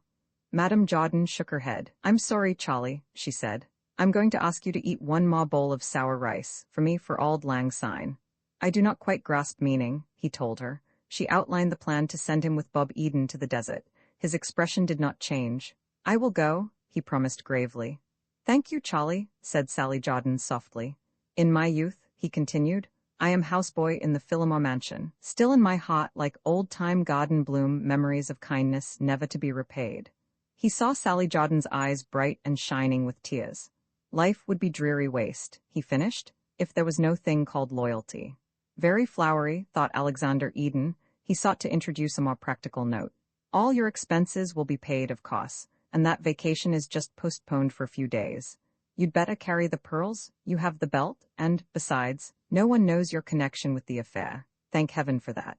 I will carry them, Chan agreed. He took up the string from the table. Miss Sally, toss all worry out of mind. When this young man and I encounter proper person, pearls will be delivered. Until then I guard them well. I'm sure you will, smiled Madame Jordan. Well, that's settled, said Eden. Mr. Chan, you and my son will take the 11 o'clock ferry to Richmond, which connects with the train to Boston. Then you'll have to change to another train for El Dorado, but you should reach Madden's ranch tomorrow evening. If he is there and everything seems in order, why should everything be in order? Broke in Victor. If he's there, that's enough. Well, of course we don't want to take any undue risk. Eden went on. But you two will know what to do when you reach there. If Madden's at the ranch, give him the string and get his receipt. That lets us out. Mr. Chan, we will pick you up here at 10:30. Until then you are free to follow your own inclination. Present inclination, smiled Chan, means tub filled with water, steaming hot. At 10:30 in entrance hall of hotel I will be waiting, undigestible pearls on stomach as before. Goodbye, goodbye. He bobbed to each in turn and went out. I've been in business 35 years, said Eden, but I never employed a messenger quite like him before. Dear Charlie, said Sally Jordan, he'll protect those pearls with his life. Bob Eden laughed. I hope it doesn't go as far as that, he remarked. I've got a life too and I'd like to hang on to it. Won't you both stay to dinner? Suggested Sally Jordan. Some other time, thanks, Alexander Eden answered. I don't think it wise we should keep together tonight. Bob and I will go home. He has a bag to pack, I imagine. I don't intend to let him out of my sight until train time. One last word, said Victor. Don't be too squeamish when you get down on that ranch. If Madden's in danger, that's no affair of ours. Put those pearls in his hand and get his receipt, that's all. Eden shook his head. I don't like the look of this, Sally. I don't like this thing at all. Don't worry, she smiled. I have every confidence in Charlie and in Bob. Such popularity must be deserved, said Bob Eden. I promise I'll do my best. Only I hope that lad in the overcoat doesn't decide to come down to the desert and warm up. Somehow I'm not so sure I'd be a match for him. Once he warmed up, Roman 20 petticoat mine Ah Kim, carrying a heavy tray of dishes, left the room. Madden leaned back at ease in his chair, his eyes closed, and blew thick rings of smoke toward the ceiling. The professor and Thon resumed their placid reading, one on each side of the lamp. A touching scene of domestic peace, but Bob Eden did not share that peace. His heart was beating fast, his mind was dazed. He rose and slipped quietly outdoors. In the cookhouse, Ah Kim was at the sink, busily washing dishes. To look at the impassive face of the Chinese, no one would have guessed that this was not his regular employment. Charlie, said Eden softly. Chan hastily dried his hands and came to the door. Humbly begging pardon, do not come in here. He led the way to the shadows beside the barn. What a trouble now? He asked gently. Trouble? Said Eden. You heard, didn't you? We've been on the wrong track entirely. Jerry Delaney is alive and well. Most interesting, to be sure, admitted Chan. Interesting? Say, what are you made of anyhow? Chan's calm was a bit disturbing. Our theory blows up completely and you? Old habit of theories, said Chan. Not the first to shatter in my countenance, pardon me if I fail to experience thrill like you. But what shall we do now? What should we do? We hand over pearls. You have made foolish promise which I haughtily rebuked. Nothing to do but carry out, and go away without learning what happened here? I don't see how I can. What is to be will be. The words of the infinitely wise Kong Fu Tzu. But listen, Charlie, have you thought of this? Perhaps nothing happened. Maybe we've been on a false trail from the start. A little car came tearing down the road, and they heard it stop with a wild shriek of the brakes before the ranch. They hurried round the house. The moon was low, and the scene in semi-darkness. A familiar figure alighted and, without pausing to open the gate, leaped over it. Eden ran forward. Hello, Holly, he said. Holly turned suddenly. Good Lord, you scared me, but you're the man I'm looking for. He was panting, obviously excited. What's wrong? Eden asked. I don't know, but I'm worried. Paula Wendell. Eden's heart sank. What about Paula Wendell? You haven't heard from her or seen her? No, of course not. Well, she never came back from the Petticoat mine. It's only a short run up there, and she left just after breakfast. She should have been back long ago. She promised to have dinner with me, and we were going to see the picture at the theater tonight. It's one she's particularly interested in. Eden was moving toward the road. Come along, in heaven's name, hurry. Chan stepped forward. Something gleamed in his hand. My automatic, he explained. I rescued it from suitcase this morning. Take it with you? I won't need that, said Eden. Keep it. You may have use for it. I humbly beg of you. Thanks, Charlie, I don't want it. All right, Holly? The pearls, suggested Chan. Oh, I'll be back by 8. This is more important. As he climbed into the car by Holly's side, Eden saw the front door of the ranch house open and the huge figure of Madden framed in the doorway. Hey, cried the millionaire. Hey yourself, muttered Eden. The editor was backing his car, and with amazing speed he swung it round. They were off down the road, the throttle wide open. What could have happened? Eden asked. I don't know. It's a dangerous place, that old mine. Shafts sunk all over, the mouths of some of them hidden by underbrush. Shafts several 100 feet deep. Faster? Pleaded Eden. Going the limit now, Holly replied. Madden seemed interested in your departure, didn't he? I take it you haven't given him the pearls. No, something new broke tonight. Eden told of the voice over the wireless. Ever strike you that we may have been cuckoo from the start? No one even slightly damaged at the ranch after all? Quite possible, the editor admitted. Well, that can wait. It's Paula Wendell now. Another car was coming toward them with reckless speed. Holly swung out, and the two cars grazed in passing. Who was that? Wondered Eden. A taxi from the station, Holly returned. I think I recognized the driver. There was someone in the back seat. I know, said Eden. Someone headed for Madden's ranch, perhaps. Perhaps, agreed Holly. He turned off the main road into the perilous, half-obliterated highway that led to the long-abandoned mine. Have to go slower, I'm afraid, he said. Oh, hit it up, urged Eden. You can't hurt old Horace Greeley.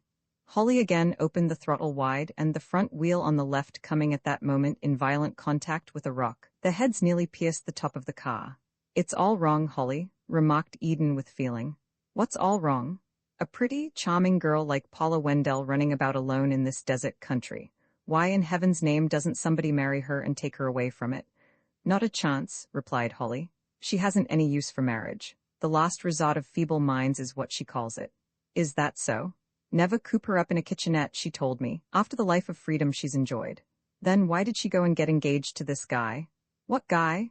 Wilbur, or whatever his name is, the lad who gave her the ring. Holly laughed, then was silent for a minute. I don't suppose she'll like it, he said at last, but I'm going to tell you anyhow. It would be a pity if you didn't find out. That emerald is an old one that belonged to her mother.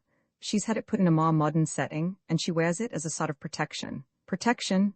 Yes, so every mushhead she meets won't pester her to marry him. Oh, said Eden, a long silence. Is that the way she characterizes me? Asked the boy finally. How? As a mushhead? Oh no, she said you had the same ideas on marriage that she had. Refreshing to meet a sensible man like you is the way she put it. Another long silence. What's on your mind? Asked the editor. Plenty, said Eden grimly.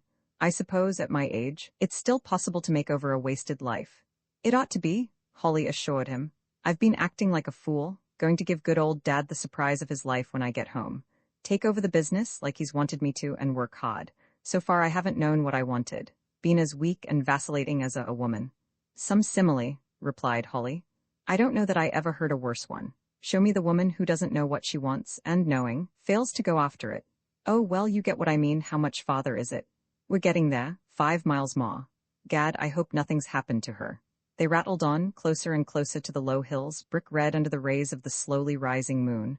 The road entered a narrow canyon. It almost disappeared, but like a homing thing, Horace Greeley followed it intuitively. Got a flashlight? Eden inquired. Yes, why?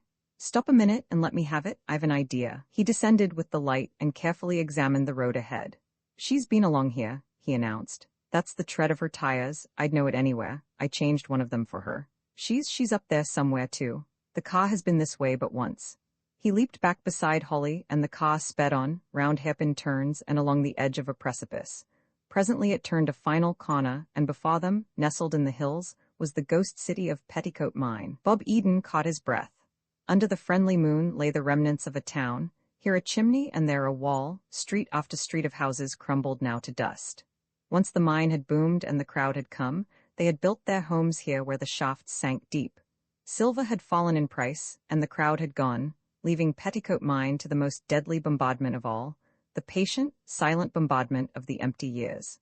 They rode down Main Street, weaving in and out among black, gaping holes that might have been made by bursting shells. Between the cracks of the pavements, thronged once on a Saturday night, grew patches of pale green basket grass. Of the business blocks but 2 remained, and one of these was listing with the wind. Cheery sight, remarked Eden. The building that's on the verge of toppling is the old Silver Star Saloon, said Holly.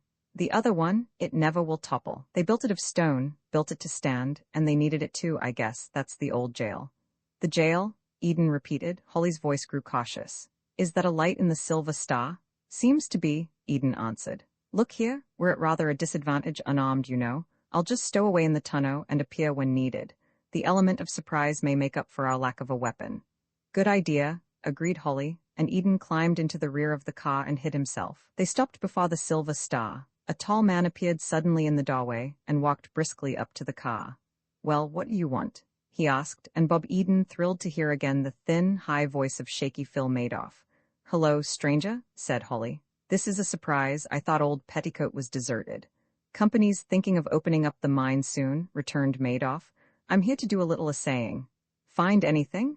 Inquired Holly casually. The silver's pretty well worked out, but there's copper in those hills to the left. You're a long way off the main road. I know that. I'm looking for a young woman who came up here this morning. Maybe you saw her. There hasn't been anyone here for a week except me. Really? Well, you may be mistaken. If you don't mind, I'll have a look round. And if I do mind, snarled Shaky Phil. Why should you? I do. I'm alone here, and I'm not taking any chances. You swing that car of yours around. Now, wait a minute, said Holly. Put away that gun. I come as a friend? Yeah. Well, as a friend you turn and beat it, understand. He was close to the car. I tell you there's nobody here. He stopped as a figure rose suddenly from the tonneau and fell upon him.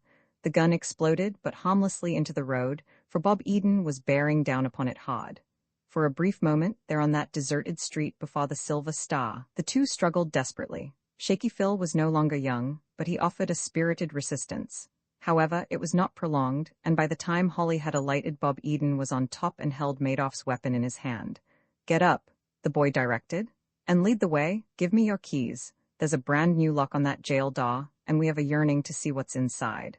Shaky Phil rose to his feet and looked helplessly about. Hurry, cried Eden. I've been longing to meet you again, and I don't feel any too gentle. There's that $47, to say nothing of all the trouble you put me to the night the President Pierce ducked in San Francisco. There's nothing in the jail, said Madoff. I haven't got the key. Go through him, Holly, suggested the boy. A quick search produced a bunch of keys, and Eden, taking them, handed Holly the gun. I give old Shaky Phil into your keeping. If he tries to run, shoot him down like a rabbit. He took the flashlight from the car and, going over, unlocked the outer door of the jail. Stepping inside, he found himself in what had once been a sort of office. The moonlight pouring in from the street fell upon a dusty desk and chair, an old safe, and a shelf with a few tattered books. On the desk lay a newspaper. He flashed his light on the date, only a week old. At the rear were two heavy doors, both with new locks. Searching among his keys, he unlocked the one at the left. In a small, cell-like room with high, barred windows, his flashlight revealed the tall figure of a girl. With no great surprise, he recognized Evelyn Madden. She came toward him swiftly. "Bob Eden?" she cried, and then, her old haughtiness gone, she burst into tears. There, said Eden. "You're all right now." Another girl appeared suddenly in the doorway, Paula Wendell, bright and smiling. "Hello," she remarked calmly. "I rather thought you'd come along." "Thanks for the ad," replied Eden. "Say, you might get hurt running about like this. What happened anyhow?" "Nothing much. I came up to look round and she nodded to shaky Phil in the moonlit street. Told me I couldn't. I argued it with him and ended up in here. He said I'd have to stay overnight. He was polite but firm." "Lucky for him he was polite," remarked Eden grimly. He took the arm of Evelyn Madden. "Come along," he said gently. "I guess we're through here." He stopped. Someone was hammering on the inside of the second door. Amazed, the boy looked toward Paula Wendell. She nodded. "Unlock it," she told him. He unfastened the door and, swinging it open, peered inside. In the semi-darkness, he saw the dim figure of a man. Eden gasped and fell back against the desk for support. "Ghost City?" he cried. "Well, that's what it is, all right." Roman 21. End of the postman's journey. If Bob Eden had known the identity of the passenger in the taxi that he and Holly passed on their way to the mine, it is possible that, despite his concern for Paula Wendell, he would have turned back to Madden's ranch. But he drove on unknowing. Nor did the passenger, though he stared with interest at the passing car, recognize Eden. The car from the El Dorado station went on its appointed way, and finally drew up before the ranch house. The driver alighted and was fumbling with the gate when his fare leaped to the ground. "Never mind that," he said. "I'll leave you here. How much do I owe you?" He was a plump little man, about 35 years old, attired in the height of fashion and with a pompous manner. The driver named a sum, and paying him off, the passenger entered the yard. Walking importantly up to the front door of the house, he knocked loudly. Madden, talking with Thorn and Gamble by the fire, looked up in annoyance. "Now who the devil?" he began. Thorn went over and opened the door. The plump little man at once pushed his way inside. "I'm looking for Mr. P.J. Madden," he announced. The millionaire rose. "All right, I'm Madden. What do you want?" The stranger shook hands. "Glad to meet you, Mr. Madden. My name is Victor Jordan, and I'm one of the owners of those pearls you bought in San Francisco." A delighted smile spread over Madden's face. "Oh, I'm glad to see you," he said. "Mr. Eden told me you were coming." "How could he?" demanded Victor. "He didn't know it himself." "Well, he didn't mention you, but he informed me the pearls would be here at 8 o'clock. Victor stared. "Be here at 8 o'clock, he repeated. "Say, just what has Bob Eden been up to down here anyhow? The pearls left San Francisco a week ago when Eden did." "What?" Purple again in Madden's face. "He had them all the time. Why, the young scoundrel, I'll break him in two for this. I'll wring his neck." He stopped. "But he's gone. I just saw him driving away." "Really?" returned Victor. "Well, that may not be so serious as it looks. When I say the pearls left San Francisco with Eden, I don't mean he was carrying them. Charlie had them." "Charlie who?" "Why, Charlie Chan of the Honolulu police, the man who brought them from Hawaii." Madden was thoughtful. "Chan a Chinaman?" "Of course. He's here too, isn't he?" "I understood he was." A wicked light came into Madden's eyes. "Yes, he's here. You think he still has the pearls?" "I'm sure he has, in a money belt about his waist. Get him here and I'll order him to hand them over at once." Fine, chuckled Madden. "If you'll step into this room for a moment, Mr. Jordan, I'll call you presently." "Yes, sir, of course," agreed Victor, who was always polite to the rich. Madden led him by the inside passage to his bedroom. When the millionaire returned, his spirits were high. "Bit of luck, this is," he remarked. "And to think that blooming cook." He went to the door leading onto the patio and called loudly, "Ah, Kim?" The Chinese shuffled in. He looked at Madden blankly. "Wha's matter, boss?" he inquired. "I want to have a little talk with you." Madden's manner was genial, even kindly. "Where did you work before you came here?" "Get 'em work all place, boss. Maybe lay sticks on ground fo lay load." What town did you work in last?" "No got 'em town, boss. Just outdoors no place, laying sticks." "You mean you were laying ties for the railroad on the desert?" "Yes, boss, you light now." Madden leaned back and put his thumbs in the armholes of his waistcoat. "Ah, Kim, you're a damned liar," he said. "Wha's matter, boss?" "I'll show you what's the matter. I don't know what your game here has been, but it's all over now." Madden rose and stepped to the door. "Come in, sir," he called, and Victor Jordan strode into the room. Chan's eyes narrowed. "Charlie, what is all this nonsense?" demanded Victor. What are you doing in that melodramatic outfit? Chen did not answer. Madden laughed. All over as I told you, Charlie, if that's your name. This is Mr. Jordan, one of the owners of those pearls you're carrying in your money belt. Chan shrugged. Mr. Jordan juggles truth, he replied, dropping his dialect with a sigh of relief. He has no claim on pearls. They are property of his mother, to whom I give promise I would guard them with life. See here, Charlie, cried Victor angrily. Don't tell me I lie. I'm sick and tired of this delay down here, and I've come with my mother's authority to put an end to it. If you don't believe me, read that. He handed over a brief note in Madame Jordan's old-fashioned script. Chan, read it. One only answer, he remarked. I must release the pearls. He glanced toward the clock ticking busily by the patio window, though I am much preferring to wait Mr. Eden's come back. Never mind, Eden, said Victor. Produce that necklace. Chan bowed and, turning, fumbled for a moment at his waist. The Philomar necklace was in his hand. Madden took it eagerly. At last, he said. Gamble was staring over his shoulder. Beautiful, murmured the professor. 1 minute, said Chan. A receipt, if you will be so kind. Madden nodded and sat at his desk. I got one ready this afternoon, just have to sign it. He laid the pearls on the blotter and took a typewritten sheet from the top drawer. Slowly he wrote his name. Mr. Jordan, he was saying, I'm deeply grateful to you for coming down here and ending this. Now that it's settled, I'm leaving at once. He offered the receipt to Chan. A strange look had come into the usually impassive eyes of Charlie Chan. He reached out toward the sheet of paper offered him, then with the speed of a tiger he snatched for the pearls. Madden snatched too, but he was a little late. The necklace disappeared into Chan's voluminous sleeve. What's this? Bellowed Madden on his feet. Why, you crazy? Hush, said Chan. I will retain the pearls. You will you? Madden whipped out a pistol. We'll see about that. There was a loud report and a flash of fire, but they did not come from Madden's gun. They came from the silken sleeve of Charlie Chan. Madden's weapon clattered to the floor, and there was blood on his hand. Do not stoop, warned Chan, and his voice was suddenly high and shrill. Postman has been on such long walk, but now at last he has reached journey's end. Do not stoop, or I put bullet in somewhat valuable head. Charlie, are you mad? Cried Victor. Not very, smiled Chan. Kindly favor me by backing away, Mr. Madden. He picked up the pistol from the floor, Bill Hart's present, it seemed to be. Very nice gun, I use it now. Swinging Madden round, he searched him, then placed a chair in the center of the room. Be seated here, if you will so far condescend, he said. The hell I will, cried Madden. Recline? Said Chan. The great Madden looked at him a second, then dropped sullenly down upon the chair. Mr. Gamble, called Chan. He ran over the slim person of the professor. You have left pretty little weapon in room. That is good. This will be your chair. And not to forget Mr. Thorn, also unarmed. Comfortable chair for you too. He backed away, facing them. Victor, I make humble suggestion that you add yourself to group. You are plenty foolish boy always. I remember in Honolulu. His tone hardened. Sit quickly, or I puncture you and lift big load from mother's mind. He drew up a chair between them and the exhibition of guns on the wall. I also will venture to recline, he announced. He glanced at the clock. Our wait may be a long one. Mr. Thorn, another suggestion occurs. Take handkerchief and bind up wounded hand of chief. Thorn produced a handkerchief and Madden held out his hand. What the devil are we waiting for? Snarled the millionaire. We await comeback of Mr. Bob Eden, replied Chan. I am having much to impart when he arrives. Thorn completed his act of mercy and slunk back to his chair. The tall clock by the patio windows ticked on. With the patience characteristic of his race, Chan sat staring at his odd assortment of captives. 15 minutes passed, a half hour, the minute hand began its slow advance toward the hour of 9. Victor Jordan shifted uneasily in his chair.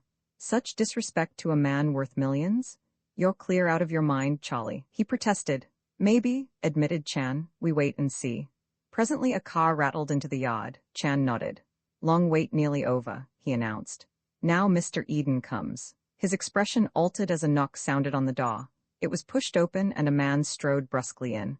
A stocky, red-faced, determined man, Captain Bliss of the homicide squad. After him came another, a lean, wiry individual in a two-quart hat.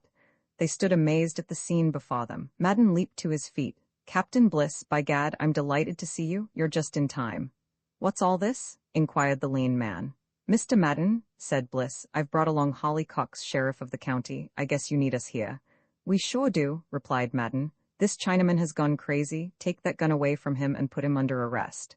The sheriff stepped up to Charlie Chan. Give me the firearms, John, he ordered. You know what that means. A Chinaman with a gun in California. deportation. Good Lord, he's got 2 of them.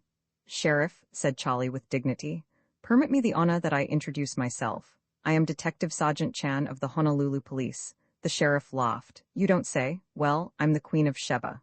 Are you going to give me that other gun, or do you want a charge of resisting an officer? I do not resist, said Chan. He gave up his own weapon. I only call to your attention I am fellow policeman, and I yearn to save you from an error you will have bitter cause to regret. I'll take the chance. Now, what's going on here? The sheriff turned to Madden. We came about that Louis Wang killing. Bliss saw this Chinaman on a train last night with the fellow named Eden, all dolled up in regular clothes and as chummy as a brother. You're on the right trail now, Sheriff, Madden assured him.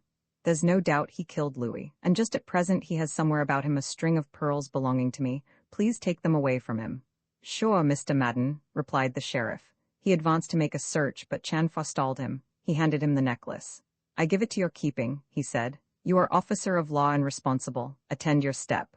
Cox regarded the pearls. Some string, ain't it? Kinda pretty, Mr. Madden. You say it belongs to you? It certainly does, Sheriff, pleaded Charlie with a glance at the clock. If I may make humble suggestion, go slow.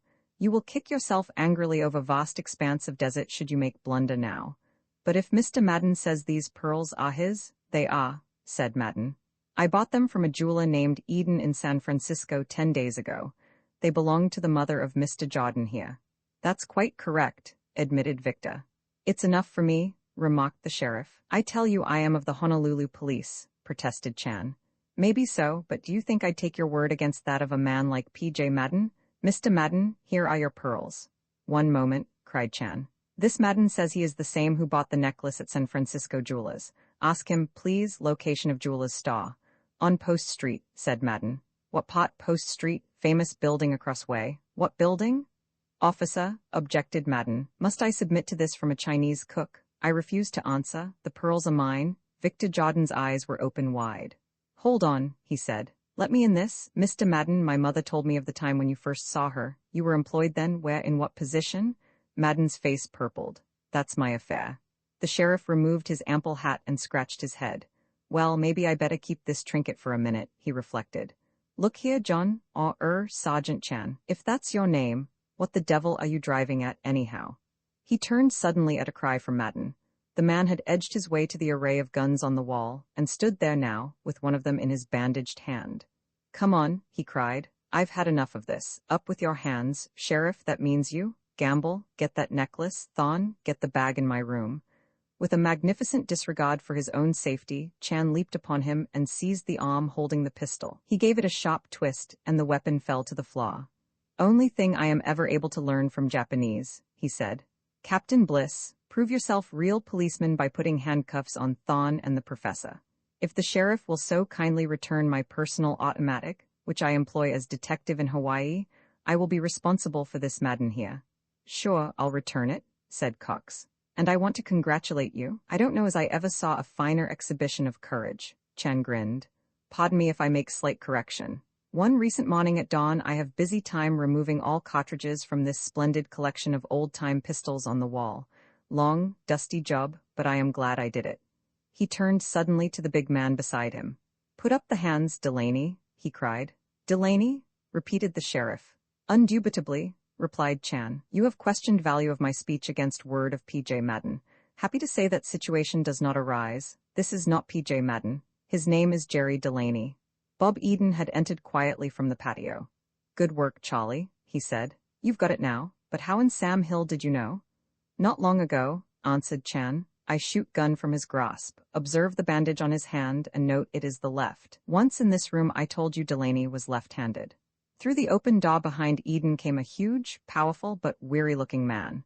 One of his arms was in a sling, and his face was pale beneath a 10 days' growth of beard. But there was about him an air of authority and poise. He loomed like a tower of granite, though the gray suit was sadly rumpled now. He stared grimly at Delaney. Well, Jerry, he said, you're pretty good, but they always told me you were, the men who ran across you at Jack Magaya's. Yes, very good indeed. Standing in my house, wearing my clothes, you look more like me than I do myself. Roman 22, the road to El Dorado. The man at the door came farther into the room and looked inquiringly about him. His eyes fell on Thon. Hello, Martin, he said. I warned you it wouldn't work. Which of you gentlemen is the sheriff? Cox came forward. Right here, sir. I suppose you're P.J. Madden? Madden nodded. I suppose so. I've always thought I was. We telephoned the constable from a ranch down the road, and he told us you were here. So we've brought along another little item to add to your collection. He indicated the patio door, through which Holly came at that moment leading Shaky Phil by the arm. Madoff's hands were tied behind him. Paula Wendell and Evelyn Madden also entered. You'd better handcuff this newcomer to Delaney, Sheriff, suggested Madden. And then I'll run over a little list of charges against the crowd that I think will hold them for a while. Sure, Mr. Madden, agreed the sheriff. As he stepped forward, Chan halted him. Just 1 minute, you have string of pearls? Oh yes, that's right, replied the sheriff. He held out the Philomore necklace. Chan took it and placed it in the hand of P.J. Madden. Fully aware you wanted it in New York, he remarked, but you will perform vast kindness to accept it here. I have carried it to outside limit of present endurance. Receipt at your convenience, thank you. Madden smiled. All right, I'll take it. He put the necklace in his pocket. You're Mr. Chan, I imagine. Mr. Eden was telling me about you on the way down from the mine. I'm mighty glad you've been here. Happy to serve, bowed Chan. The sheriff turned. There you are, sir. The charge, I guess, is attempted theft, and a lot of other things, Madden added, including assault with intent to kill. He indicated his limp arm. I'll run over my story as quickly as I can, but I'll do it sitting down. He went to his desk. I'm a little weak. I've been having a rough time of it. You know in a general way what has happened, but you don't know the background, the history of this affair. I'll have to go back to a gambling house on 44th Street, New York. Are you familiar with New York gamblers and their ways, Sheriff? Been to New York just once, said the sheriff. Didn't like it? No, I don't imagine you would, replied Madden. He looked about. Where are my cigars? Ah, here, thanks. Delaney, you left me a couple, didn't you? Well, Sheriff, in order that you may understand what's been going on here, I must tell you about a favorite stunt of shady gamblers and confidence men in New York, a stunt that was flourishing there 12 or 15 years ago. It was a well-known fact at the time that, in the richly furnished houses where they lay in wait for trusting out-of-town suckers, certain members of the ring were assigned to impersonate widely known millionaires, such as Frank Good, Cornelius Vanderbilt, Mr. Astor, myself. The greatest care was exercised, photographs of these men were studied, wherever possible they themselves were closely observed in every feature of height, build, carriage, dress. The way they brushed their hair, the kind of glasses they wore, their peculiar mannerisms. No detail was too insignificant to escape attention. The intended dupe must be utterly taken in, so he might feel that he was among the best people, and that the game was honest. Madden paused a moment. Of course, some of these impersonations were rather flimsy, but it was my bad luck that Mr. Delaney here, who had been an actor, was more or less of an artist. Starting with a rather superficial resemblance to me, he built up an impersonation that got better and better as time went on. I began to hear rumors that I was seen nightly at the gambling house of one Jack McGuire in 44th Street. I sent my secretary, Martin Thorne, to investigate. He reported that Delaney was making a good job of it. Not, of course, so good that he could deceive anyone really close to me, but good enough to fool people who knew me only from photographs. I put my lawyer on the matter, and he came back and said that Delaney had agreed to desist, on threat of arrest. And I imagine he did drop it, in the gambling houses. What happened afterward I can only conjecture, but I guess I can hit it pretty close. These two Madoff boys, Shaky Phil and, he nodded at Gamble, his brother, who is known to the police as the Professor, were the brains of the particular gang at McGuire's. They must long ago have conceived the plan of having Delaney impersonate me somewhere, sometime. They could do nothing without the aid of my secretary, Thorne, but they evidently found him willing. Finally, they hit on the desert as the proper locale for the enterprise. It was an excellent selection. I come here rarely, meet few people when I do come. Once they could get me here alone, without my family, it was a simple matter. All they had to do was to put me out of the way, and then P.J. Madden appears with his secretary, who is better known locally than he is. No one is going to dream of questioning his identity, particularly as he looks just like his pictures. Madden puffed thoughtfully on his cigar. I've been expecting some such move for years. I feared no man in the world, except Delaney. The possibilities of the harm he might do me were enormous. Once I saw him in a restaurant studying me. Well, they had a long wait, but their kind is patient. 2 weeks ago I came here with Thorne, and the minute I got here I sensed there was something in the air. A week ago, last Wednesday night, I was sitting here writing a letter to my daughter Evelyn. It's probably still between the leaves of this blotter where I put it when I heard Thon cry out sharply from his bedroom. Come quick, Chief, he called. He was typing letters for me, and I couldn't imagine what had happened. I rose and went to his room, and there he was, with an old gun of mine, a gun Bill Hart had given me, in his fist. Put up your hands, he said. Someone entered from the patio. It was Delaney. Now don't get excited, Chief, said Thon, and I saw the little rat was in on the game. We're going to take you for a ride to a place where you can have a nice little rest. I'll go and pack a few things for you. Here, Jerry, you watch him, and he handed Delaney the gun. There we stood, Delaney and I saw that Jerry was nervous. The game was a little rich for his blood. Thon was busy in my room. I began to call for help at the top of my voice. Why? Who would come? I didn't know, but a friend might hear. Louis might have got home. Someone might be passing on the road. Delaney told me to shut up. His hand trembled like a leaf. In the patio outside I heard an answering voice, but it was only Tony, the parrot. I knew well enough what was afoot, and I decided to take a chance. I started for Delaney. He fired and missed. He fired again, and I felt a sort of sting in my shoulder and fell. I must have been unconscious for a second, but when I came to, Thon was in the room, and I heard Delaney say he'd killed me. In a minute, of course, they discovered I was alive, and my good friend Jerry was all for finishing the job. But Thon wouldn't let him. He insisted on going through with the original plan. He saved my life, I'll have to admit it, the contemptible little traitor. Cowardice, I imagine, but he saved me. Well, they put me in a car and drove me up to the jail at Petticoat Mine. In the morning they left, all except the professor, who had joined our happy party. He stayed behind, dressed my wound, fed me after a fashion. On Sunday afternoon he went away and came back late at night with Shaky Phil. Monday morning the professor left, and Shaky Phil was my jailer after that. Not so kind as his brother. What was going on at the ranch you gentlemen know better than I do. On Tuesday my daughter wired that she was coming, and of course the game was up if she reached here. So Thon met her in El Dorado, told her I was injured and up at the mine, and took her there. Naturally, she trusted him. Since then she has been there with me, and we'd be there now if Mr. Eden and Mr. Holly had not come up tonight, searching for this other young woman who had, unfortunately for her, stumbled on the affair earlier in the day. Madden rose. That's my story. Sheriff, do you wonder that I want to see this gang behind the bars? I'll sleep better then. Well, I reckon it's easy arranged, returned the sheriff. I'll take him along and we can fix the warrants later. Guess I'll see him safe in the jail at the county seat. El Dorado can't offer him all the comforts of a first-class cell. One thing, said Madden. Thon, I heard you say the other night to Delaney, you were always afraid of him, that time in New York. What did that mean? You tried this thing before? Thon looked up with stricken face, which had been hidden in his hands. Chief, I'm sorry about this. I'll talk. We had it all set to pull at once at the office in New York when you were away on a hunting trip. But if you were afraid of Delaney, he was a lot more afraid of you. He got cold feet, backed out at the last minute? And why wouldn't I back out? Snarled Delaney. I couldn't trust any of you, a bunch of yellow dogs. Is that so? Cried Shaky Phil. Are you talking about me? Sure, I'm talking about you. I suppose you didn't try to cop the pearls in Frisco when we sent you up there to draw Louis Wong away. Oh, I know all about that. Why wouldn't I try to cop them? Demanded Shaky Phil. You been trying to cop them, haven't you? When you thought Draycott was bringing them, what did you try to pull? Oh, Brother Henry's been on to you? I sure have, put in the professor, trying to sneak off and meet Draycott alone. If you thought I wasn't wise, you must be a fool.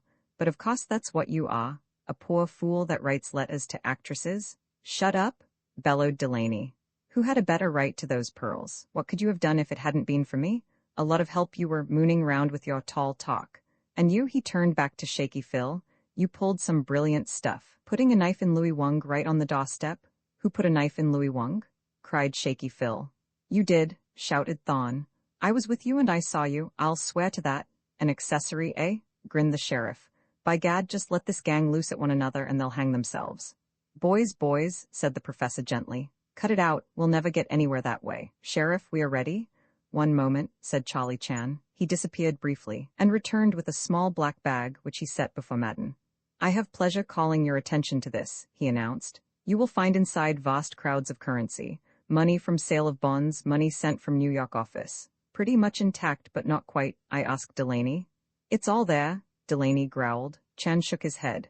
I grieve to differ even with rascal like you are, but there was Eddie Boston. Yes, replied Delaney. It's true, I gave Boston $5,000. He recognized me the other day in the yard. Go after him and get it back, the dirty crook. The sheriff laughed. Speaking of crooks, he said, that sounds to me like your cue, boys. We'd better be getting along, Bliss. We can swear in a deputy or two in El Dorado. Mr. Madden, I'll see you tomorrow. Bob Eden went up to Delaney. Well, Jerry, he smiled. I'm afraid this is goodbye. You've been my host down here, and my mother told me I must always say I've had a very nice time. Oh, go to the devil, said Delaney. The sheriff and Bliss herded their captives out into the desert night, and Eden went over to Paula Wendell. Exit the Delaney quartet, he remarked. I guess my stalling days at the ranch are ended. I'm taking the 10:30 train to Boston, and better call up for a taxi, she suggested. Not while you and the roadster are on the job. If you'll wait while I pack, I want a word with you anyhow, about Wilbur. One happy thought runs through my mind, Will Holly was saying. I'm the author of a famous interview with you, Mr. Madden, one you never gave. Really? Replied Madden. Well, don't worry, I'll stand behind you. Thanks, answered the editor. I wonder why they gave out that story, he mused. Simple to guess, said Chan. They are wiring New York office money be sent, please. How better to establish fact Madden is at Desert Ranch than to blaze same forth in newspapers? Printed word has ring of convincing truth. I imagine you're right, nodded Holly. By the way, Charlie, we thought we'd have a big surprise for you when we got back from the mine, but you beat us to it after all. By a hair's width, replied Chan. Now that I have leisure I bow my head and do considerable blushing. Must admit I was plenty slow to grasp apparent fact. Only tonight light shone. To please this victor, I hand over pearls. Madden is signing receipt, he writes slow and painful. Suddenly I think he does all things slow and painful with that right hand. Why, I recall Delaney's vest built for left-handed man. Inwardly, out of sight, I gasp. To make a test, I snatch at pearls. Madden, to call him that, snatches too, but God is down, he snatches with left hand. He rips out pistol, left hand again. The fact is proved, I know. Well, that was quick thinking, Holly said. Chan sadly shook his head. Why not? Poor old brain must have been plenty rested, not at work for many days. When I arrange these dishonest ones in chairs to wait for you, I have much time for bitter self-incriminations. Why have I experienced this stupid sinking spell? All time it was clear as desert morning. A man writes important letter, hides in blotter, goes away. Returning, he never touches same.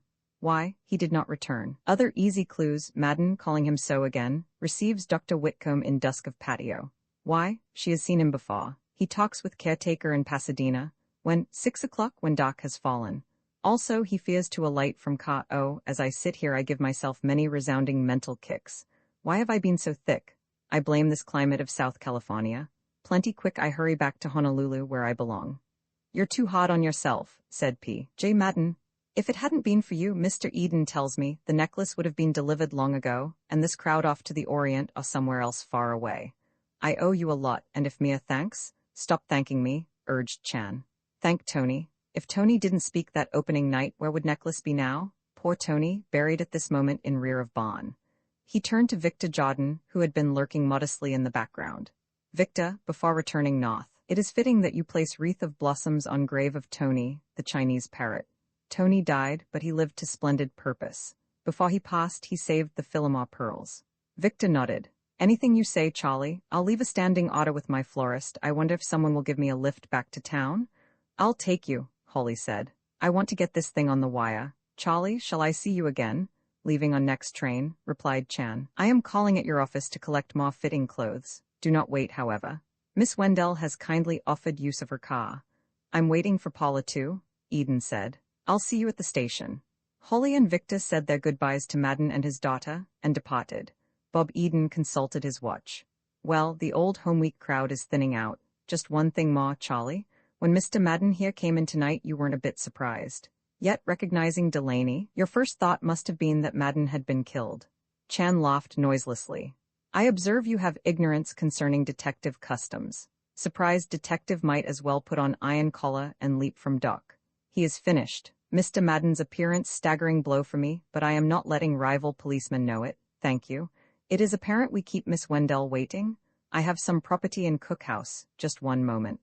The cookhouse? Cried P.J. Madden. By the Lord Harry, I'm hungry. I haven't had anything but canned food for days. An apprehensive look flitted over Chan's face. Such a pity, he said.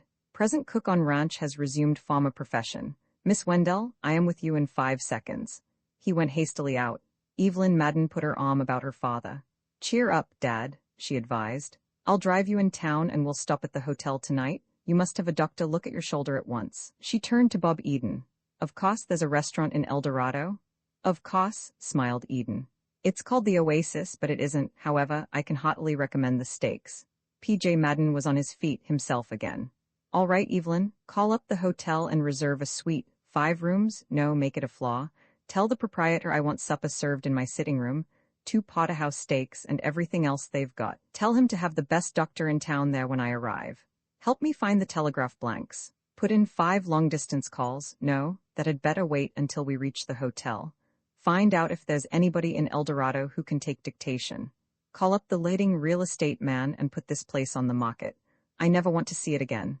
And oh, yes, don't let that Chinese detective get away without seeing me. I'm not through with him. Make a note to call a secretarial bureau in Los Angeles at 8 in the morning. Bob Eden hurried to his room and packed his suitcase.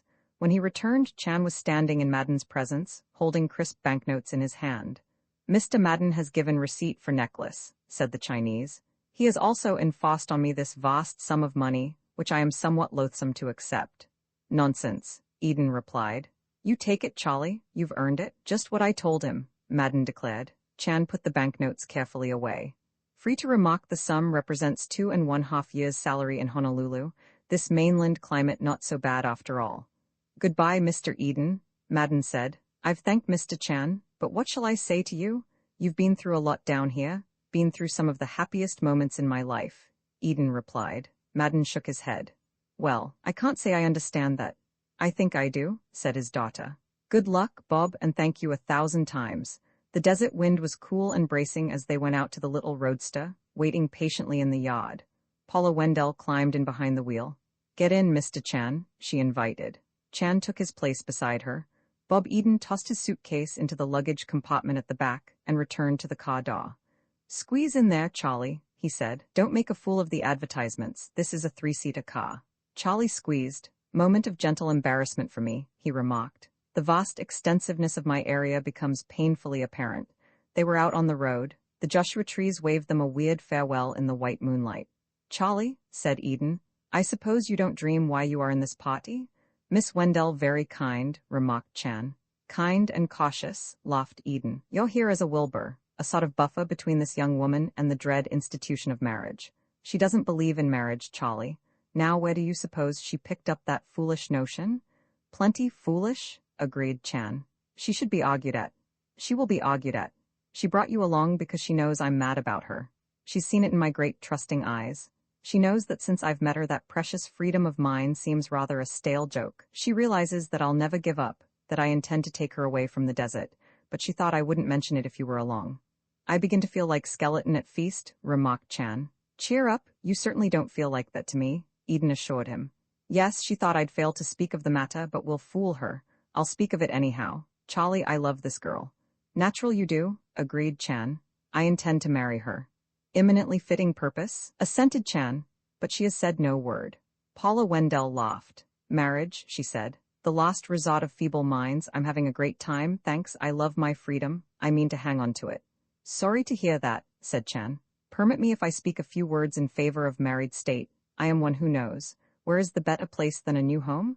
Truly an earthly paradise where cares vanish, where the heavenly melody of wife's voice vibrates everything in a strange symphony. Sounds pretty good to me, remarked Eden.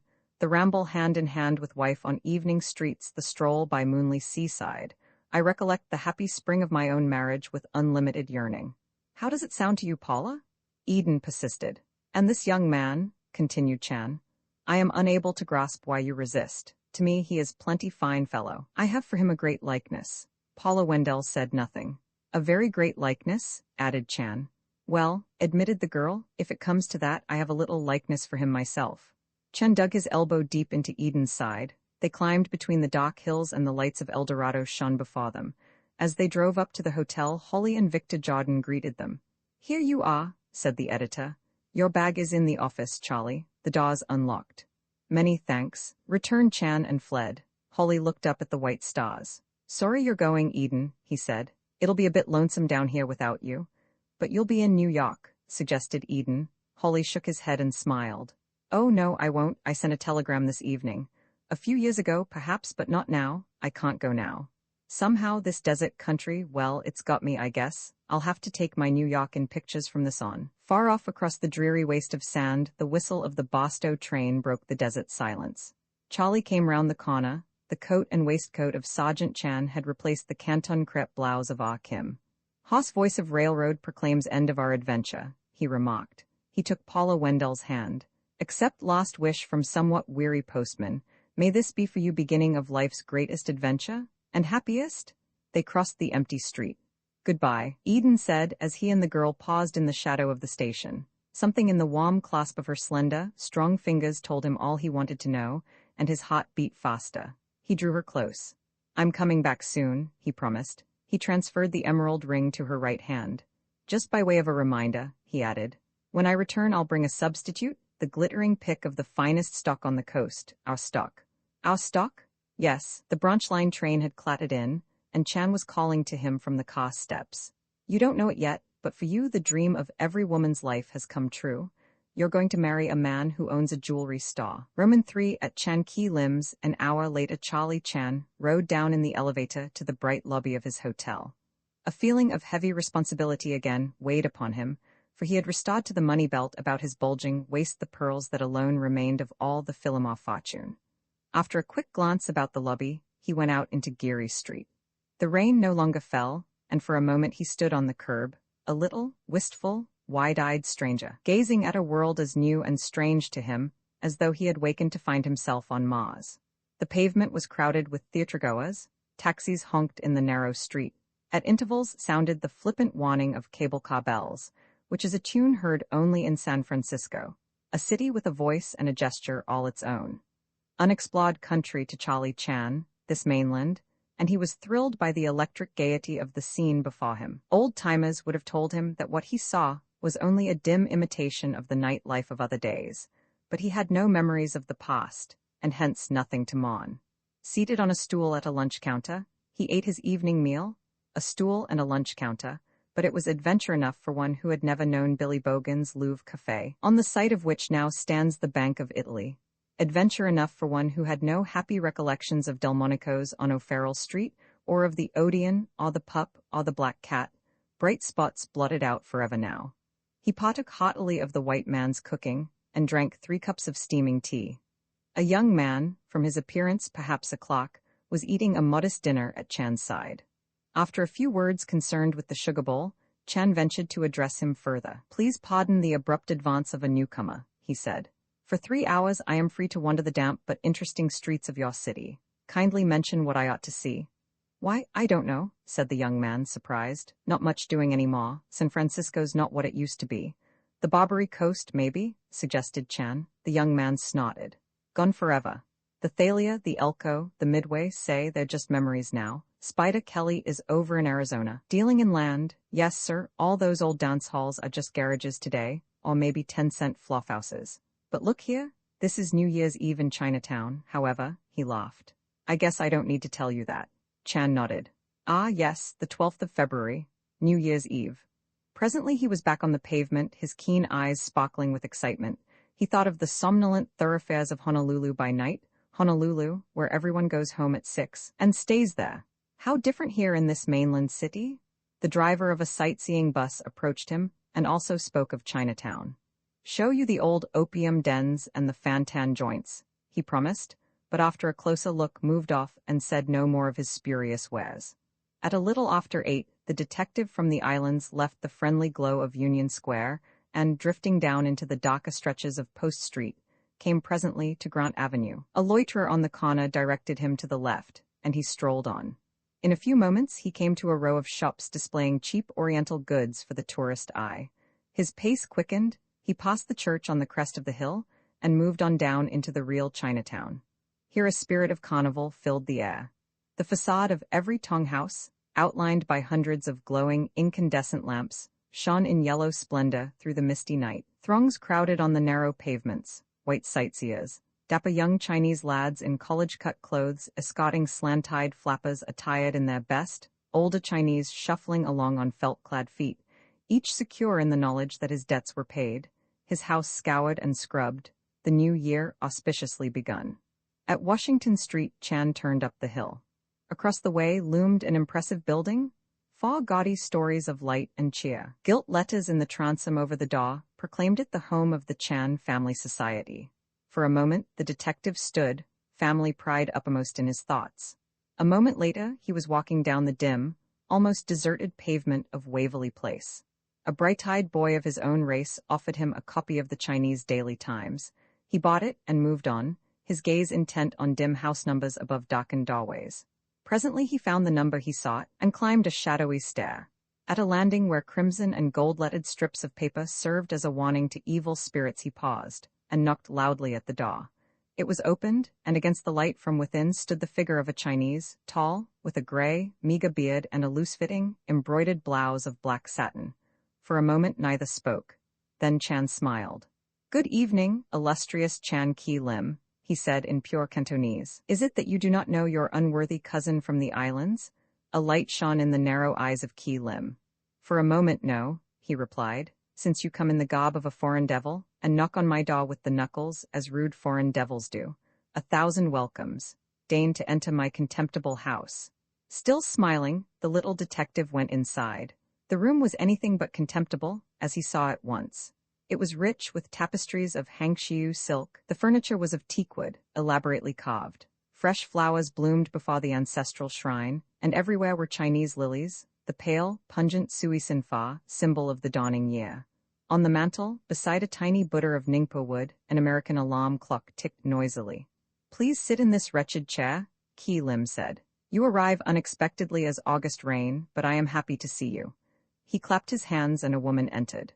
"My wife, Chan So," the host explained. "Bring rice cakes and my dew of roses wine," he ordered. He sat down opposite Charlie Chan and regarded him across a teakwood table on which were sprays of fresh almond blossoms. "There was no news of your coming," he remarked. Chan shrugged. "No, it was better so. I come on a mission." "On business?" he added, in his best Rotary Club manner. Ki Lim's eyes narrowed.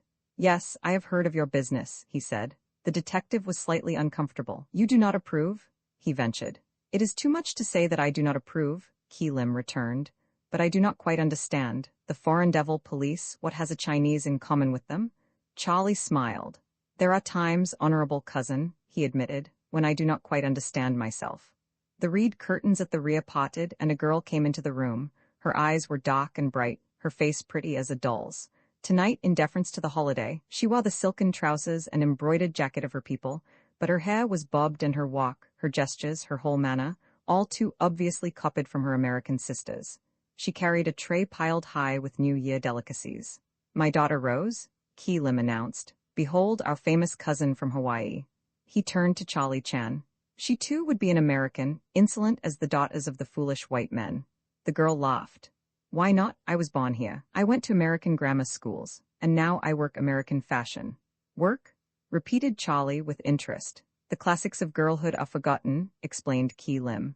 "All day she sits in the Chinatown telephone exchange, shamelessly talking to a wall of teakwood that flashes red and yellow eyes." "Is that so terrible?" asked the girl, with a laughing glance at her cousin. "A most interesting labor," surmised Charlie. "I'll tell the world it is," answered the girl in English, and went out. A moment later she returned with a battered old wine jug. Into Swatto bowls she poured 2 hot libations, then, taking a seat on the far side of the room, she gazed curiously at this notable relative from across the seas. Once she had read of his exploits in the San Francisco papers. For an hour Omar Chan sat, talking with his cousin of the distant days when they were children in China. Finally he glanced toward the mantel. "Does that clock speak the truth?" he asked. Ki Lim shrugged. "It is a foreign devil clock," he said, "and therefore a great liar." Chan consulted his watch. "With the keenest regret," he announced, "I find I must walk my way. Tonight my business carries me far from here, to the desert that lies in the south.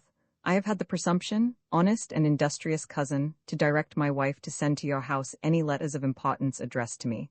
Should a message arrive in my absence, you will be good enough to hold it here awaiting my return. In a few days, at most, I will walk this way again. Meanwhile, I go beyond the reach of messengers." The girl rose and came forward. "Even on the desert," she said, "there are telephones." Charlie looked at her with sudden interest. "On the desert," he repeated. "Most assuredly. Only 2 days ago I had a long-distance call for a ranch near El Dorado. A ranch named, but I do not remember. Perhaps the Ranch of Madden, said Chan hopefully. She nodded. Yes, that was the name. It was a most unusual call. And it came from Chinatown? Of course, from the bowl shop of Wang Qing in Jackson Street. He desired to speak to his relative, Louis Wang, caretaker on Madden's ranch, the number, Eldorado 76. Chan dissembled his eagerness, but his heart was beating faster. He was of the Foreign Devil Police now. Perhaps you heard what was said. Louis Wang must come to San Francisco at once. Much money and a fine position awaited him here? Heya? Cut and key limb. It is not fitting that you reveal thus the secrets of your white devil profession, even to one of the family of Chan. You are right, ever-wise cousin, Charlie agreed. He turned to the girl. You and I, Little Blossom, will meet again. Even though the desert has telephones, I am beyond reach there. Now, to my great regret, I must go. Key Lim followed him to the door. He stood there on the reed mat, stroking his thin beard and blinking. Farewell, notable cousin, on that long journey of yours upon which you now set out. Walk slowly. Farewell, Charlie answered. All my good wishes for happiness in the new year. Suddenly he found himself speaking English. See you later, he called, and hurried down the stairs. Once in the street, however, he obeyed his cousin's parting injunction and walked slowly indeed. A startling bit of news, this, from Rose, the telephone operator. Louis Wang was wanted in San Francisco, wanted by his relative Wang Qing, the bowl merchant. Why? An old Chinese on a corner directed him to Jackson Street, and he climbed its steep pavement until he reached the shop of Wang Qing. The brightly lighted window was filled with Swatto cups and bowls, a rather beautiful display, but evidently during this holiday season, the place was not open for business, for the curtains on the door were drawn. Chan rattled the latch for a full minute, but no one came. He crossed the street and took up a post in a dark doorway opposite. Sooner or later, his summons would be answered. On a nearby balcony, a Chinese orchestra was playing, the wanging flute, the shrill plink of the moonquan, the rasping cymbals, and the drums filled the night with a blissful dissonance. Presently the musicians ceased, the din died away, and Chan heard only the click of American heels and the stealthy swish of felt slippers passing his hiding place. In about 10 minutes, the door of Wang Qing's shop opened and a man came out. He stood looking cautiously up and down the dim street. A thin man in an overcoat which was buttoned close about him, a chilly-seeming man. His hat was low over his eyes, and as a further means of deceit he wore dark spectacles. Charlie Chan permitted a faint flash of interest to cross his chubby face. The chilly man walked briskly down the hill, and stepping quickly from the doorway, Chan followed at a distance. They emerged into Grant Avenue. The dark-spectacled one turned to the right. Still Chan followed. This was child's play for him. 1 block, 2, 3. They came to a cheap hotel, the Kilani, on one of Grant Avenue's corners, and the man in the overcoat went inside. Glancing at his watch, Chan decided to let his quarry escape and turned in the direction of Union Square. His mind was troubled. This much even a fool could grasp, he thought. We moved toward a trap, but with eyes open, with eyes keenly open. Back in his tiny hotel room, he restored to his inexpensive suitcase the few articles he had previously removed.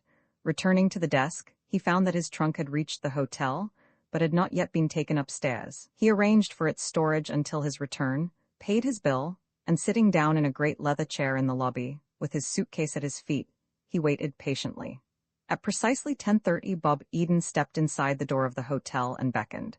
Following the young man to the street, Chan saw a big limousine drawn up to the curb. "Jump in, Mr. Chan," said the boy, taking his bag. As the detective entered the darkened interior, Alexander Eden greeted him from the gloom. "Tell Michael to drive slowly, I want to talk," called the older man to his son.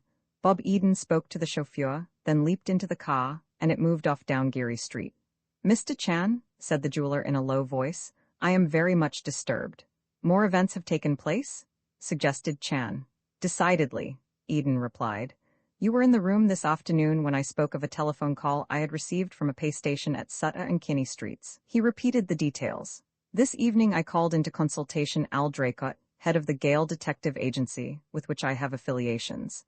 I asked him to investigate and, if possible, find that man in the overcoat Bob saw at the dock. An hour ago he reported that he had located our man with no great difficulty. He has discovered him. At the Kilani Hotel, perhaps on Grant Avenue," suggested Chan, dissembling a deep triumph. "Good Lord," gasped Eden. "You found him too. Why, that's amazing. Amazing luck," said Chan. "Please pardon rude interruption, will not occur again." Well, Draycott located this fellow and reports that he is Shaky Phil Madoff, one of the Madoff brothers, as slick a pair of crooks as ever left New York for their health. The fellow suffers from malaria, I believe, but otherwise he is in good form and, it seems, very much interested in our little affairs. But, Mr. Chan, your own story, how in the world did you find him too? Chan shrugged. Successful detective, he said, is plenty often man on whom luck turns smiling face. This evening I bask in most heartwarming grin. He told of his visit to Chan Lee Kim, of the telephone call to the desert from Wung's bowl shop, and of his seeing the man in the overcoat leaving the shop. After that, simple matter to hound him to hotel, he finished. Well, I'm more disturbed than ever, Eden said. They have called the caretaker away from Madden's ranch. Why? I tell you I don't like this business. Nonsense, father, Bob Eden protested. It's rather interesting. Not to me. I don't welcome the attention of these Madoffs, and where, by the way, is the other one? They are not the modern type of crook that relies entirely on a gun. They are men of brains, old-fashioned outlaws who are regarded with respect by the police whom they have fought for many years. I called Sally Jordan and tried to abandon the whole proceeding, but that son of hers. He's itching to get the money, and he's urging her to go ahead. So what can I do?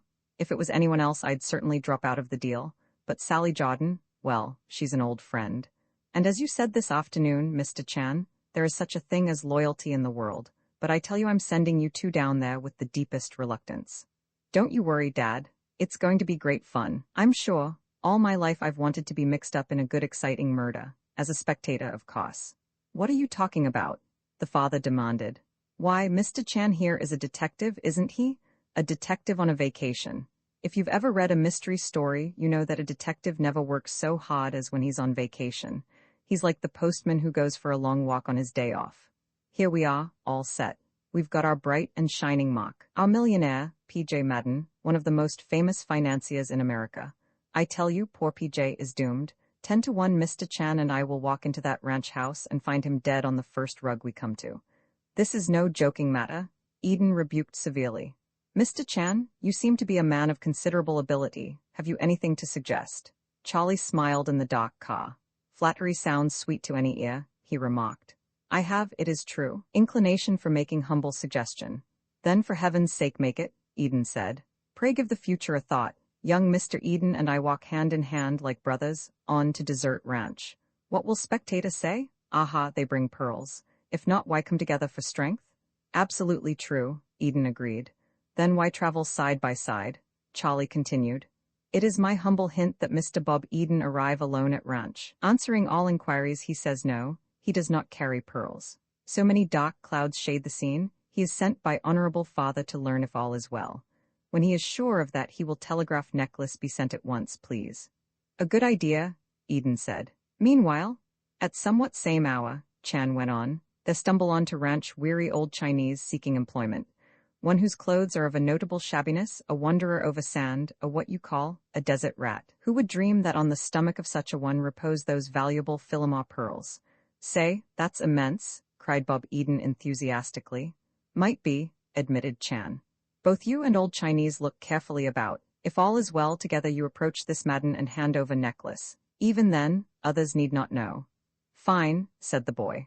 We'll separate when we board the train. If you're in doubt at any time, just keep your eye on me and tag along. We're due in Boston tomorrow at 1:15, and there's a train to El Dorado at 3:20, which arrives about 6. I'm taking it, and you'd better do the same. One of my newspaper friends here has given me a letter to a fellow named Will Holly, who's editor of a little paper at El Dorado. I'm going to invite him to have dinner with me, then I'll drive out to Madden's. You, of course, will get out some other way. As somebody may be watching us, we won't speak on our journey. Friends once, but strangers now. That's the idea, isn't it? Precisely the notion, agreed Chan. The car had stopped before the ferry building. I have your tickets here, Alexander Eden said, handing over a couple of envelopes. You have lower berths in the same car, but at different ends. You'll find a little money there for expenses, Mr. Chan. I may say that I think your plan is excellent, but for heaven's sake be careful, both of you. Bob, my boy, you're all I've got. I may have spoken harshly to you, but I take care of yourself. Don't you worry, Dad, Bob Eden said. Though you'll never believe it, I'm grown up, and I've got a good man with me. Mr. Chan, Eden said, good luck, and thank you 1,000 times. Don't talk about it, smiled Charlie. Happiest walk of postman's life is on his holiday. I will serve you well. Goodbye." He followed Bob Eden through the gates and on to the ferryboat. A moment later they had slipped out upon the black waters of the harbor. The rain was gone, the sky spattered with stars, but a chill wind blew through the gate. Charlie stood alone by the rail. The dream of his life had come true. He knew the great mainland at last. The flaming ball atop the ferry building receded. The yellow lamps of the city marched up the hills and down again. He thought of the tiny island that was his home, of the house on Punch Bowl Hill where his wife and children patiently awaited his return. Suddenly he was appalled at the distance he had come. Bob Eden joined him there in the dock and waved his hand toward the glow in the sky above Grant Avenue. "A big night in Chinatown," he said. "Very large night," agreed Chan.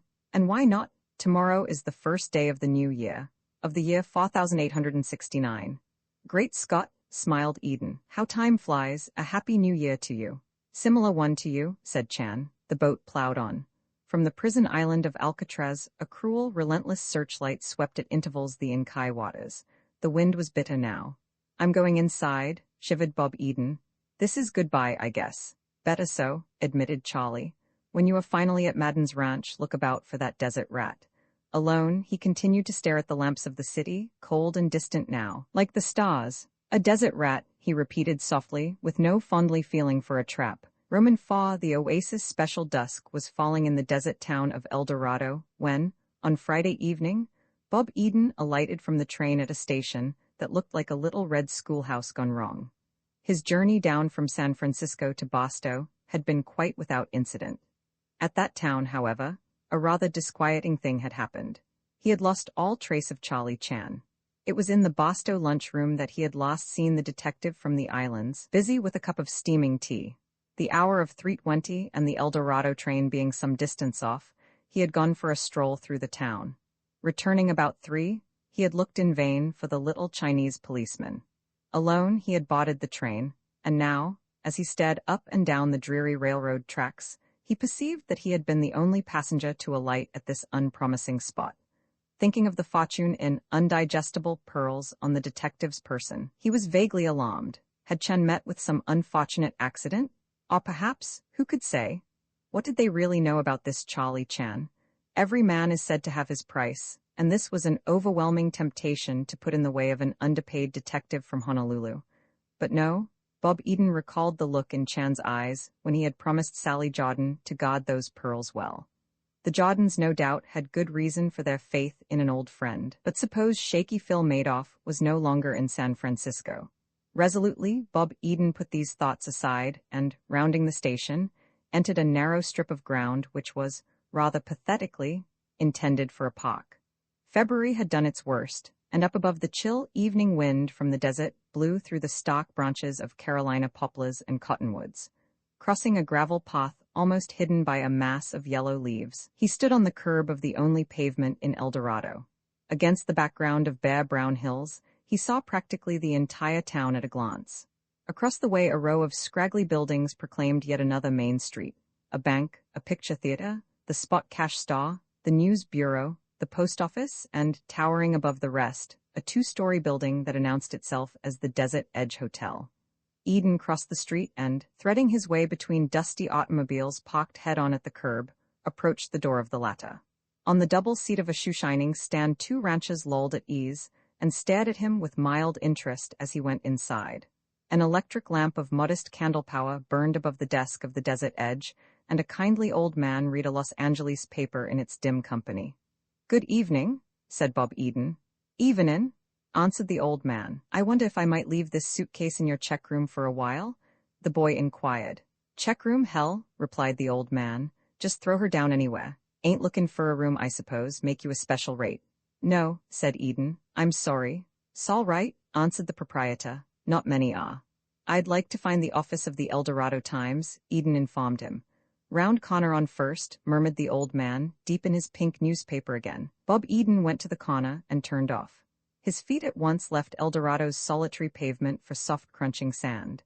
He passed a few buildings even meaner than those on Main Street, a plumber's shop, a grocer's, and came to a little yellow shack which bore on its window the fading legend, "The El Dorado Times, job printing neatly done." There was no light inside, and crossing a narrow, dilapidated porch, he saw a placard on the door. straining his eyes in the dusk. He read, back in an hour, God knows why. While Holly smiling, Eden returned to the desert edge. How about dinner? He inquired. Wondering about it myself, admitted the old man. We don't serve meals here, lose a little less that way. But there must be a restaurant. Sure there is. This is an up-to-date town. He nodded over his shoulder. Down beyond the bank, the Oasis Cafe.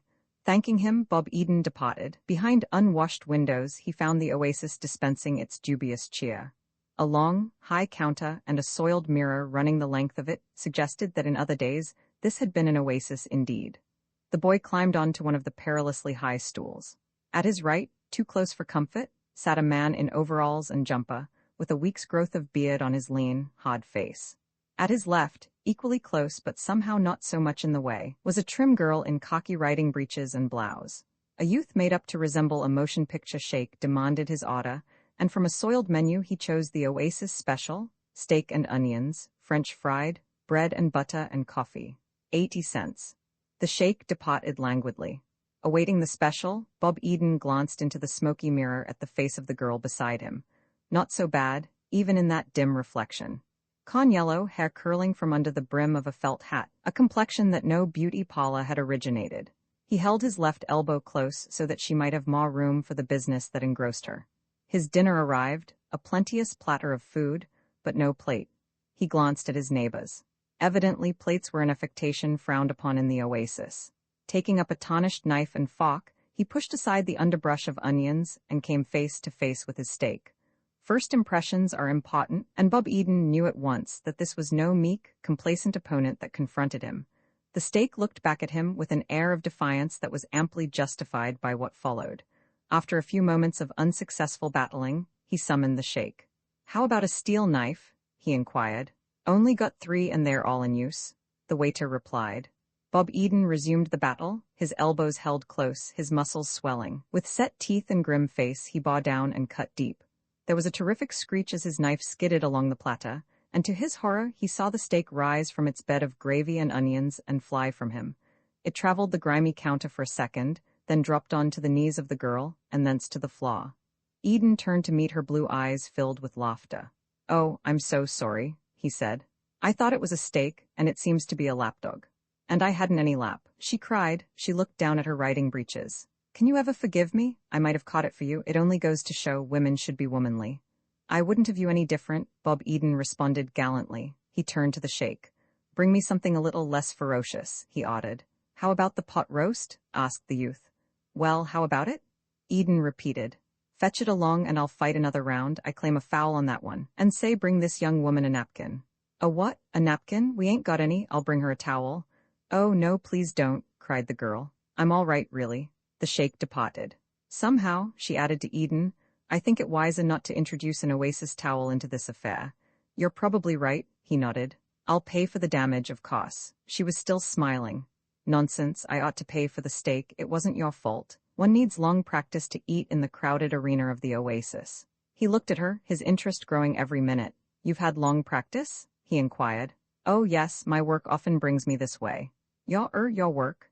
"Yes, since your steak seems to have introduced us, I may tell you I'm with the moving pictures." Of course, thought Eden. The desert was filled with movie people these days. "Ah, have I ever seen you in the films?" he ventured. She shrugged. "You have not, and you never will. I'm not an actress. My job's much more interesting. I'm a location finder." Bob Eden's pot roast arrived, mercifully cut into small pieces by some blunt instrument behind the scenes. "A location finder? I ought to know what that is." "You certainly ought to. It's just what it sounds like. I travel about hunting backgrounds. By the Vandeventa Trail to Pinyon Flat, down to the Salton Sea or up to the Morongos. All the time trying to find something new, something the dear old public will mistake for Algeria, Araby, the South Seas." "Sounds mighty interesting." "It is indeed, particularly when one loves this country as I do." "You were born here, perhaps?" "Oh no. I came out with Dad to Dr. Whitcomb's. It's 5 miles from here, just beyond the Madden Ranch some years ago.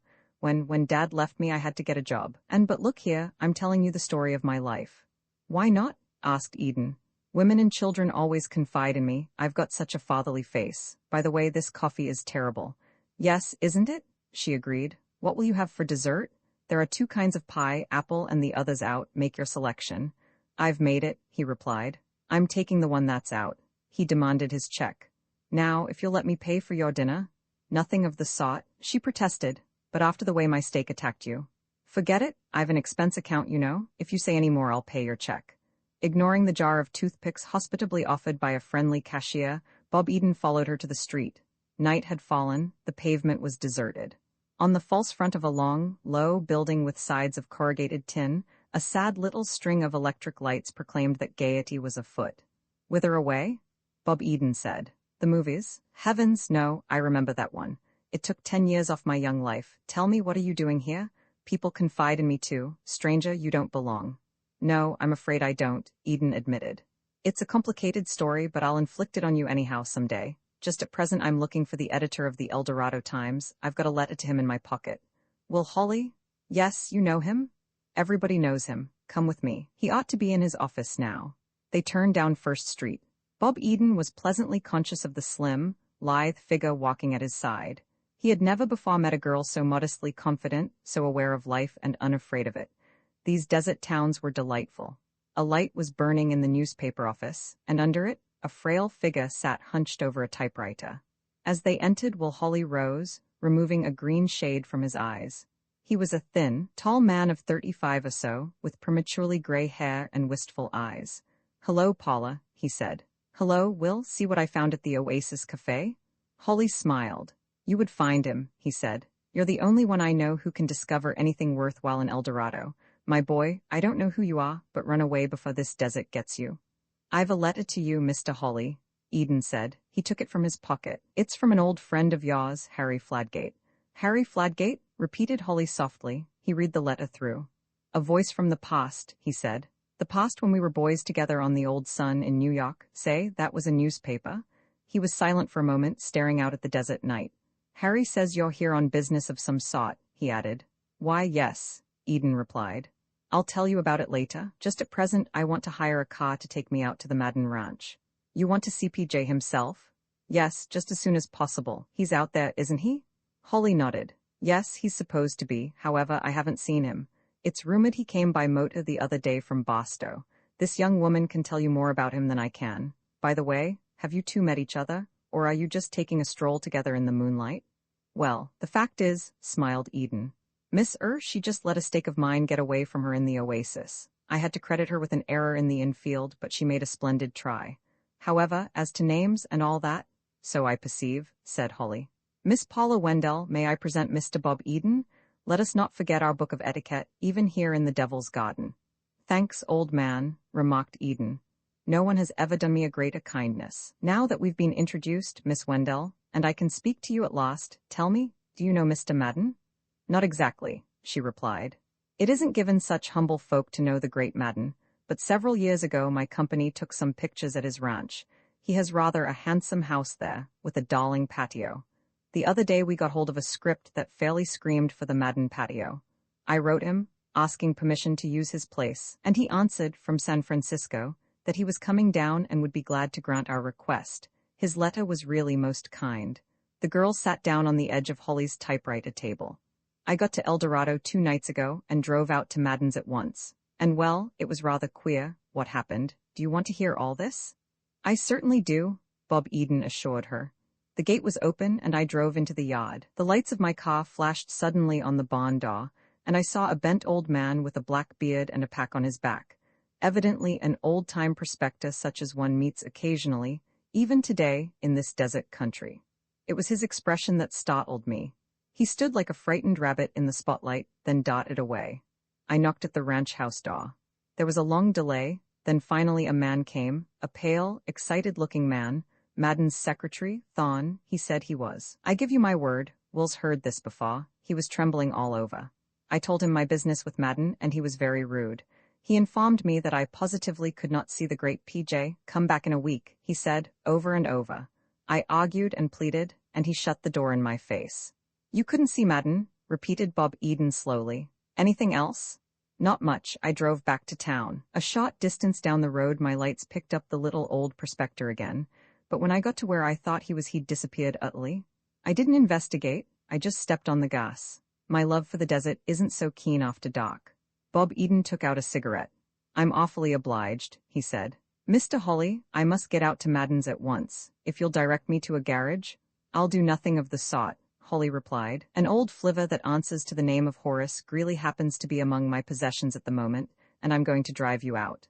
I couldn't think of taking you away from your work. Oh, don't joke like that. You're breaking my heart. My work? Here I am, trying to string one good day's work along over all eternity, and you drift in and start to kid me? I'm sorry, said Eden. Come to think of it, I did see your placard on the door. Holly shrugged. I suppose that was just cheap cynicism. I try to steer clear of it. But sometimes, they went together out of the office, and Holly locked the door. The deserted, sad little street stretched off to nowhere in each direction. The editor waved his hand at the somnolent picture. You'll find us all about out here, he said. The exiles of the world. Of course, the desert is grand, and we love it. But once let a doctor say you can go and you couldn't see us for the dust. I don't mind the daytime so much, the hot, friendly day, but the nights? The cold, lonely nights. Oh, it isn't so bad, Will, said the girl gently. Oh no, it isn't so bad, he admitted. Not since the radio and the pictures. Night after night I sit over there in that movie theater, and sometimes in a newsreel or perhaps in a feature, I see Fifth Avenue again, Fifth Avenue at 42nd with the motors, and the lions in front of the library, and the women in furs, but I never see Park Row. The three of them walked along in silence through the sand. If you love me, Paula, added Will Holly softly, there's a location you'll find. A story about Park Row, with the crowds under the L, and the wagons backed up to the rear door of the post office, and Perry's drug store, and the gold dome of the world. Give me a film of that, and I'll sit in the Strand watching it over and over until these old eyes go blind. I'd like to, said the girl, but those crowds under the elevated wouldn't care for it. What they want is the desert, the broad, open spaces away from the roar of the town. Holly nodded. I know, it's a feeling that's spread over America these past few years like some dread epidemic. I must write an editorial about it.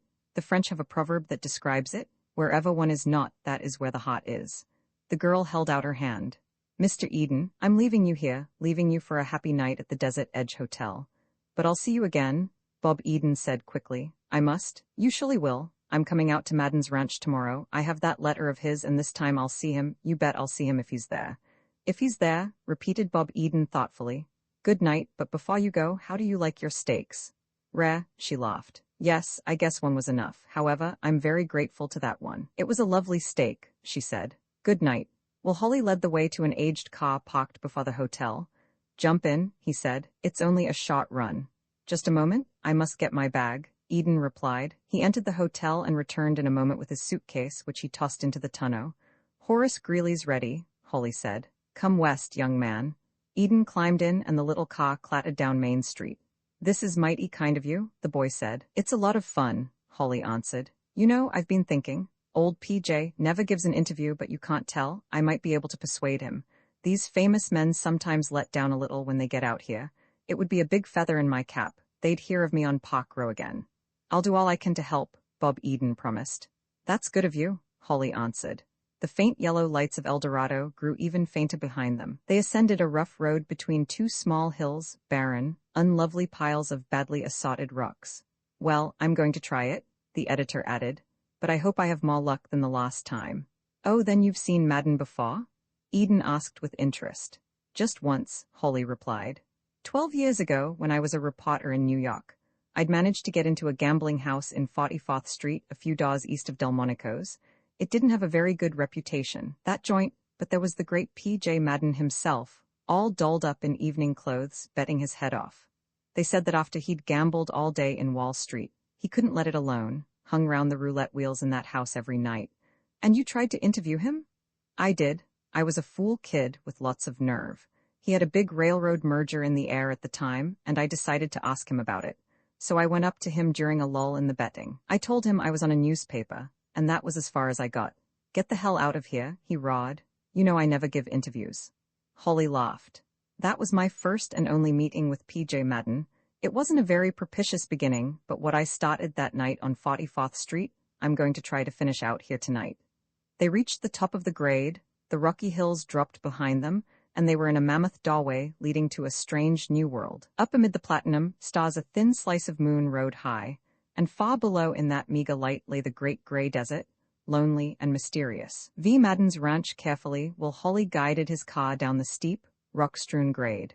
"Go easy, Horace," he murmured. Presently they were on the floor of the desert, the road but a pair of faint wheel tracks amid the creosote brush and mesquite. Once their headlights caught a jackrabbit, sitting firmly on the right-of-way. The next instant he was gone forever. Bob Eden saw a brief stretch of palm trees behind a barbed wire fence, and down the lane between the trees the glow of a lonely window. "Alfalfa Ranch," Will Holly explained. "Why in heaven's name do people live out here?" Eden asked. "Some of them because they can't live anywhere else," the editor answered. "And at that, well, you know it isn't a bad place to ranch it. Apples, lemons, pears, but how about water? It's only a desert because not many people have taken the trouble to bar for water. Just go down a way and you strike it. Some go down a couple of 100 feet. Madden only had to go 30-odd. But that was Madden luck. He's near the bed of an underground river." They came to another fence. Above it were painted signs and flags fluttering yellow in the moonlight. "Don't tell me that's a subdivision," Eden said. Holly laughed. "Date City," he announced. "Here in California, the subdivider, like the poor, is always with us. Date City where, if you believe all you're told, every dime is a baby dollar. No one lives there yet, but who knows? We're a growing community, see my editorial in last week's issue." The car plowed on. It staggered a bit now, but Holly's hands were firm on the wheel. Here and there a Joshua tree stretched out hungry black arms as though to seize these travelers by night, and over that gray, wasted dismal wind moaned constantly, chill and keen and biting. Bob Eden turned up the collar of his top coat. "I can't help thinking of that old song," he said. "You know, about the lad who guaranteed to love somebody until the sands of the desert grow cold." "It wasn't much of a promise," agreed Holly. "Either he was a great kidder, or he'd never been on the desert at night. But look here, is this your first experience with this country? What kind of a Californian are you?" "Golden Gate brand," smiled Eden. "Yes, it's true, I've never been down here before. Something tells me I've missed a lot." "You sure have. I hope you won't rush off in a hurry. By the way, how long do you expect to be here?" "I don't know," replied Eden. He was silent for a moment. His friend at home had told him that Holly could be trusted, but he really did not need that assurance. One look into the editor's friendly gray eyes was sufficient. "Holly, I may as well tell you why I've come," he continued, "but I rely on your discretion. This isn't an interview." "Suit yourself," Holly answered. "I can keep a secret if I have to, but tell me or not, just as you prefer." "I prefer to tell you," Eden said. He recounted Madden's purchase of the Philomar pearls, his request for their delivery in New York, and then his sudden, unexpected switch to the desert. "That in itself was rather disturbing," he added. "Odd, yes," agreed Holly. "But that wasn't all," Bob Eden went on.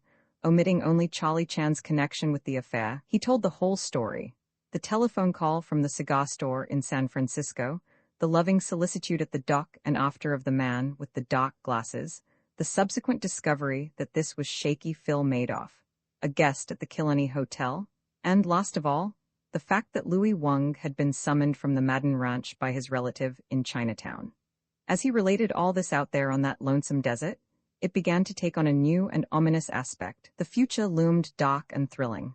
Had that great opening between the hills been, in reality, the gateway to adventure? Certainly it looked the part.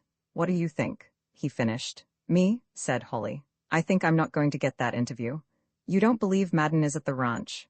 "I certainly don't. Look at Paula's experience the other night. Why couldn't she see him? Why didn't he hear her at the door and come to find out what the row was about? Because he wasn't there. My lad, I'm glad you didn't venture out here alone, particularly if you've brought the pearls, as I presume you have." "Well, in a way, I've got them. About this Louis Wang, you know him, I suppose." "Yes, and I saw him at the station the other morning. Look at tomorrow's El Dorado Times and you'll find the big story under the personals. Our respected fellow townsman, Mr. Louis Wang, went to San Francisco on business last Wednesday." "Wednesday, eh? What sort of lad is Louis?" "Why, he's just a Chinaman, been in these parts a long time. For the past 5 years he's stayed at Madden's ranch the year round as caretaker. I don't know a great deal about him. He's never talked much to anyone round here, except the Parrot." "The Parrot? What Parrot?"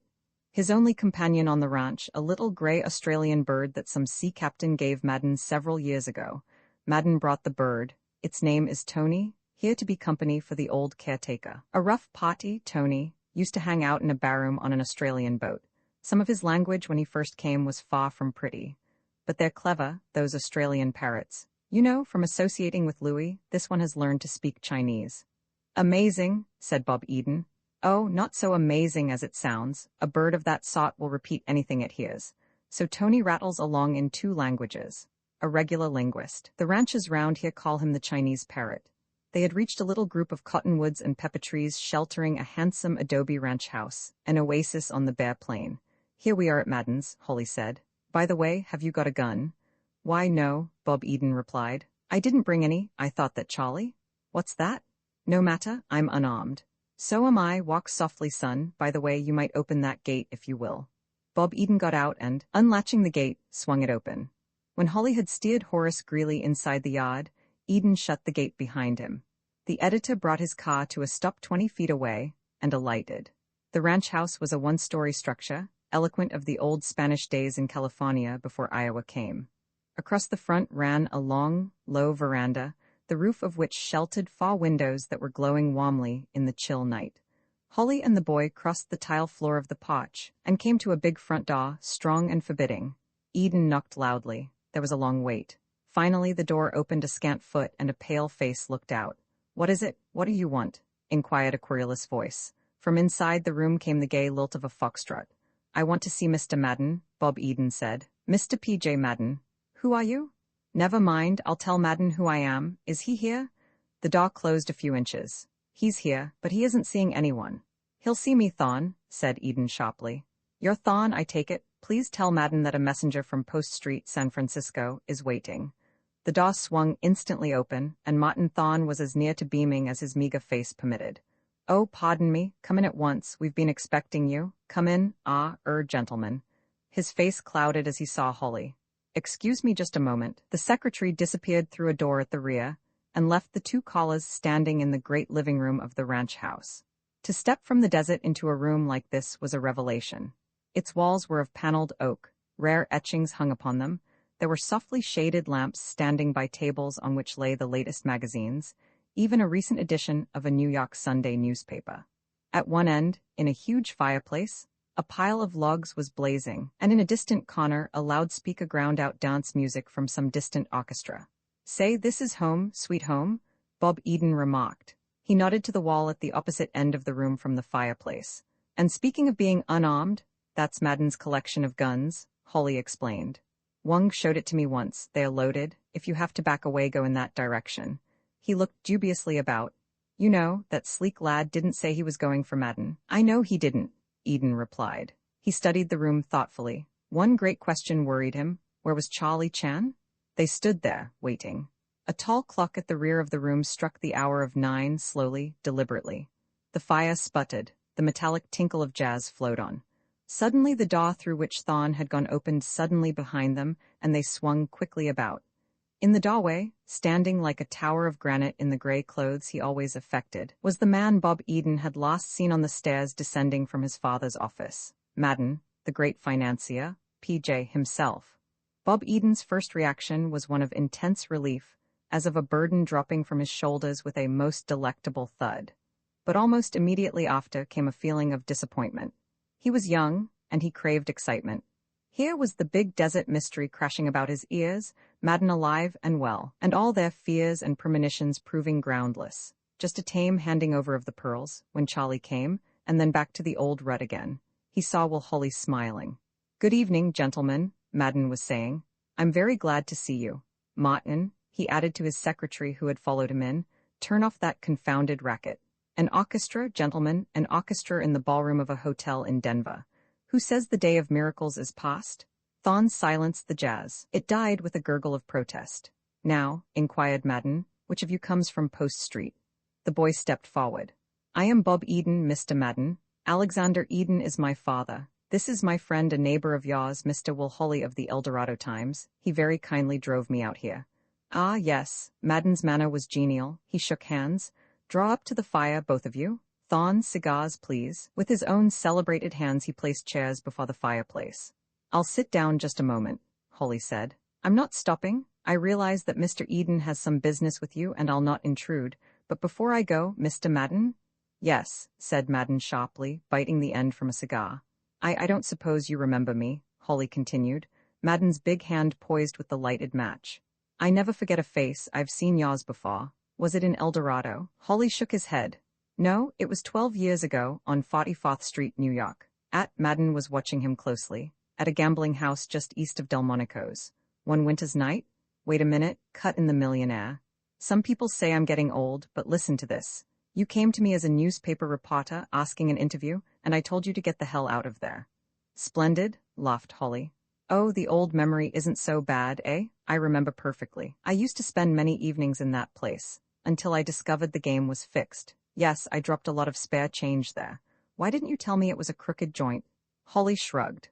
Well, your manner didn't encourage confidences. But what I'm getting at, Mr. Madden, I'm still in the newspaper game, and an interview from you? I never give 'em, snapped the millionaire. I'm sorry, said Holly. An old friend of mine runs a news bureau in New York, and it would be a big triumph for me if I could wire him something from you. On the financial outlook, for example, the first interview from P.J. Madden. Impossible, answered Madden. I'm sorry to hear you say that, Mr. Madden, Bob Eden remarked. Holly here has been very kind to me, and I was hoping with all my heart you would overlook your rule this once. Madden leaned back and blew a ring of smoke toward the paneled ceiling. Well, he said, and his voice was somehow gentler, you've taken a lot of trouble for me, Mr. Eden, and I'd like to oblige you. He turned to Holly. Look here, nothing much, you know, just a few words about business prospects for the present year. That would be extremely kind of you, Mr. Madden. Oh, it's all right, I'm away out here, and I feel a bit differently about the newspapers than I do at home. I'll dictate something to Thon. Suppose you run out here tomorrow about noon. I certainly will, said Holly, rising. You don't know what this means to me, sir. I must hurry back to town. He shook hands with the millionaire, then with Bob Eden. His eyes as he looked at the latter said, Well, everything's all right after all, I'm glad. He paused at the door. Goodbye, until tomorrow, he added. Thon let him out. The door had barely closed behind the editor when Madden leaned forward eagerly. His manner had changed, suddenly, like an electric shock. The boy felt the force of this famous personality. Now, Mr. Eden, he began briskly, you've got the pearls, of course? Eden felt extremely silly. All their fears seemed so futile here in this bright, homelike room. Well, as a matter of fact, he stammered. A glass door at the rear of the room opened, and someone entered. Eden did not look round, he waited. Presently the newcomer stepped between him and the fire. He saw a plump little Chinese servant, with wan trousers and velvet slippers, and a loose jacket of Canton crepe. In his arms he carried a couple of logs.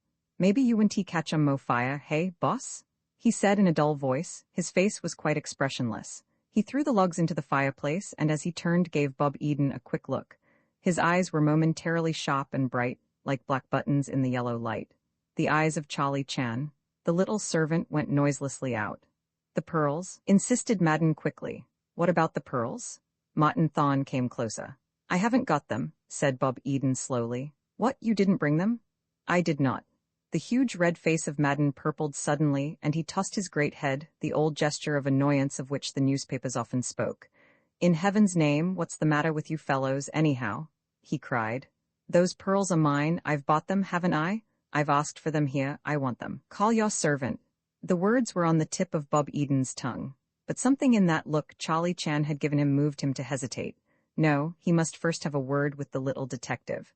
Your final instructions to my father were that the pearls must be delivered in New York, he reminded Madden. Well, what if they were? I can change my mind, can't I? Nevertheless, my father felt that the whole affair called for caution. One or two things happened. What things? Eden paused. Why go over all that? It would sound silly, perhaps in any case was it wise to make a confidant of this cold, hard man who was glaring at him with such evident disgust. It is enough to say, Mr. Madden, that my father refused to send that necklace down here into what might be a well-laid trap. Your father's a fool, cried Madden. Bob Eden rose, his face flushed. Very well, if you want to call the deal off. No, I'm sorry. I spoke too quickly. I apologize. Sit down. The boy resumed his chair. But I'm very much annoyed. So your father sent you here to reconnoiter? He did. He felt something might have happened to you. Nothing ever happens to me unless I want it to, returned Madden, and the remark had the ring of truth. Well, you're here now. You see everything's all right. What do you propose to do? I shall call my father on the telephone in the morning and tell him to send the string at once. If I may, I'd like to stay here until it comes. Again Madden tossed his head. Delay, I don't like it. I must hurry back east. I'd planned to leave here for Pasadena early in the morning, put the pearls in a vault there, and then take a train to New York. Ah, said Eden. Then you never intended to give that interview to Holly? Madden's eyes narrowed. What if I didn't? He's of no importance, is he? Brusquely he stood up. Well, if you haven't got the pearls, you haven't got them. You can stay here, of course, but you're going to call your father in the morning early. I warn you I won't stand for any more delay. I agree to that, replied Eden. And now, if you don't mind, I've had a hard day. Madden went to the door and called. Charlie Chan came in. Ah, Kim, said Madden, this gentleman has the bedroom at the end of the left wing, over here. He pointed. Take his suitcase. Alright, boss, replied the newly christened Ah Kim. He picked up Eden's bag. Good night, said Madden. If you want anything, this boy will look after you. He's new here, but I guess he knows the ropes. You can reach your room from the patio. I trust you'll sleep well. I know I shall, said Eden. Thank you so much, good night. He crossed the patio behind the shuffling figure of the Chinese. Above, white and cool, hung the desert stars. The wind blew keener than ever. As he entered the room assigned him, he was glad to see that a fire had been laid. He stooped to light it. Humbly begging pardon, said Chan, that are my work. Eden glanced toward the closed door. What became of you? I lost you at Barstow. Thinking deep about the matter, said Chan softly, I decide not to await train. On auto truck belonging to one of my countrymen, among many other vegetables, I ride out of Barstow. Much better, I arrive on ranch in warm daylight. Not so shady look to it. I am Ah Kim, the cook. How fortunate I mastered that art in faraway youth. You're darned good, laughed Eden. Chan shrugged. All my life, he complained, I studied to speak fine English words. Now I must strangle all such in my throat lest suspicion rouse up. Not a happy situation for me. Well, it won't last long, replied Eden. Everything's all right, evidently. Again Chan shrugged and did not answer. It is all right, isn't it? Eden asked with sudden interest. Humbly offering my own poor opinion, said Chan. It are not so right as I would be pleased to have it. Eden stared at him. Why, what have you found out? I have found nothing whatever. Well then, pardon me, Chan broke in. Maybe you know Chinese are very psychic people. Cannot say in ringing words what is wrong here, but deep down in heart? Oh, forget that, cut in Eden. We can't go by instinct now. We came to deliver a string of pearls to Madden, if he proved to be here, and get his receipt. He's here, and our course is simple. For my part, I'm not taking any chances. I'm going to give him those pearls now. Chan looked distressed. No, please, speaking humbly for myself. Now, see here, Charlie, if I may call you that. Greatly honored, to be sure. Let's not be foolish, just because we're far from home on a desert. Chinese may be psychic people, as you say, but I see myself trying to explain that to Victor Jordan and to Dad. All we were to find out was whether Madden was here or not. He is. Please go to Madden at once and tell him I want to see him in his bedroom in 20 minutes. When I go in, you wait outside his door, and when I call you come. We'll hand over our burden then and there. An appalling mistake, objected Chan. Why? Can you give me one definite reason? Not in words, which are difficult, but then I'm very sorry, but I'll have to use my own judgment. I'll take the full responsibility. Now, really, I think you'd better go. Reluctantly, Charlie went. Bob Eden lighted a cigarette and sat down before the fire. Silence had closed down like a curtain of fog over the house, over the desert, over the world. An uncanny silence that nothing, seemingly, would ever break. Eden thought deeply. What had Charlie Chan been talking about anyhow? Rot and nonsense. They loved to dramatize things, these Chinese. Loved to dramatize themselves. Here was Chan playing a novel role, and his complaint against it was not sincere. He wanted to go on playing it, to spy around and imagine vain things. Well, that wasn't the American way. It wasn't Bob Eden's way. The boy looked at his watch. 10 minutes since Charlie had left him. In 10 minutes more he would go to Madden's room and get those pearls off his hands forever. He rose and walked about. From his window opposite the patio, he looked out across the dim gray desert to the black bulk of distant hills. Ye gods, what a country. Not for him, he thought. Rather street lamps shining on the pavements, the clamor of cable cars, crowds of people. Confusion and noise, something terrible about this silence. This lonely silence, a horrible cry shattered the night. Bob Eden stood, frozen. Again the cry and then a queer, choked voice. Help, help, murder! The cry. Help, put down that gun, help, help! Bob Eden ran out into the patio. As he did so, he saw Thon and Charlie Chan coming from the other side. Madden? Where was Madden? But again his suspicion proved incorrect. Madden emerged from the living room and joined them. Again came the cry. And now Bob Eden saw, on a perch 10 feet away, the source of the weird outburst. A little gray Australian parrot was hanging there uncertainly, screeching its head off. That damn bird, cried Madden angrily. I'm sorry, Mr. Eden, I forgot to tell you about him. It's only Tony and he's had a wild past, as you may imagine. The parrot stopped screaming and blinked solemnly at the little group before him. "One at a time, gentlemen, please," he squawked. Madden laughed. "That goes back to his barroom days," he said. "Picked it up from some bartender, I suppose. One at a time, gentlemen, please." "It's all right, Tony," Madden continued. "We're not lined up for drinks, and you keep quiet. I hope you weren't unduly alarmed, Mr. Eden. There seems to have been a killing or two in those barrooms where Tony used to hang out. Martin," he turned to his secretary, "take him to the barn and lock him up." Thorn came forward.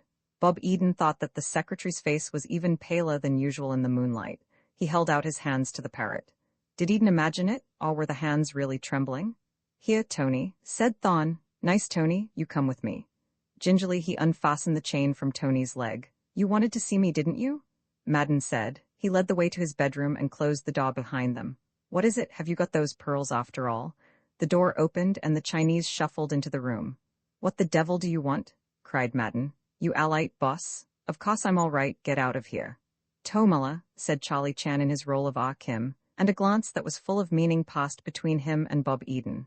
"Tomala, nice day, you bet. See you, Tomala, gentlemen." He departed, leaving the door open.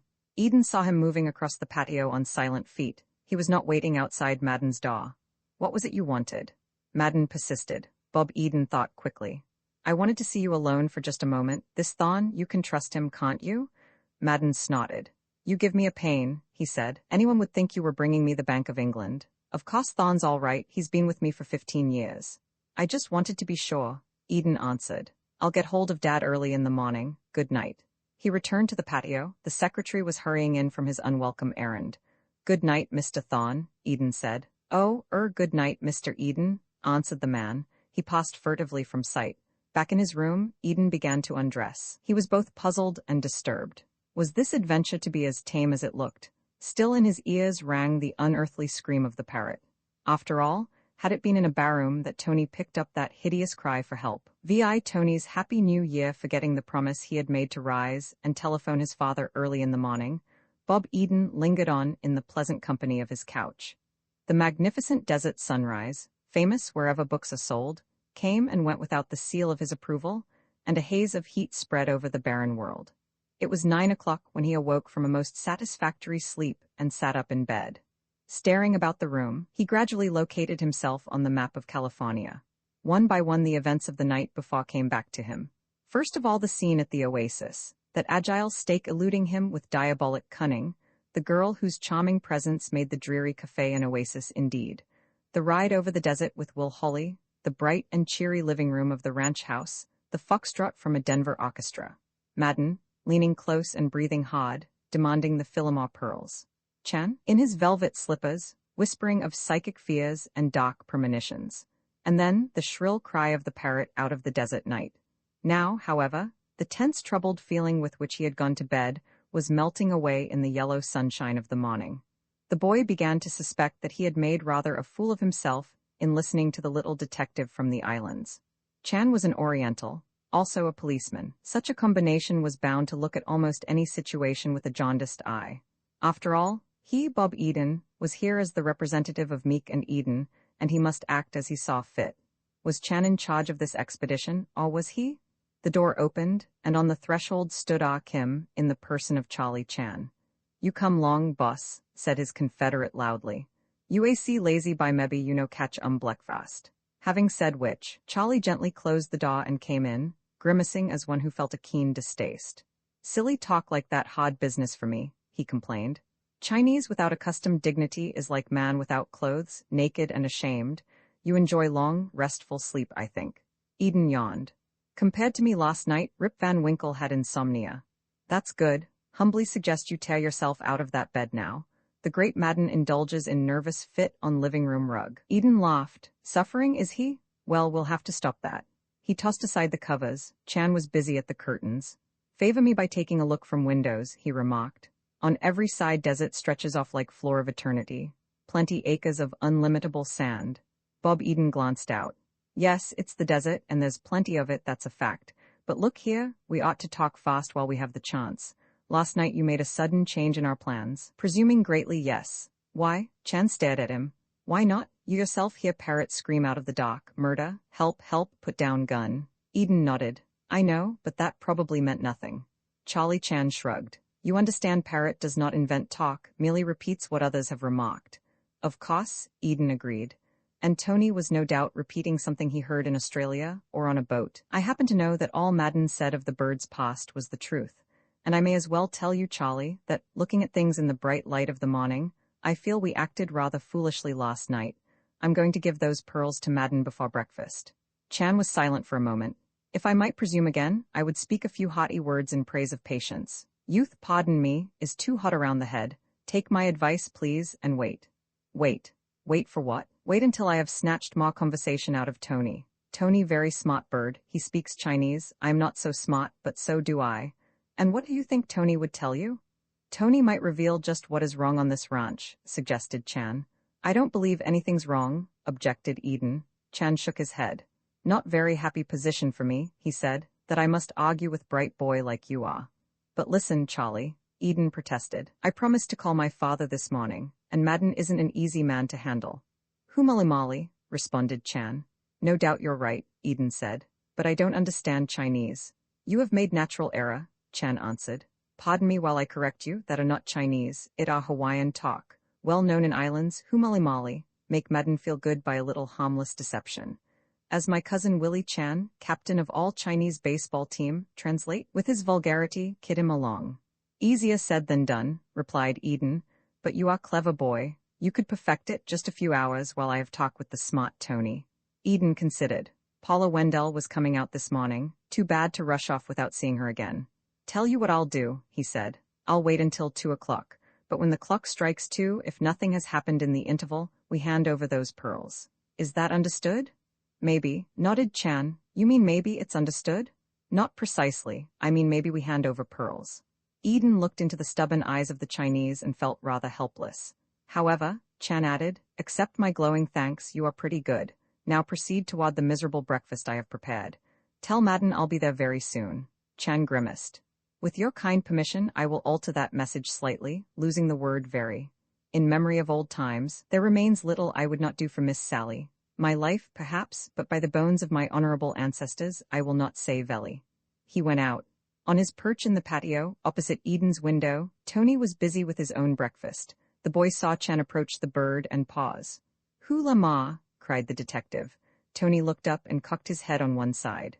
Hula ma, he replied in a shrill, harsh voice. Chan went nearer and began to talk rapidly in Chinese. Now and then he paused, and the bird replied amazingly with some phrase out of Chan's speech. It was, Bob Eden reflected, as good as a show. Suddenly from the door on the other side of the patio, the man Thon emerged. His pale face was clouded with anger. Here, he cried loudly. What the devil are you doing? Sorry, boss, said the Chinese. Tony nice lit a fella, maybe I take him to cookhouse. You keep away from him, Thon ordered. Get me keep away from that bird. Chan shuffled off. For a long moment Thon stood staring off to him, anger and apprehension mingled in his look. As Bob Eden turned away he was deep in thought. Was there something in Chan's attitude after all? He hurried into the bath, which lay between his room and the vacant bedroom beyond. When he finally joined Madden, he thought he perceived the afterglow of that nervous fit still on the millionaire's face. I'm sorry to be late, he apologized, but this desert air... I know, said Madden. It's all right, we haven't lost any time. I've already put in that call for your father. Good idea, replied the boy, without any enthusiasm. Called his office, I suppose? Naturally. Suddenly Eden remembered. This was Saturday morning, and unless it was raining in San Francisco, Alexander Eden was by now well on his way to the golf links at Burlingame. There he would remain until late tonight at least, perhaps over Sunday. Oh, for a bright day in the north. Thon came in, sedate and solemn in his blue serge suit, and looked with hungry eyes toward the table standing before the fire.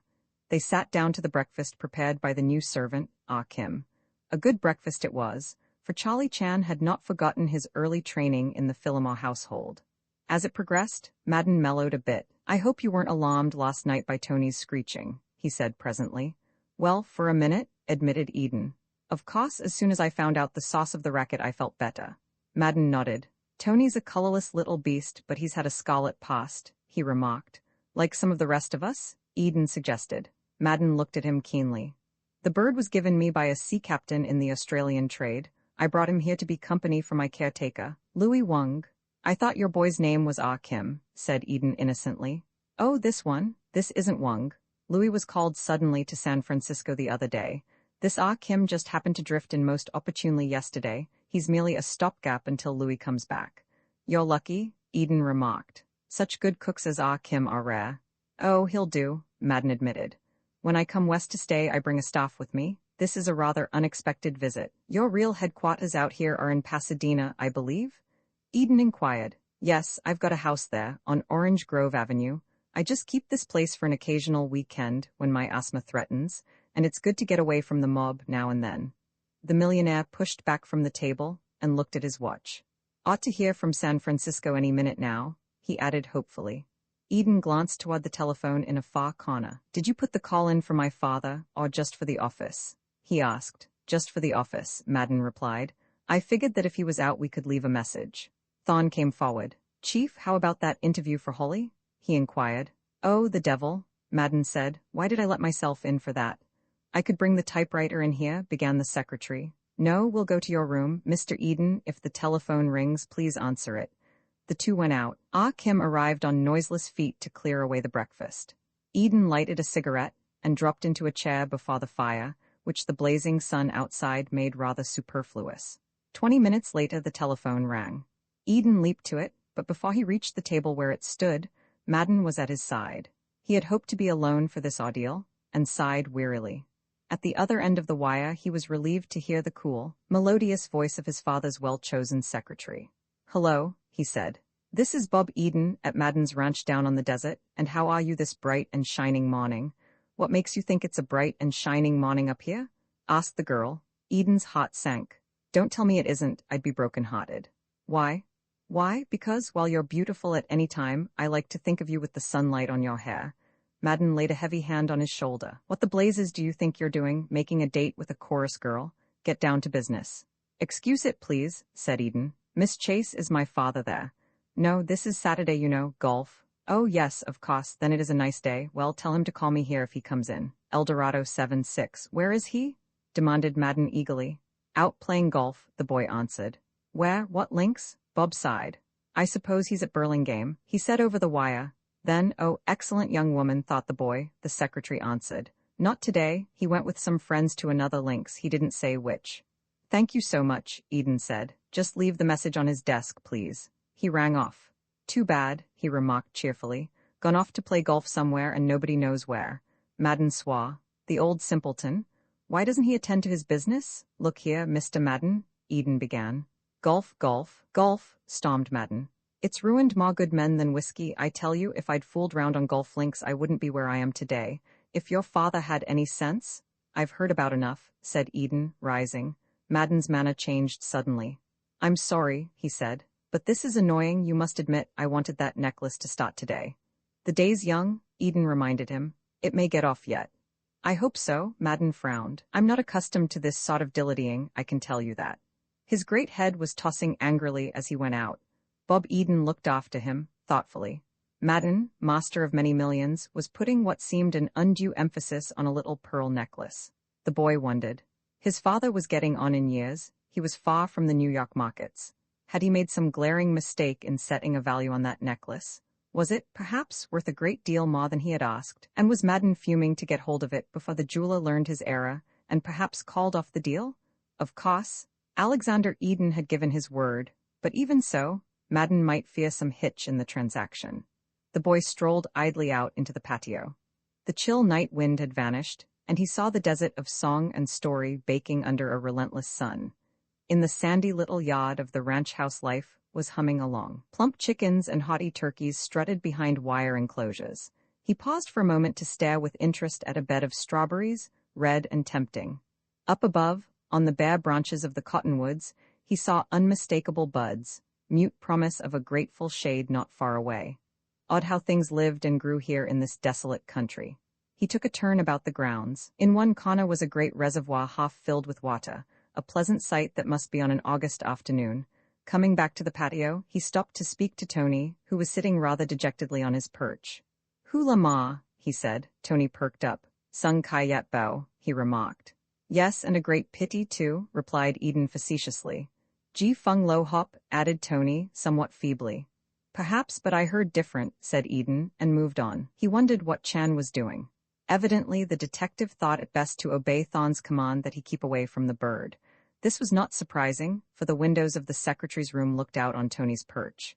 Back in the living room, Eden took up a book. At a few minutes before 12, he heard the asthmatic cough of Horace Greeley in the yard, and rising, he admitted Will Holly. The editor was smiling and alert. "Hello," Eden said.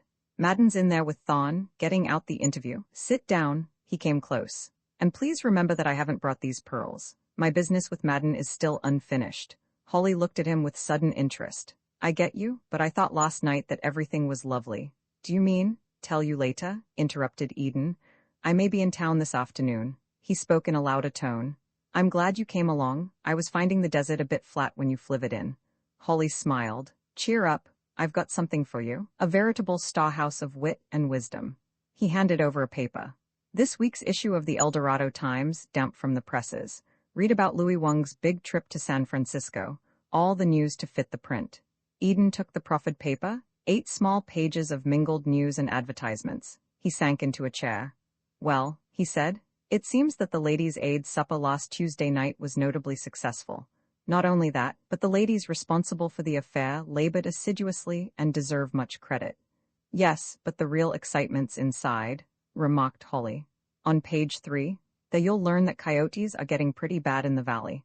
A number of people are putting out traps." "Under those circumstances," Eden said, "how fortunate that Henry Grattan is caring for Mr. Dickey's chickens during the latter's absence in Los Angeles." Holly rose and stared for a moment down at his tiny newspaper. "And once I worked with Mitchell on the New York Sun," he misquoted sadly. "Don't let Harry Fladgate see that, will you? When Harry knew me, I was a newspaper man."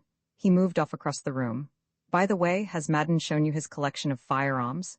Bob Eden rose and followed. "Why no, he hasn't. It's rather interesting, but dusty. Say, I guess Louis was afraid to touch them. Nearly every one of these guns has a history. See, there's a typewritten card above each one. Presented to P.J. Madden by Till Taylor. Taylor was one of the best sheriffs Oregon ever had. And here, look at this one, it's a beauty. Given to Madden by Bill Tilghman. That gun, my boy, saw action on Front Street in the old Dodge City days." "What's the one with all the notches?" Eden asked. "Used to belong to Billy the Kid," said Holly. "Ask them about Billy over in New Mexico. And here's one Bat Masterson used to tote. But the star of the collection," Holly's eyes ran over the wall, "the beauty of the lot." He turned to Eden. "It isn't there," he said. "There's a gun missing?" inquired Eden slowly. "Seems to be. One of the first Colts made, a .45. It was presented to Madden by Bill Hott, who staged a lot of pictures round here." He pointed to an open space on the wall. "There's where it used to be," he added, and was moving away. Eden caught his coat sleeve. "Wait a minute," he said in a low, tense voice. "Let me get this. A gun missing. And the card's gone too. You can see where the tax held it in place." "Well, what's all the excitement?" began Holly, surprised. Eden ran his finger over the wall. "There's no dust where that card should be." "What does that mean?" "That Bill Hott's gun has been removed within the last few days." "My boy," said Holly, "what are you talking about?" "Hush," warned Eden. The door opened and Madden, followed by Thon, entered the room. For a moment the millionaire stood regarding them intently. "Good morning, Mr. Holly," he said. "I've got your interview here. You're wiring it to New York, you say?" "Yes, I've queried my friend there about it this morning. I know he'll want it." "Well, it's nothing startling. I hope you'll mention in the course of it where you got it. That will help to soothe the feelings of the boys I've turned down so often in New York. And you won't change what I've said." "Not a comma," smiled Holly. "I must hurry back to town now. Thank you again, Mr. Madden." "That's all right," said Madden. "Glad to help you out." Eden followed Holly to the yard. Out of earshot of the house, the editor stopped. "You seemed a little head up about that gun. What's doing?" "Oh, nothing, I suppose," said Eden. "On the other hand?" "What?" "Well, Holly, it strikes me that something queer may have happened lately on this ranch." Holly stared. "It doesn't sound possible. However, don't keep me in suspense." "I've got to. It's a long story, and Madden mustn't see us getting too chummy. I'll come in this afternoon, as I promised." Holly climbed into his car. "All right," he said. "I can wait, I guess. See you later, then." Eden was sorry to watch Horace Greeley stagger down the dusty road.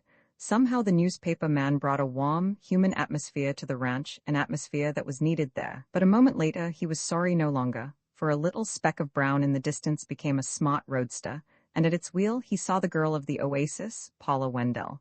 He held open the gate, and with a cheery wave of her hand the girl drove past him into the yard. "Hello," he said as she alighted. "I was beginning to fear you weren't coming." "I overslept," she explained.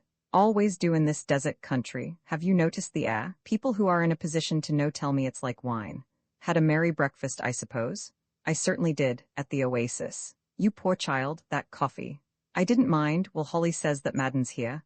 "Madden? That's right, you do want to see Madden, don't you? Well, come along inside." Thawne was alone in the living room. He regarded the girl with a fishy eye. Not many men could have managed that, but Thawne was different. "Thawne," said Eden, "here's a young woman who wants to see Mr. Madden." "I have a letter from him," the girl explained, offering me the use of the ranch to take some pictures. "You may remember, I was here Wednesday night." "I remember," said Thawne sourly, "and I regret very much that Mr. Madden cannot see you. He also asks me to say that unfortunately he must withdraw the permission he gave you in his letter."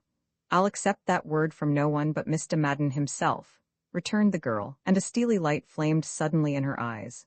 "I repeat, he will not see you," persisted Thawne. The girl sat down. "Tell Mr. Madden his ranch is charming," she said. "Tell him I am seated in a chair in his living room and that I shall certainly continue to sit here until he comes and speaks to me himself." Thawne hesitated a moment, glaring angrily. Then he went out. "I say, you're all right," Eden laughed. "I aim to be," the girl answered, "and I've been on my own too long to take any nonsense from a mere secretary." Madden blustered in. "What is all this?" "Mr. Madden," the girl said, rising and smiling with amazing sweetness, "I was sure you'd see me. I have here a letter you wrote me from San Francisco. You recall it, of course." Madden took the letter and glanced at it. Yes, of course, I'm very sorry, Miss Wendell, but since I wrote that certain matters have come up, I have a business deal on." He glanced at Eden. "In short, it would be most inconvenient for me to have the ranch overrun with picture people at this time. I can't tell you how I regret it." The girl's smile vanished. "Very well," she said, "but it means a black mark against me with the company. The people I work for don't accept excuses, only results. I have told them everything was arranged." "Well, you were a little premature, weren't you?" "I don't see why. I had the word of P.J. Madden. I believed foolishly, perhaps, the old rumor that the word of Madden was never broken." The millionaire looked decidedly uncomfortable. "Well, of course I never break my word. When did you want to bring your people here?" "It's all arranged for Monday," said the girl. "Out of the question," replied Madden. "But if you could postpone it a few days, say, until Thursday." Once more he looked at Eden. "Our business should be settled by Thursday," he added. "Unquestionably," agreed Eden, glad to help. "Very well," said Madden. He looked at the girl, and his eyes were kindly. He was no Thawne. "Make it Thursday, and the place is yours. I may not be here then myself, but I'll leave word to that effect." "Mr. Madden, you're a dear," she told him. "I knew I could rely on you." With a disgusted look at his employer's back, Thawne went out. "You bet you can," said Madden, smiling pleasantly. He was melting fast. "And the record of P.J. Madden is intact. His word is as good as his bond, isn't that so?" "If anyone doubts it, let him ask me," replied the girl. "It's nearly lunchtime," Madden said. "You'll stay?" "Well, Mr. Madden." "Of course she'll stay," Bob Eden broke in. "She's eating at a place in El Dorado called the Oasis, and if she doesn't stay, then she's just gone and lost her mind." The girl laughed. "You're all so good to me," she said. "Why not?" inquired Madden. "Then it's settled. We need someone like you around to brighten things up." "Ah, Kim," he added as the Chinese entered, "another place for lunch." "In about 10 minutes, Miss Wendell." He went out. The girl looked at Bob Eden. "Well, that's that. I knew it would be all right if only he would see me." "Naturally," said Eden. "Everything in this world would be all right if every man in it could only see you." "Sounds like a compliment," she smiled. "Meant to be," replied the boy. "But what makes it sound so cumbersome? I must brush up on my social chatter." "Oh, then it was only chatter?" "Please don't look too closely at what I say. I may tell you I've got a lot on my mind just now. I'm trying to be a businessman and it's some strain." "Then you're not a real businessman?" "Not a real anything. Just sort of drifting. You know, you made me think last night. I'm proud of that." "Now don't spoof me. I got to thinking, here you are, earning your living, luxurious pot roasts at the Oasis and all that, while I'm just father's little boy. I shouldn't be surprised if you inspired me to turn over a new leaf. Then I shan't have lived in vain." She nodded toward the far side of the room. "What in the world is the meaning of that arsenal?" "Oh, that's gentle old Madden's collection of firearms, a hobby of his. Come on over, and I'll teach you to call each one by name." Presently Madden and Thawne returned, and Ah Kim served a perfect lunch. At the table, Thawne said nothing, but his employer, under the spell of the girl's bright eyes, talked volubly and well. As they finished coffee, Bob Eden suddenly awoke to the fact that the big clock near the patio windows marked the hour as 5 minutes of 2.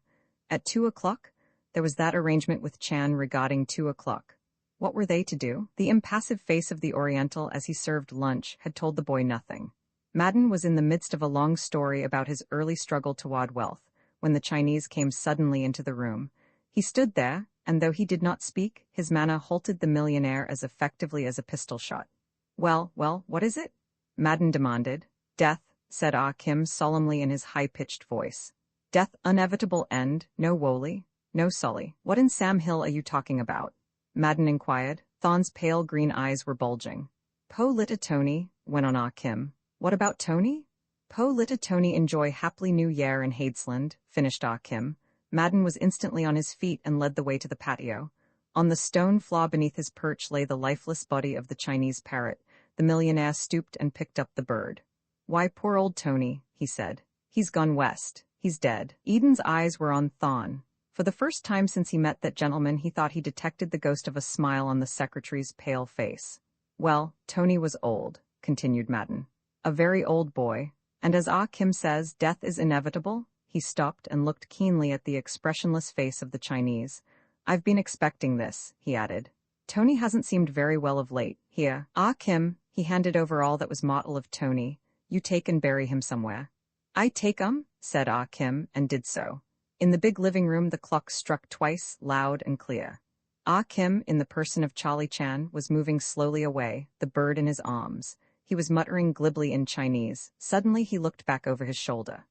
Molly, he said clearly. Bob Eden remembered his Hawaiian. Roman 7, the postman sets out the 3 men and the girl returned to the living room, but Madden's flow of small talk was stilled, and the sparkle was gone from his luncheon party. Poor Tony, the millionaire said when they had sat down. It's like the passing of an old friend. 5 years ago he came to me. He was silent for a long time, staring into space. Presently the girl rose. I really must be getting back to town, she announced. It was thoughtful of you to invite me to lunch, Mr. Madden, and I appreciate it. I can count on Thursday then? Yes, if nothing new comes up. In that case, where could I reach you?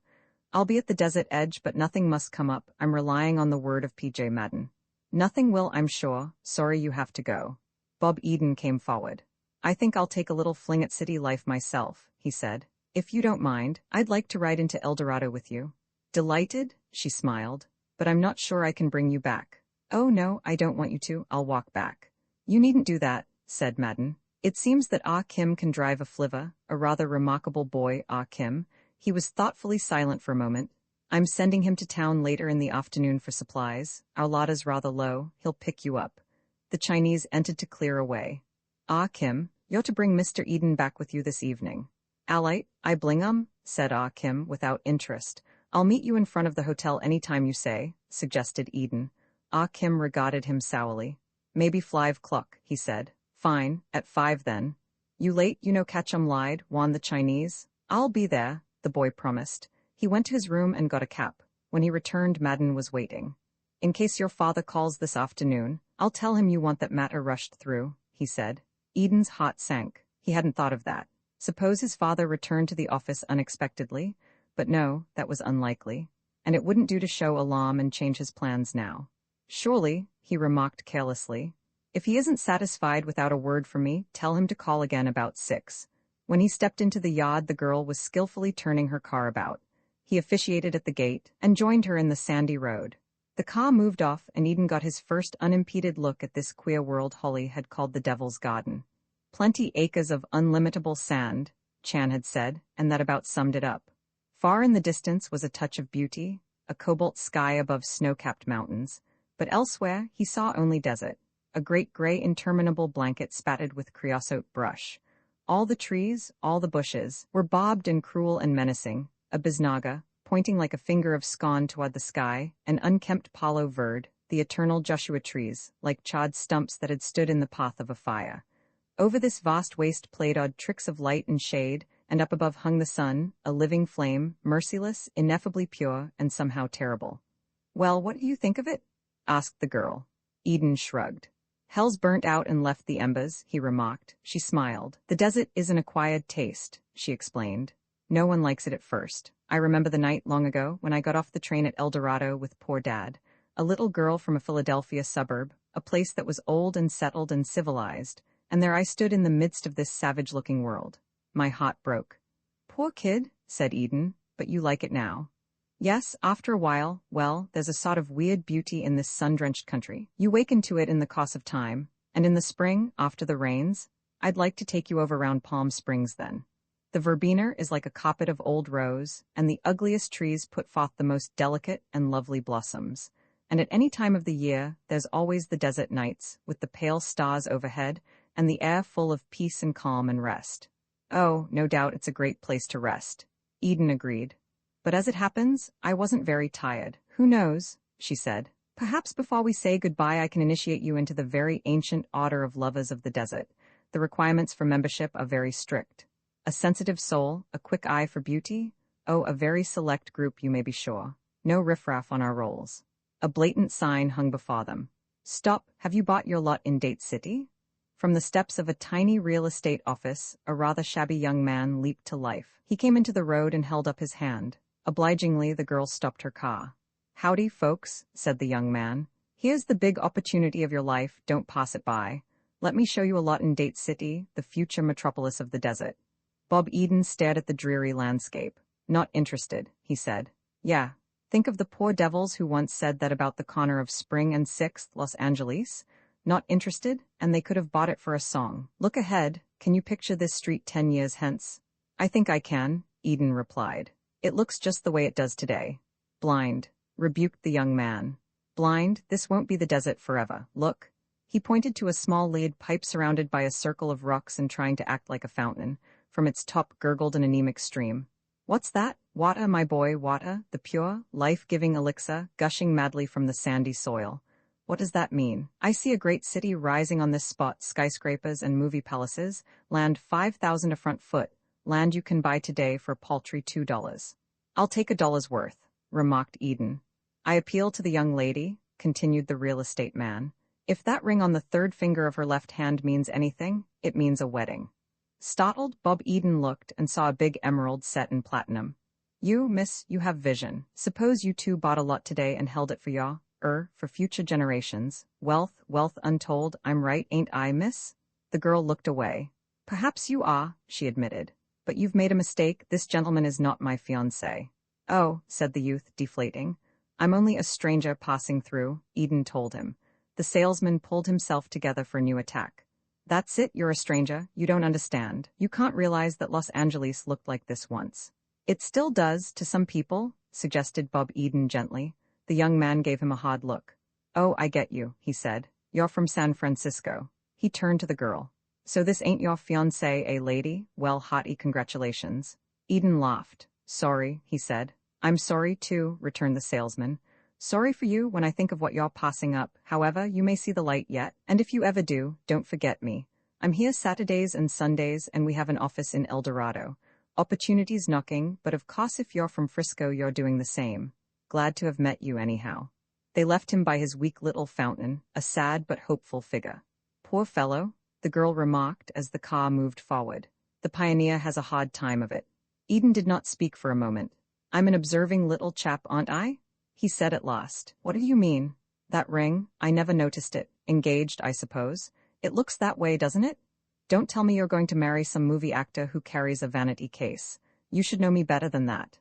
I do, of course, but describe this lucky lad. What's he like? He likes me.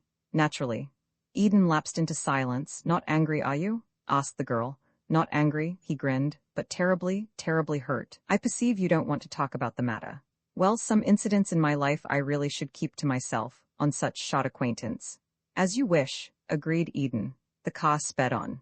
Lady, he said presently, I've known this desert country, man and boy, going on 24 hours, and believe me when I tell you, miss, it's a cruel land, a cruel land. They climbed the road that lay between the two piles of brown rock pretending to be mountains, and before them lay El Dorado, huddled about the little red station. The town looked tiny and helpless and forlorn. As they alighted before the Desert Edge Hotel, Eden said, When shall I see you again?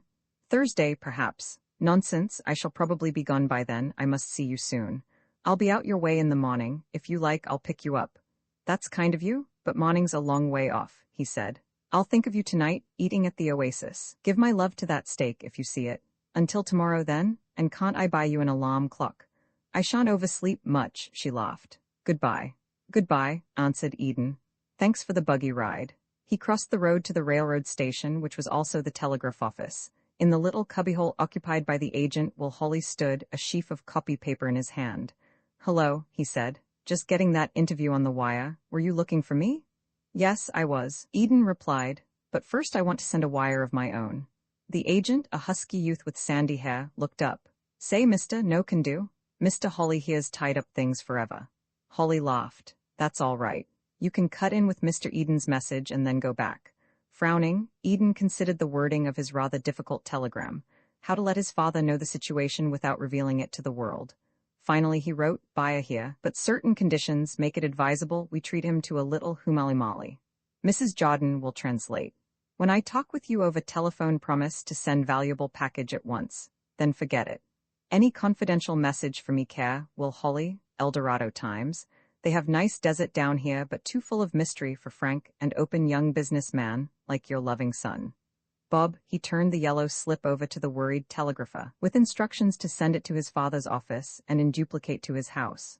How much? He asked. After some fumbling with a book, the agent named a sum, which Eden paid. He added a tip, upsetting the boy still further. Say, this is some day here, announced the telegrapher. Always wanted a little excitement in my life, but now it's come. I guess I ain't ready for it. Yes, sir, I'll send it twice. I know, I get you. Holly gave the boy a few directions about the Madden interview and returned with Bob Eden to Main Street. Let's drop over to the office, the editor said. Nobody there now, and I'm keen to know what's doing out at Madden's. In the bare little home of the Eldorado Times, Eden took a chair that was already partly filled with exchanges, close to the editor's desk. Holly removed his hat and replaced it with an eye shade. He dropped down beside his typewriter. My friend in New York grabbed at that story, he said. It was good of Madden to let me have it. I understand they're going to allow me to sign it too, the name of Will Holly back in the big papers again. But look here, I was surprised by what you hinted out at the ranch this morning. It seemed to me last night that everything was okay. You didn't say whether you had that necklace with you or not, but I gathered you had? I haven't. Cut in Eden. Oh, it's still in San Francisco? No, my Confederate has it. You're what? Holly, I know that if Harry Fladgate says you're all right, you are, so I'm going the whole way in the matter of trusting you. That's flattering, but suit yourself. Something tells me we'll need your help, Eden remarked. With a glance round the deserted office, he described the real identity of the servant, Ah Kim. Holly grinned. Well, that's amusing, isn't it? But go on. I get the impression that although you arrived at the ranch last night to find Madden there and everything, on the surface, serene, such was not the case. What happened? First of all, Charlie thought something was wrong. He sensed it. You know the Chinese are a very psychic race. Holly laughed. Is that so? Surely you didn't fall for that guff. Oh, pardon me. I presume you had some better reason for delay? I'll admit it sounded like guff to me at the start. I laughed at Chan, and prepared to hand over the pearls at once. Suddenly out of the night came the weirdest cry for help I ever expect to hear. What? Really? From whom? From your friend the Chinese parrot, from Tony. Oh, of course, said Holly. I'd forgotten him. Well, that probably meant nothing. But a parrot doesn't invent, Eden reminded him. It merely repeats. I may have acted like a fool, but I hesitated to produce those pearls. He went on to tell how, in the morning, he had agreed to wait until 2 o'clock while Chan had further talk with Tony, and ended with the death of the bird just after lunch. And there the matter rests, he finished. Are you asking my advice? Said Holly. I hope you are, because I've simply got to give it to you. Shoot, Eden replied. Holly smiled at him in a fatherly way. Don't think for a moment I wouldn't like to believe there's some big melodrama afoot at Madden's ranch. Heaven knows little enough happens round here, and a thing like that would be manna from above. But as I look at it, my boy, you've let a jumpy Chinese lead you astray into a bad case of nerves.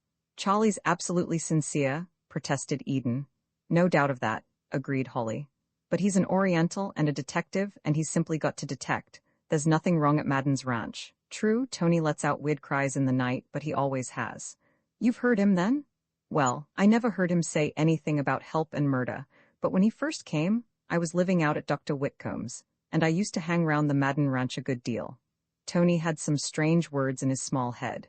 He'd spent his days amid violence and crime. It's nothing to wonder at that, he screamed as he did last night.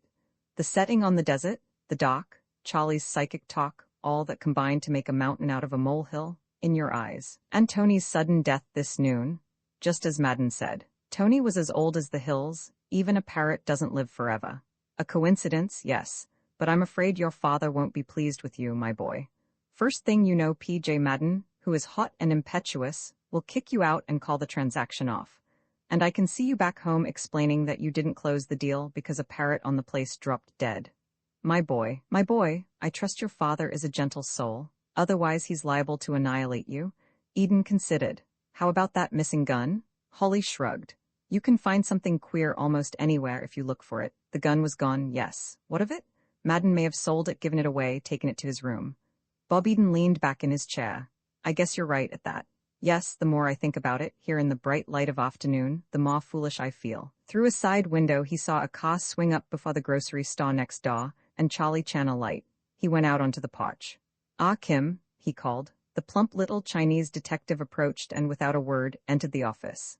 Charlie, said Bob Eden, this is a friend of mine, Mr. Will Holly. Holly, meet Detective Sergeant Chan of the Honolulu Police. At mention of his name, Chan's eyes narrowed. How do you do? He said coldly. It's all right, Eden assured him. Mr. Holly can be trusted absolutely. I've told him everything. I am far away in strange land, returned Chan. Maybe I would choose to trust no one, but that no doubt are my heathen churlishness. Mr. Holly will pardon, I am sure. Don't worry, said Holly. I give you my word, I'll tell no one. Chan made no reply, in his mind perhaps the memory of other white men who had given their word. It doesn't matter anyhow. Eden remarked. Charlie, I've come to the decision that we're chasing ghosts. I've talked things over with Mr. Holly, and from what he says, I see that there's really nothing wrong out at the ranch. When we go back this evening, we'll hand over those pearls and head for home.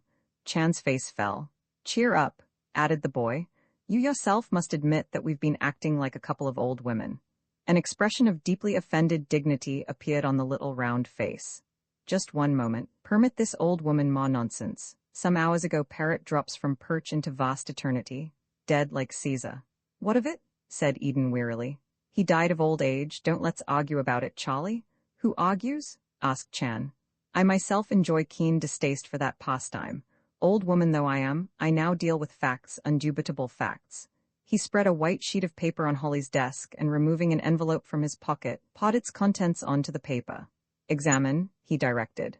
What you see here are partial contents of food basin beside the perch of Tony. Kindly tell me what you look at. Hemp seed, said Eden. A parrot's natural food. Ah, yes, agreed Chan. Seed of the hemp, but that other, the fine grayish-white powder that seems so plentiful. By gad, cried Holly. No argument here, continued Chan. Before seeking grocer, I pause at drug emporium on corner. Wise man about powders make most careful test for me. And what does he say? Arsenic? Suggested Holly. Arsenic, indeed. Much sold to ranchers hereabouts as rat killer, parrot killer too. Eden and Holly looked at each other in amazement. Poor Tony very sick before he go on long journey, Chan continued. Very silent and very sick. In my time I am on track of many murders, but I must come to this peculiar mainland to ferret out parrot murder. Ah. Well, all my life I hear about wonders on this mainland. They poisoned him?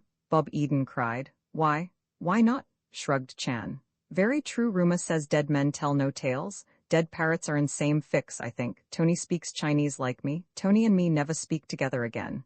Eden put his head in his hands.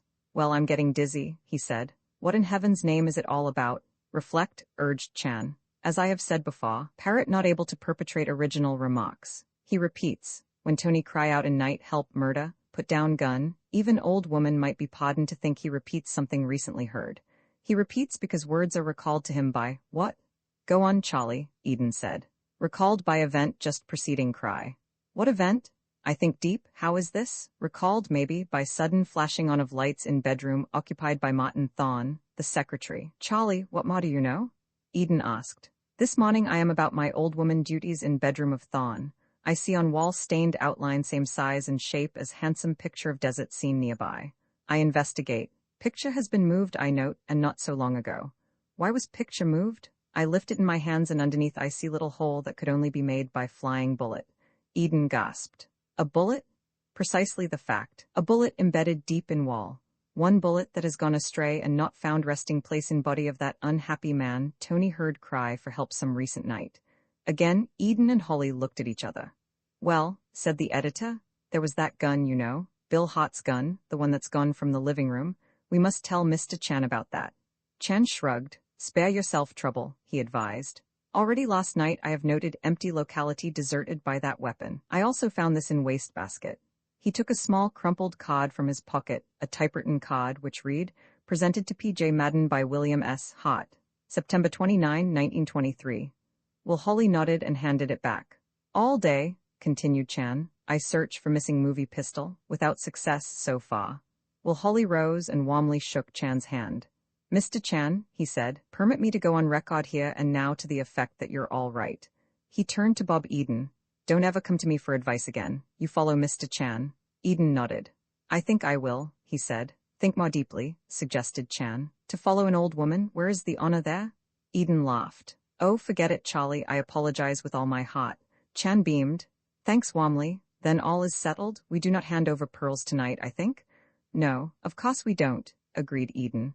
We're on the trail of something, heaven knows what. It's all up to you, Charlie, from now on. I follow where you lead. You were number one prophet after all, said Chan. Postman on vacation goes for long walk. Here on broad desert I cannot forget profession. We return to Madden's ranch and find what we shall find. Some might say Madden is there, give him necklace. Our duty as splendid American citizens does not permit. If we deliver necklace, we go away. Truth is strangled, guilty escape. Necklace deal falls now into second place. He gathered up the evidence in the matter of Tony and restored it to his pocket. Poor Tony. Only this morning he tell me I talk too much. Now, like boomerang, remark returns and smites him. It is my pressing duty to negotiate with food merchant. Meet me in 15 minutes before Hotel Derr. When he had gone out, Holly and Eden were silent for a moment. Well, said the editor at last, I was wrong, all wrong. There's something doing out at Madden's ranch. Eden nodded. Sure there is, but what? All day, continued Holly, I've been wondering about that interview Madden gave me.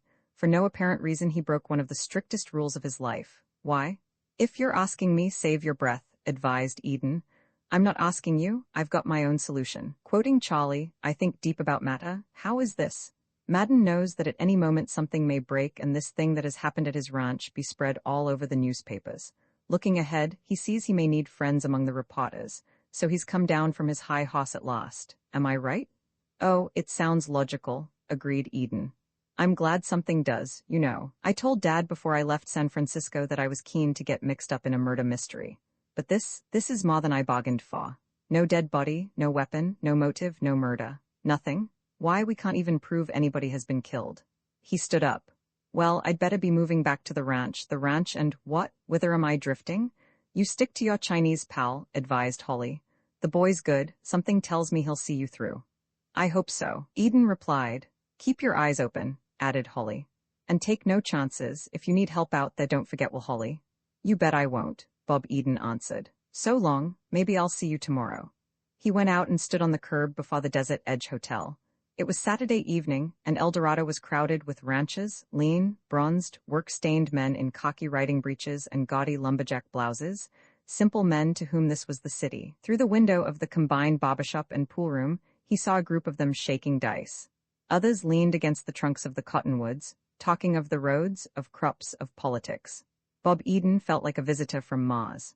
Presently Chan passed, swung round in the street, and halted the little touring car opposite the boy. As Eden climbed in, he saw the detective's keen eyes fixed on the hotel doorway. Seating himself, he followed Chan's gaze. A man had emerged from the Desert Edge Hotel, a man who looked strangely out of place among the roughly clad ranchers. He wore an overcoat buttoned tightly about his throat, and a felt hat was low over his eyes, which were hidden by dark spectacles. See who's here, said Eden. Yes, indeed, answered Chan, as they moved down the street.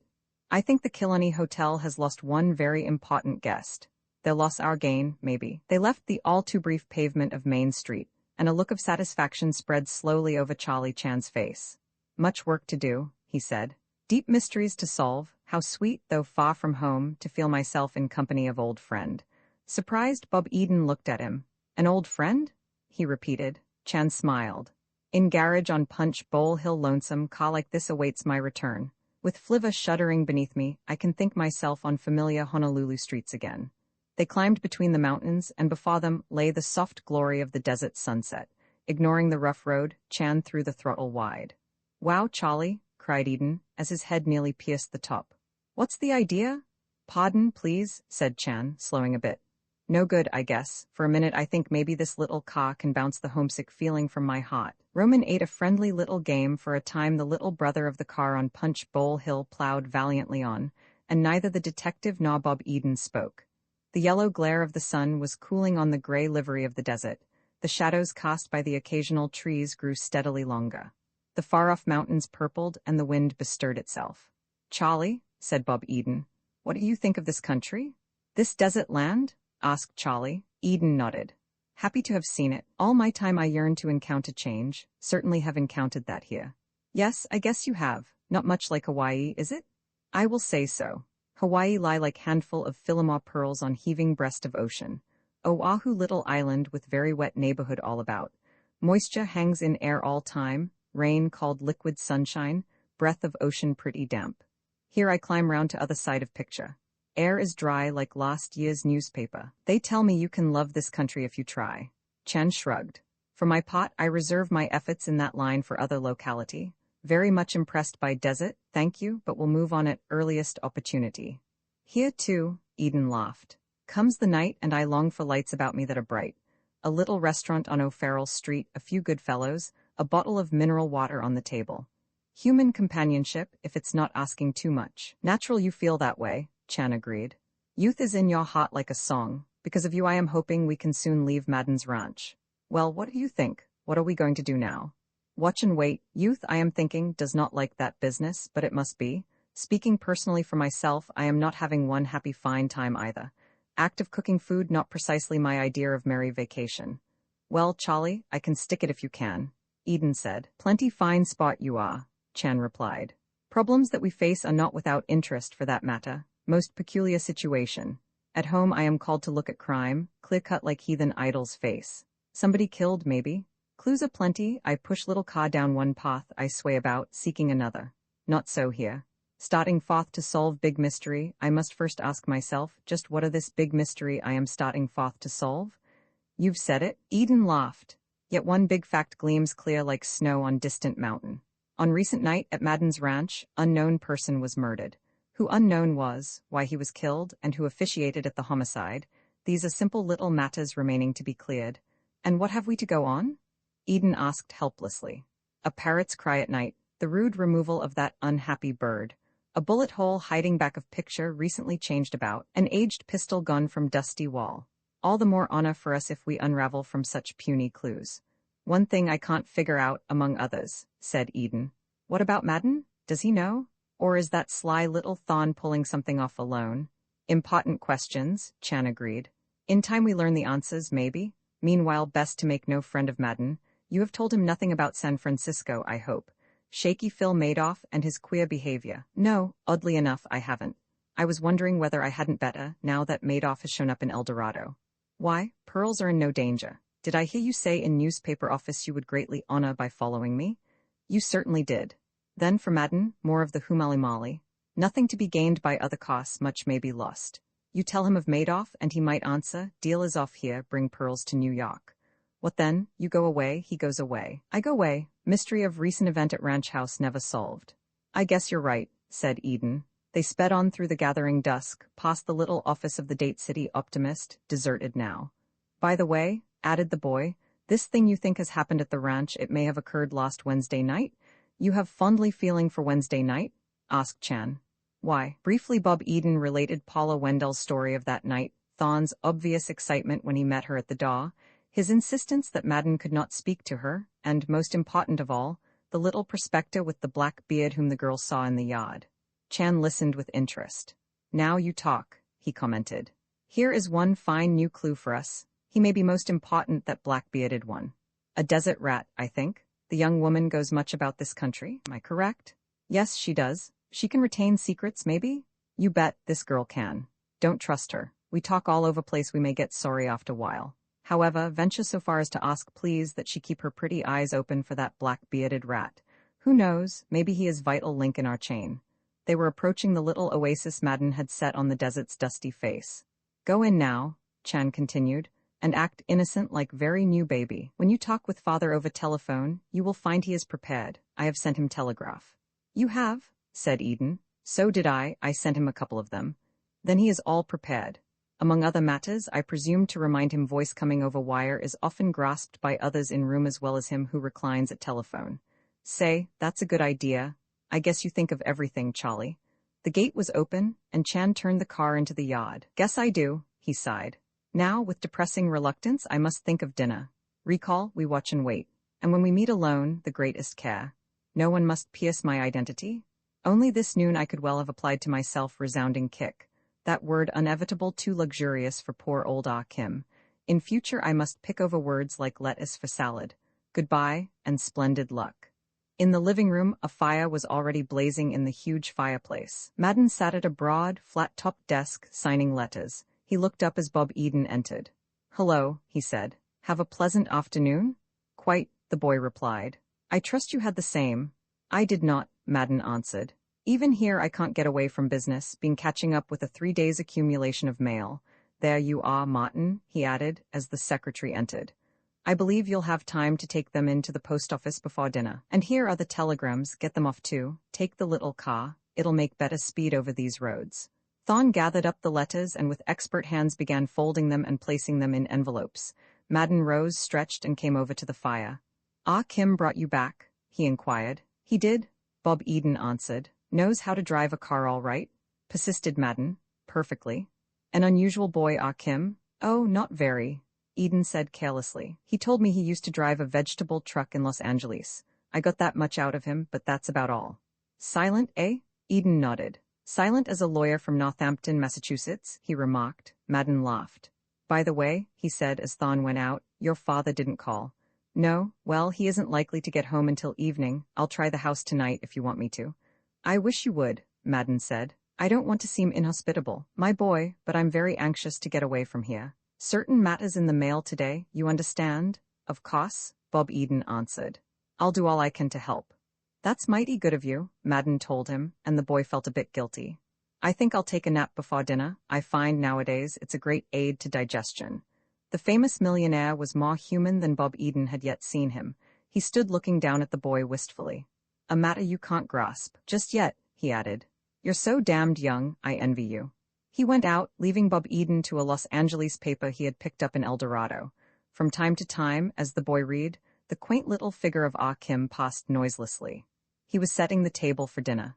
An hour later, there on the lonely desert, they again sat down to Ah Kim's cooking. Very different from the restaurant of which Bob Eden thought with longing, but if the company was far from lively, the food was excellent, for the Chinese had negotiated well. When the servant came in with coffee, Madden said, "Light the fire in the patio, Ah Kim. We'll sit out there a while." The Chinese went to comply with this order, and Eden saw Madden regarding him expectantly. He smiled and rose.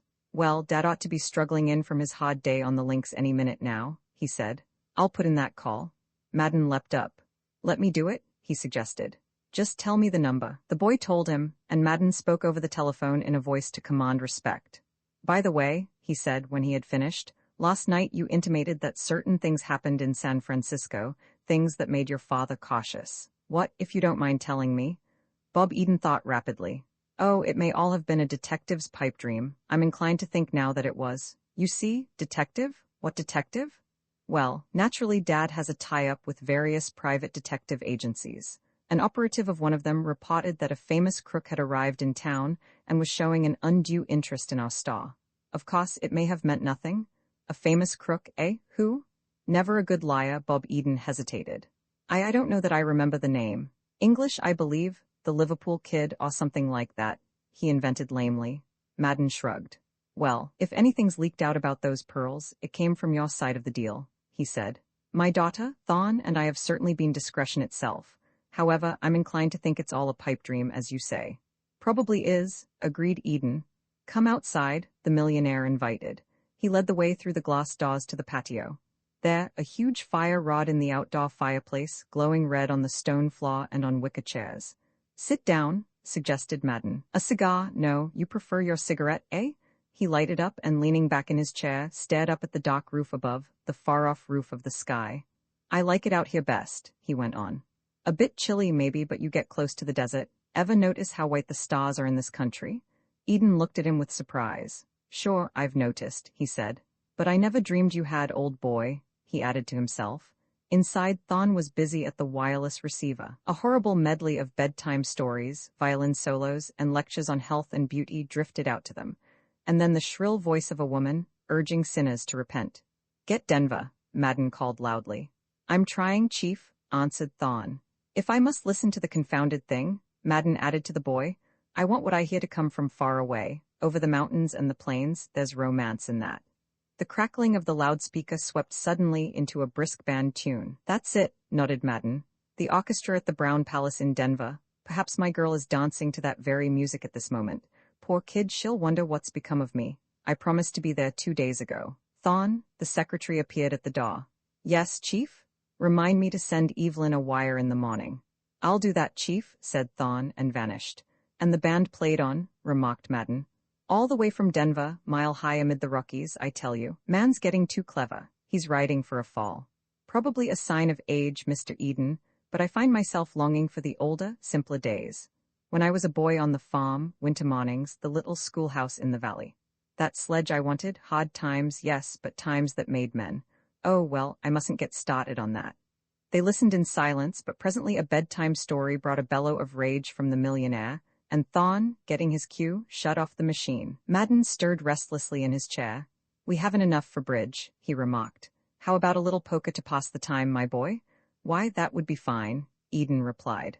I'm afraid you're pretty speedy company for me, however. Oh, that's all right, we'll put a limit on it. Madden was on his feet, eager for action. Come along. They went into the living room and closed the doors. A few moments later, the three of them sat about a big round table under a brilliant light. Jack saw better, Madden said. Quite a limit, eh? Well, replied Eden dubiously. He had good reason to be dubious, for he was instantly plunged into the poker game of his life. He had played at college and was even able to take care of himself in newspaper circles in San Francisco, but all that was child's play by comparison. Madden was no longer the man who noticed how white the stars were. He noticed how red, white, and blue the chips were, and he caressed them with loving hands. He was Madden, the plunger, the gambler with railroads and steel mills and the fortunes of little nations abroad, the Madden who, after he had played all day in Wall Street, was wont to seek the roulette wheels on 44th Street at night. Aces, he cried. 3 of them. What have you got, Eden? Apoplexy, remarked Eden, tossing aside his hand. Right here and now I offer to sell my chances in this game for a cancelled postage stamp, or what have you? Good experience for you, Madden replied. Martin, it's your deal. A knock sounded suddenly on the door, loud and clear. Bob Eden felt a strange sinking of the heart. Out of the desert dark, out of the vast, uninhabited wastes of the world, someone spoke and demanded to come in. Who can that be?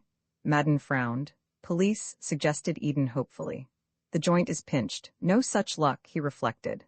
Thon was dealing, and Madden himself went to the door and swung it open. From where he sat, Eden had a clear view of the dark desert, and of the man who stood in the light. A thin man in an overcoat, a man he had seen first in a San Francisco pier shed, and later in front of the Desert Edge Hotel. Shaky Phil Madoff himself, but now without the dark glasses hiding his eyes. Good evening, said Madoff, and his voice too was thin and cold. This is Mr. Madden's ranch, I believe. I'm Madden, what can I do for you? I'm looking for an old friend of mine, your secretary, Martin Thon. Thon rose and came round the table. Oh, hello, he said with slight enthusiasm. You remember me, don't you? Said the thin man. McCallum, Henry McCallum. I met you at a dinner in New York a year ago. Yes, of course, answered Thon. Come in, won't you? This is Mr. Madden. A great honor, said Shaky Phil, and Mr. Eden of San Francisco. Eden rose and faced Shaky Phil Madoff. The man's eyes without the glasses were bobbed and cruel, like the desert foliage. For a long moment he stared insolently at the boy. Did he realize, Eden wondered, that his movements on the dock at San Francisco had not gone unnoticed? If he did, his nerve was excellent. Glad to know you, Mr. Eden, he said. Mr. McCallum, returned the boy gravely. Madoff turned again to Madden. I hope I'm not intruding, he remarked with a wan smile. Fact is, I'm stopping down the road at Dr. Whitcomb's, bronchitis, that's my trouble. It's lonesome as the devil round here, and when I heard Mr. Thon was in the neighborhood, I couldn't resist the temptation to drop in. Glad you did, Madden said, but his tone belied the words. Don't let me interrupt your game, Madoff went on. Poka, eh? Is this a private scrap, or can anybody get into it? Take off your coat, Madden responded sourly, and sit up. Martin, give the gentleman a stack of chips. This is living again, said the newcomer, accepting briskly. Well, and how have you been, Thorn, old man? Thorn, with his usual lack of warmth, admitted that he had been pretty good, and the game was resumed. If Bob Eden had feared for his immediate future before, he now gave up all hope. Sitting in a poker game with Shaky Phil, well, he was certainly traveling and seeing the world. Gimme 4 cards, said Mr. Madoff through his teeth. If it had been a bitter, brutal struggle before, it now became a battle to the death. New talent had come in, more than talent, positive genius. Madoff held the cards close against his chest, his face was carved in stone. As though he realized what he was up against, Madden grew wary, but determined. These two fought it out, while Thorn and the boy trailed along, like non-combatants involved in a battle of the giants. Presently Ah Kim entered with logs for the fire, and if the amazing picture on which his keen eyes lighted startled him, he gave no sign. Madden ordered him to bring highballs, and as he set the glasses on the table, Bob Eden noted with a secret thrill that the stomach of the detective was less than 12 inches from the long, capable hands of Shaky Phil. If the redoubtable Mr. Madoff only knew, but Madoff's thoughts were elsewhere than on the Philomar pearls. Dela, 1 card, he demanded. The telephone rang out sharply in the room. Bob Eden's heart missed a beat. He had forgotten that, and now, after the long wait, he was finally to speak with his father, while Shaky Phil Madoff sat only a few feet away. He saw Madden staring at him, and he rose. For me, I guess, he said carelessly. He tossed his cards on the table. I'm out of it anyhow. Crossing the room to the telephone, he took down the receiver. Hello, Dad, is that you? Aces and trays, said Madoff. All mine. Madden laid down a hand without looking at his opponents, and Shaky Phil gathered in another pot. Yes, Dad, this is Bob, Eden was saying. I arrived all right, stopping with Mr. Madden for a few days. Just wanted you to know where I was. Yes, that's all. Everything? I may call you in the morning. Have a good game. Too bad. Goodbye. Madden was on his feet, his face purple. Wait a minute, he cried. Just wanted Dad to know where I am, Eden said brightly. He dropped back into his chair. Whose deal is it, anyhow? Madden strangled a sentence in his throat, and once more the game was on. Eden was chuckling inwardly. More delay, and not his fault this time. The joke was on P.J. Madden. His third stack was melting rapidly away, and he reflected with apprehension that the night was young, and time of no importance on the desert anyhow. 1 more hand and I drop out, he said firmly. 1 more hand and we all drop out, balked Madden. Something seemed to have annoyed him. Let's make it a good one then, said Madoff. The limit's off, gentlemen. It was a good one, unexpectedly a contest between Madoff and Bob Eden. Drawing with the faint hope of completing 2 pairs, the boy was thrilled to encounter 4 nines in his hand. Perhaps he should have noted that Madoff was dealing, but he didn't. He bet heavily, and was finally called. Laying down his hand, he saw an evil smile on Shaky Phil's face. 4 queens, remarked Madoff, spreading them out with an expert gesture. Always was lucky with the ladies. I think you gentlemen pay me. They did. Bob Eden contributed $47 reluctantly. All on the expense account, however. He reflected. Mr. Madoff was in a not unaccountable good humor. A very pleasant evening, he remarked as he put on his overcoat. I'll drop in again if I may. Good night, snapped Madden. Thorn took a flashlight from the desk. I'll see you to the gate, he announced. Bob Eden smiled. A flashlight with a bright moon overhead. Mighty good of you, the outsider said. Good night, gentlemen, and thank you very much. He was smiling grimly as he followed the secretary out. Madden snatched up a cigar and savagely bit the end from it. Well, he cried. Well, said Eden calmly. You made a lot of progress with your father, didn't you? The boy smiled. What did you expect me to do? Spill the whole thing in front of that bird? No, but you needn't have rung off so quick. I was going to get him out of the room. Now you can go over there and call your father again. Nothing of the sort, answered Eden. He's gone to bed, and I won't disturb him till morning. Madden's face purpled. I insist, and my orders are usually obeyed. Is that so? Remarked Eden. Well, this is one that won't be. Madden glared at him. You young? I know, Eden said, but this was all your fault. If you will insist on cluttering up the ranch with strangers, you must take the consequences. Who cluttered up the ranch? Madden demanded. I didn't invite that poor fool here. Where the devil did Thorn pick him up anyhow? You know, the secretary of a man like me is always besieged by a lot of far-flushers, tip hunters and the like, and Thorn's an idiot sometimes. The secretary entered and laid the flashlight on the desk. His employer regarded him with keen distaste. Well, your little playmate certainly queered things, he said. Thon shrugged. I know, I'm sorry, Chief, but I couldn't help it. You saw how he horned in. Your fault for knowing him. Who is he, anyhow? Oh, he's a broker, or something like that. I give you my word, Chief, I never encouraged him. You know how those fellows are. Well, you go out tomorrow and tie a can to him. Tell him I'm busy here and don't want any visitors. Tell him for me that if he calls here again, I'll throw him out. All right, I'll go down to the doctor's in the morning and let him know, in a diplomatic way. Diplomatic nothing, snotted Madden. Don't waste diplomacy on a man like that. I won't if I see him again. Well, gentlemen, I think I'll turn in, Eden remarked. Good night, said Madden, and the boy went out. In his bedroom he found Ah Kim engaged in lighting the fire. He closed the door carefully behind him. Well, Charlie, I've just been in a poker game. A fact already noted by me, smiled Chan. Shaky Phil has made a start on us anyhow. He got 47 precious iron men this quiet evening. Humbly suggest you be careful, advised Chan. Humbly believe you're right, laughed Eden. I was hoping you were in the offing when Thon and our friend went to the gate. Indeed I was, remarked Chan. But moonlight so fierce, near approach was not possible. Well, I'm pretty sure of one thing after tonight, Eden told him. P.J. Madden never saw Shaky Phil before. Either that, or he's the finest actor since Edwin Booth. Thon, however, Thon knew him all right, but he wasn't the least bit glad to see him. You know, Thon's whole manner suggested to me that Shaky Phil has something on him. That might be possible, agreed Chan. Especially come to think of my latest discovery. You've found something new, Charlie. What? This evening, when Thon haste to town in little car and I hear noisome snores of Madden, who sleep on bed, I make explicit search in secretary's room. Yes, go on quick, we might be interrupted. Under mountain of white shirts in Thon's bureau reposes, what? Missing 45 we call Bill Hot's gun. Good work, Thon, the little rat. Indubitably. 2 chambers of that gun are quite unoccupied, reflect on that. I'm reflecting. 2 empty chambers. Humbly suggest you sleep now, gathering strength for what may be most excited tomorrow. The little detective paused at the door. 2 bullets gone, who knows where?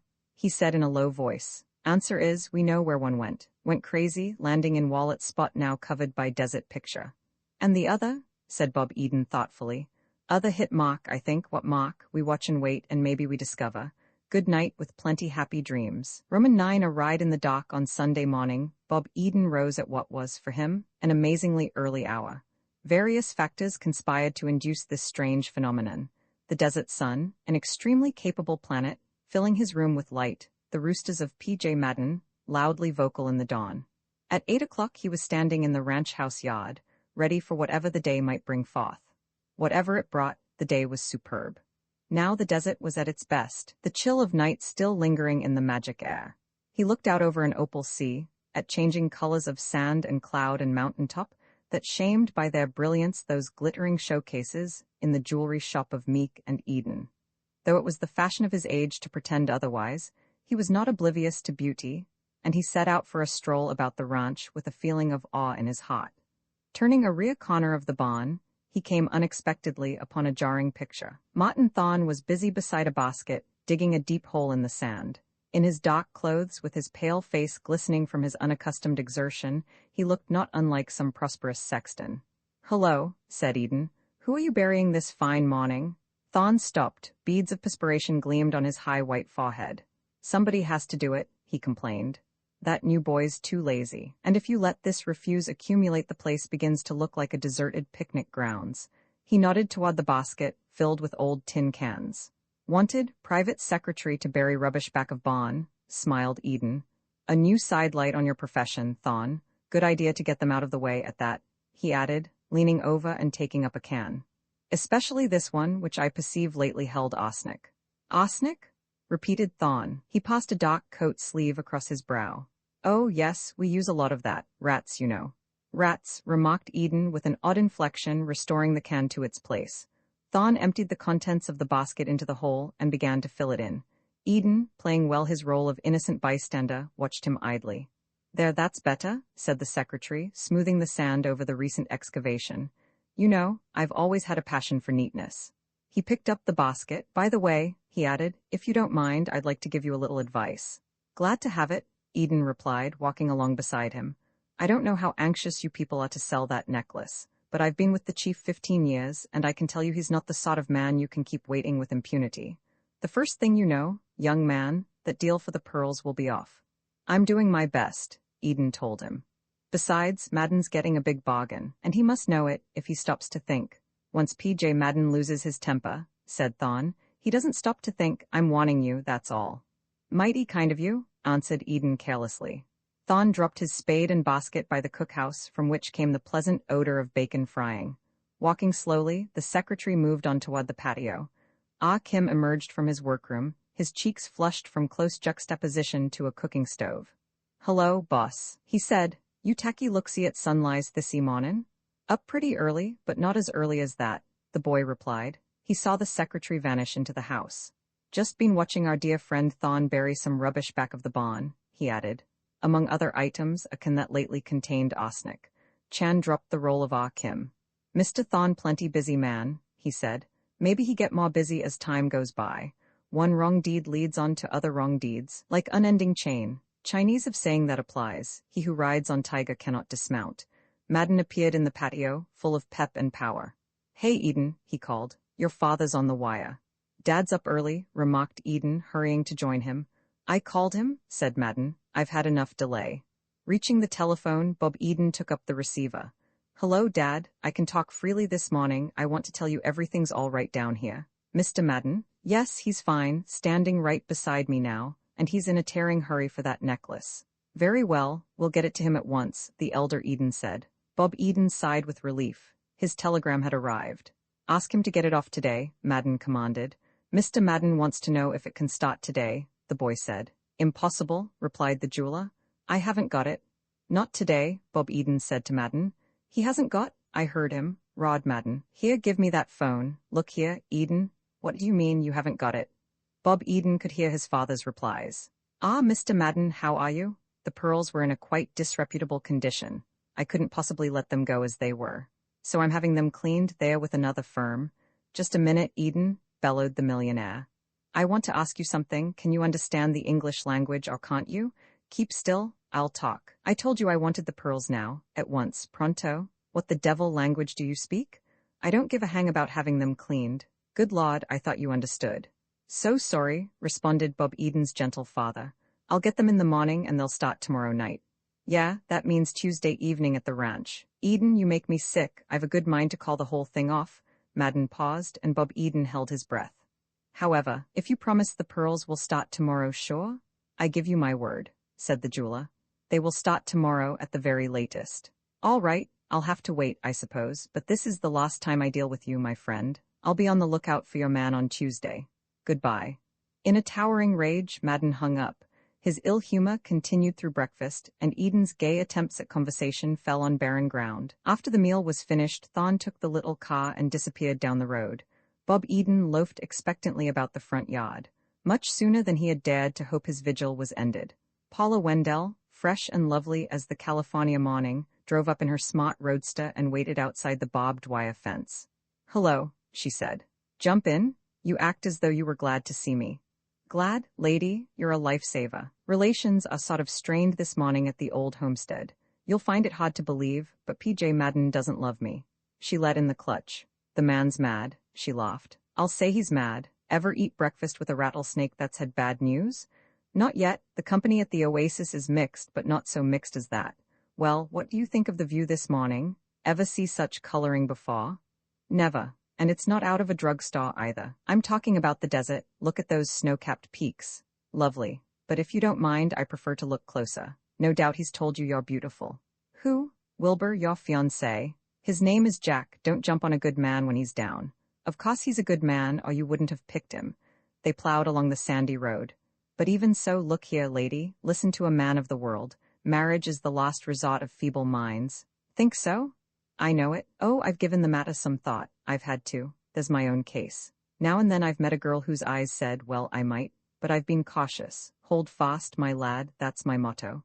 And you've held fast? You bet. Glad of it too, I'm free. I'm having a swell time. When evening comes and the air's full of Zip and Zoe and the lights flicker round Union Square, I just reach for my hat.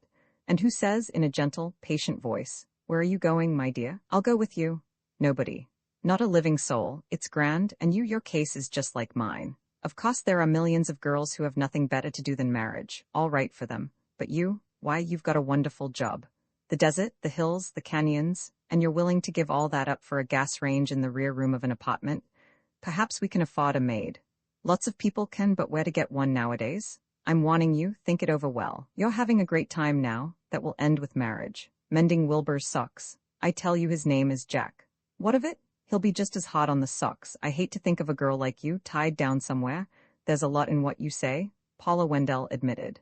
I've only scratched the surface, Eden assured her. The girl steered her car off the road through an open gate. Eden saw a huge, rambling ranch house surrounded by a group of tiny cottages. Here we are at Dr. Whitcomb's, remarked Paula Wendell. Wonderful person, the doctor. I want you two to meet. She led the way through a screen door into a large living room, not so beautifully furnished as Madden's, but bespeaking even greater comfort. A gray-haired woman was rocking contentedly near a window. Her face was kindly, her eyes calm and comforting. "Hello, doctor," said the girl. "I've brought someone to call on you." The woman rose, and her smile seemed to fill the room. "Hello, young man," she said, and took Bob Eden's hand. You're the doctor?" he stammered. "Sure am," the woman replied. "But you don't need me, you're all right." "So are you," he answered. "I can see that." 55 years old, returned the doctor, "but I can still get a kick out of that kind of talk from a nice young man. Sit down, the place is yours. Where are you staying?" "I'm down the road at Madden's." "Oh, yes, I heard he was here. Not much of a neighbor, this P.J. Madden. I've called on him occasionally, but he's never come to see me. Standoffish, and that sort of thing doesn't go in the desert. We're all friends here." "You've been a friend to a good many," said Paula Wendell. "Why not?" shrugged Dr. Whitcomb. "What's life for if not to help one another? I've done my best, I only wish it had been more." Bob Eden felt suddenly humble in this woman's presence. "Come on, I'll show you round my place," invited the doctor. "I've made the desert bloom, put that on my tombstone. You should have seen this neighborhood when I came. Just a rifle and a cat, that's all I had at first. And the cat wouldn't stay. My first house here I built with my own hands. 5 miles to El Dorado, I walked in and back every day. Mr. Ford hadn't been heard of then."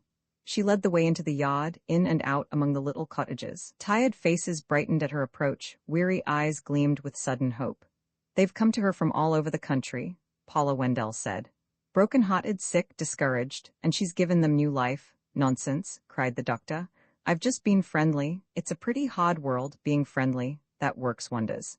In the doorway of one of the cottages they came upon Martin Thorne, deep in converse with shaky Phil Madoff. Even Madoff mellowed during a few words with the doctor. Finally, when they reluctantly left, Dr. Whitcomb followed them to the gate.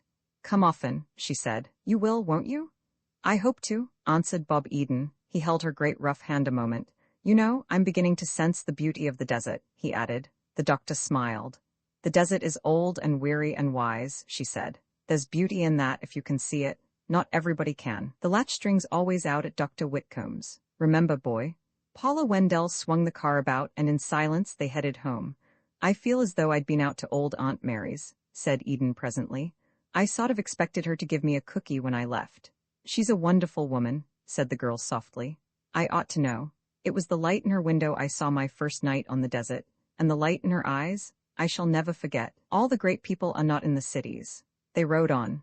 About them the desert blazed stark and empty in the midday heat. A thin haze cloaked the distant dunes and the faraway slopes of the hills. Bob Eden's mind returned to the strange problems that confronted him. "You've never asked me why I'm here," he remarked.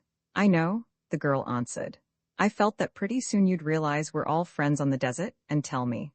I want to someday. Just at present, well, I can't. But going back to that night you first visited Madden's ranch, you felt that something was wrong there?"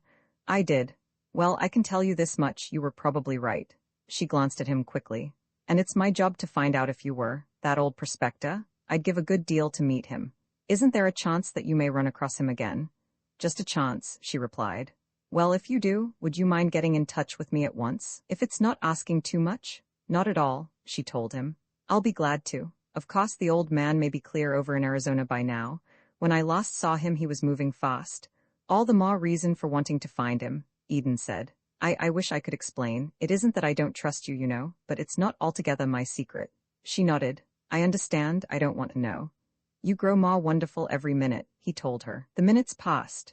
After a time, the car halted before Madden's ranch and Bob Eden alighted. He stood looking into the girl's eyes. Somehow they were like the eyes of Dr. Whitcomb, restful and comforting and kind. He smiled. "You know," he said, "I may as well confess it, I've been sort of disliking Wilbur, and now it comes to me suddenly, if I really mean all that about loving my freedom, then Wilbur has done me the greatest service possible. I ought not to dislike him any more. I ought to thank him from the bottom of my heart." "What in the world are you talking about? Don't you understand? I've just realized that I'm up against the big temptation of my life, but I don't have to fight it. Wilbur has saved me. Good old Wilbur. Give him my love when next you write." She threw her car into gear. "Don't you worry," she advised. "Even if there hadn't been a Wilbur, your freedom wouldn't have been in the slightest danger. I would have seen to that." "Somehow, I don't care for that remark," Eden said. "It ought to reassure me, but as a matter of fact I don't like it at all. Well, I owe you for another buggy ride. Sorry to see you go. It looks like a dull Sunday out here. Would you mind if I drifted into town this afternoon?" "I probably wouldn't even know it," said the girl. "Goodbye." Bob Eden's prediction about Sunday proved true. It was long and dull. At 4 in the afternoon he could stand it no longer. The blazing heat was dying, a restless wind had risen, and with the permission of Madden, who was still ill-humored and evidently restless too, he took the little car and sped toward the excitement of El Dorado. Not much diversion there. In the window of the Desert Edge Hotel, the proprietor waded grimly through an interminable Sunday paper. Main Street was hot and deserted. Leaving the car before the hotel, the boy went to Holly's office. The editor came to the door to meet him. "Hello," he said. "I was hoping you'd come along. Kind of lonesome in the great open spaces this afternoon. By the way, there's a telegram here for you." Eden took the yellow envelope and hurriedly tore it open. The message was from his father. "I don't understand what it's all about, but I am most disturbed. For the present, I will follow your instructions. I am trusting you too utterly, but I must remind you that it would be most embarrassing for me if sale fell through. Jordans are eager to consummate deal and Victor threatens to come down there any moment. Keep me advised." "Huh," said Bob Eden. "That would be fine." "What would?" asked Holly. "Victor threatens to come, the son of the woman who owns the pearls. All we need here to wreck the works is that amiable bonehead and his spats." "What's new?" asked Holly as they sat down. "Several things," Bob Eden replied. "To start with the big tragedy, I'm out $47. He told of the poker game. In addition, Mr. Thorne has been observed burying a can that once held arsenic. Furthermore, Charlie has found that missing pistol in Thorne's bureau, with 2 chambers empty." Holly whistled. "Has he really? You know, I believe your friend Chan is going to put Thorne back of the bars before he's through." "Perhaps," admitted Eden. "Got a long way to go, though. You can't convict a man of murder without a body to show for it." "Oh, Chan will dig that up." Eden shrugged. "Well, if he does he can have all the credit, and do all the digging. Somehow, it's not the sort of thing that appeals to me. I like excitement, but I like it nice and neat. Heard from your interview?" "Yes, it's to be released in New York tomorrow." The tired eyes of Will Holly brightened. "I was sitting here getting a thrill out of the idea when you came in." He pointed to a big scrapbook on his desk. "Some of the stories I wrote on the old Sun," he explained. "Not bad, if I do say it myself." Bob Eden picked up the book and turned the pages with interest. "I've been thinking of getting a job on a newspaper myself," he said. Holly looked at him quickly. "Think twice," he advised. "You, with a good business waiting for you, what has the newspaper game to offer you? Great while you're young, maybe. Great even now when the old order is changing and the picture paper is making a monkey out of a grand profession. But when you're old," he got up and laid a hand on the boy's shoulder. "When you're old, and you're old at 40, then what? The copy desk, and someday the owner comes in and sees a streak of gray in your hair and he says, 'Throw that doddering fool out, I want young men here.' No, my boy, not the newspaper game. You and I must have a long talk." They had it. It was 5 by the little clock on Holly's desk when the editor finally stood up and closed his scrapbook. "Come on," he said. "I'm taking you to the Oasis for dinner." Eden went gladly. At one of the tables opposite the narrow counter Paula Wendell sat alone. "Hello," she greeted them. "Come over here." I felt in an expansive mood tonight had to have the prestige of a table. They sat down opposite her.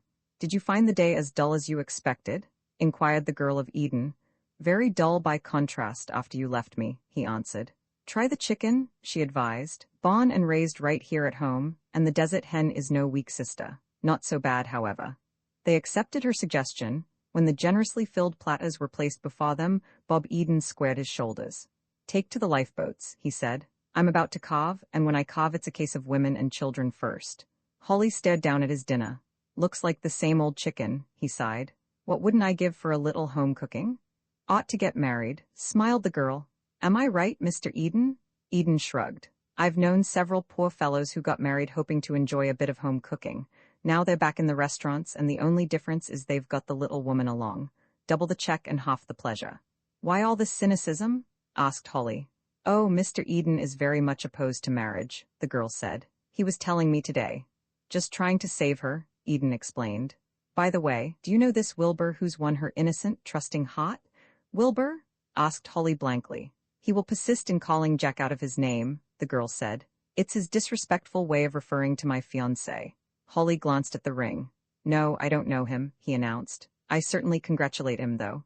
So do I, Eden returned. On his nerve. However, I oughtn't to knock Wilbur. As I was saying only this noon. Never mind, put in the girl. Wake up, Will, what are you thinking about? Holly started. I was thinking of a dinner I had once at Mauquin's, he replied. Closed up now, I hear, gone like all the other old landmarks, the happy stations on the 5 o'clock cocktail route. You know, I wonder sometimes if I'd like New York today. He talked of the old Manhattan he had known. In what seemed to Bob Eden no time at all the dinner hour had passed. As they were standing at the cashier's desk, the boy noted, for the first time, a stranger lighting a cigar nearby. He was, from his dress, no native, a small, studious-looking man with piercing eyes. Good evening, neighbor, Holly said. How are you? Answered the stranger. Come down to look us over? The editor asked, thinking of his next issue. Dropped in for a call on the kangaroo rat, replied the man. I understand there's a local variety whose tail measures 3 millimeters longer than any hitherto recorded. Oh, returned Holly. One of those fellows, eh? We get them all, beetle men and butterfly men, mouse and gopher men. Drop round to the office of the Times someday and we'll have a chat. Delighted, said the little naturalist. Well, look who's here, cried Holly suddenly. Bob Eden turned and saw entering the door of the oasis a thin little Chinese who seemed as old as the desert. His face was the color of a beloved meerschaum pipe, his eyes beady and bright. Louis Wang, Holly explained. Back from San Francisco, eh, Louis? Hello, boss, said Louis in a high, shrill voice. My come back. Didn't you like it up there? Holly persisted. San Francisco no good, answered Louis. All-time lane D-lop on nose, my like he. Going back to Madden's, eh? Holly inquired. Louis nodded. Well, here's a bit of luck for you, Louis. Mr. Eden is going out to the ranch presently, and you can ride with him. Of course, assented Eden. Catch 'em hot tea. You wait just lit a time, boss, said Louis, sitting down at the counter. We'll be down in front of the hotel, Holly told him. The three of them went out. The little naturalist followed and slipped by them, disappearing in the night. Neither Holly nor Eden spoke. When they reached the hotel, they stopped. I'm leaving you now, Paula Wendell said. I have some letters to write. Ah, yes, Eden remarked. Well, don't forget, my love to Wilbur. These are business letters, she answered severely. Good night. The girl went inside. So Louis's back, Eden said. That makes a pretty situation. What's the matter? Holly said. Louis may have a lot to tell. Perhaps, but when he shows up at his old job, what about Charlie? He'll be kicked out and I'll be alone on the big scene. Somehow, I don't feel I know my lines. I never thought of that, replied the editor. However, there's plenty of work for two boys out there when Madden's in residence. I imagine he'll keep them both. And what a chance for Charlie to pump old Louis dry. You and I could ask him questions from now until doomsday and never learn a thing. But Charlie, that's another matter. They waited, and presently Louis Wang came shuffling down the street, a cheap little suitcase in one hand and a full paper bag in the other. What you got there, Louis? Holly asked. He examined the bag. Bananas, eh? Tony like banana, the old man explained. Pleasant faux Tony. Eden and Holly looked at each other. Louis, said the editor gently, poor Tony's dead. Anyone who believes the Chinese face is always expressionless should have seen Louis's then. A look of mingled pain and anger contorted it, and he burst at once into a flood of language that needed no translator. It was profane and terrifying. Poor old Louis, Holly said. He's reviling the street, as they say in China. Do you suppose he knows? Asked Eden. That Tony was murdered, I mean. Search me, answered Holly. It certainly looks that way, doesn't it? Still loudly vocal, Louis Wang climbed into the back seat of the car, and Bob Eden took his place at the wheel. Watch your step, boy, advised Holly. See you soon. Good night. Bob Eden started the car, and with old Louis Wang set out on the strangest ride of his life.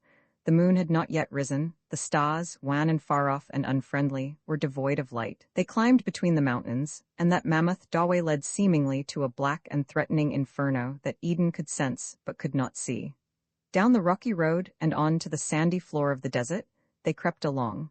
Out of the dark beside the way gleamed little yellow eyes, flashing hatefully for a moment, then vanishing forever.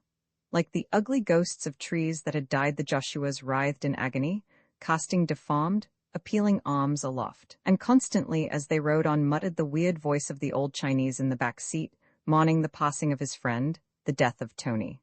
Bob Eden's nerves were steady, but he was glad when the lights of Madden's ranch shone with a friendly glow ahead.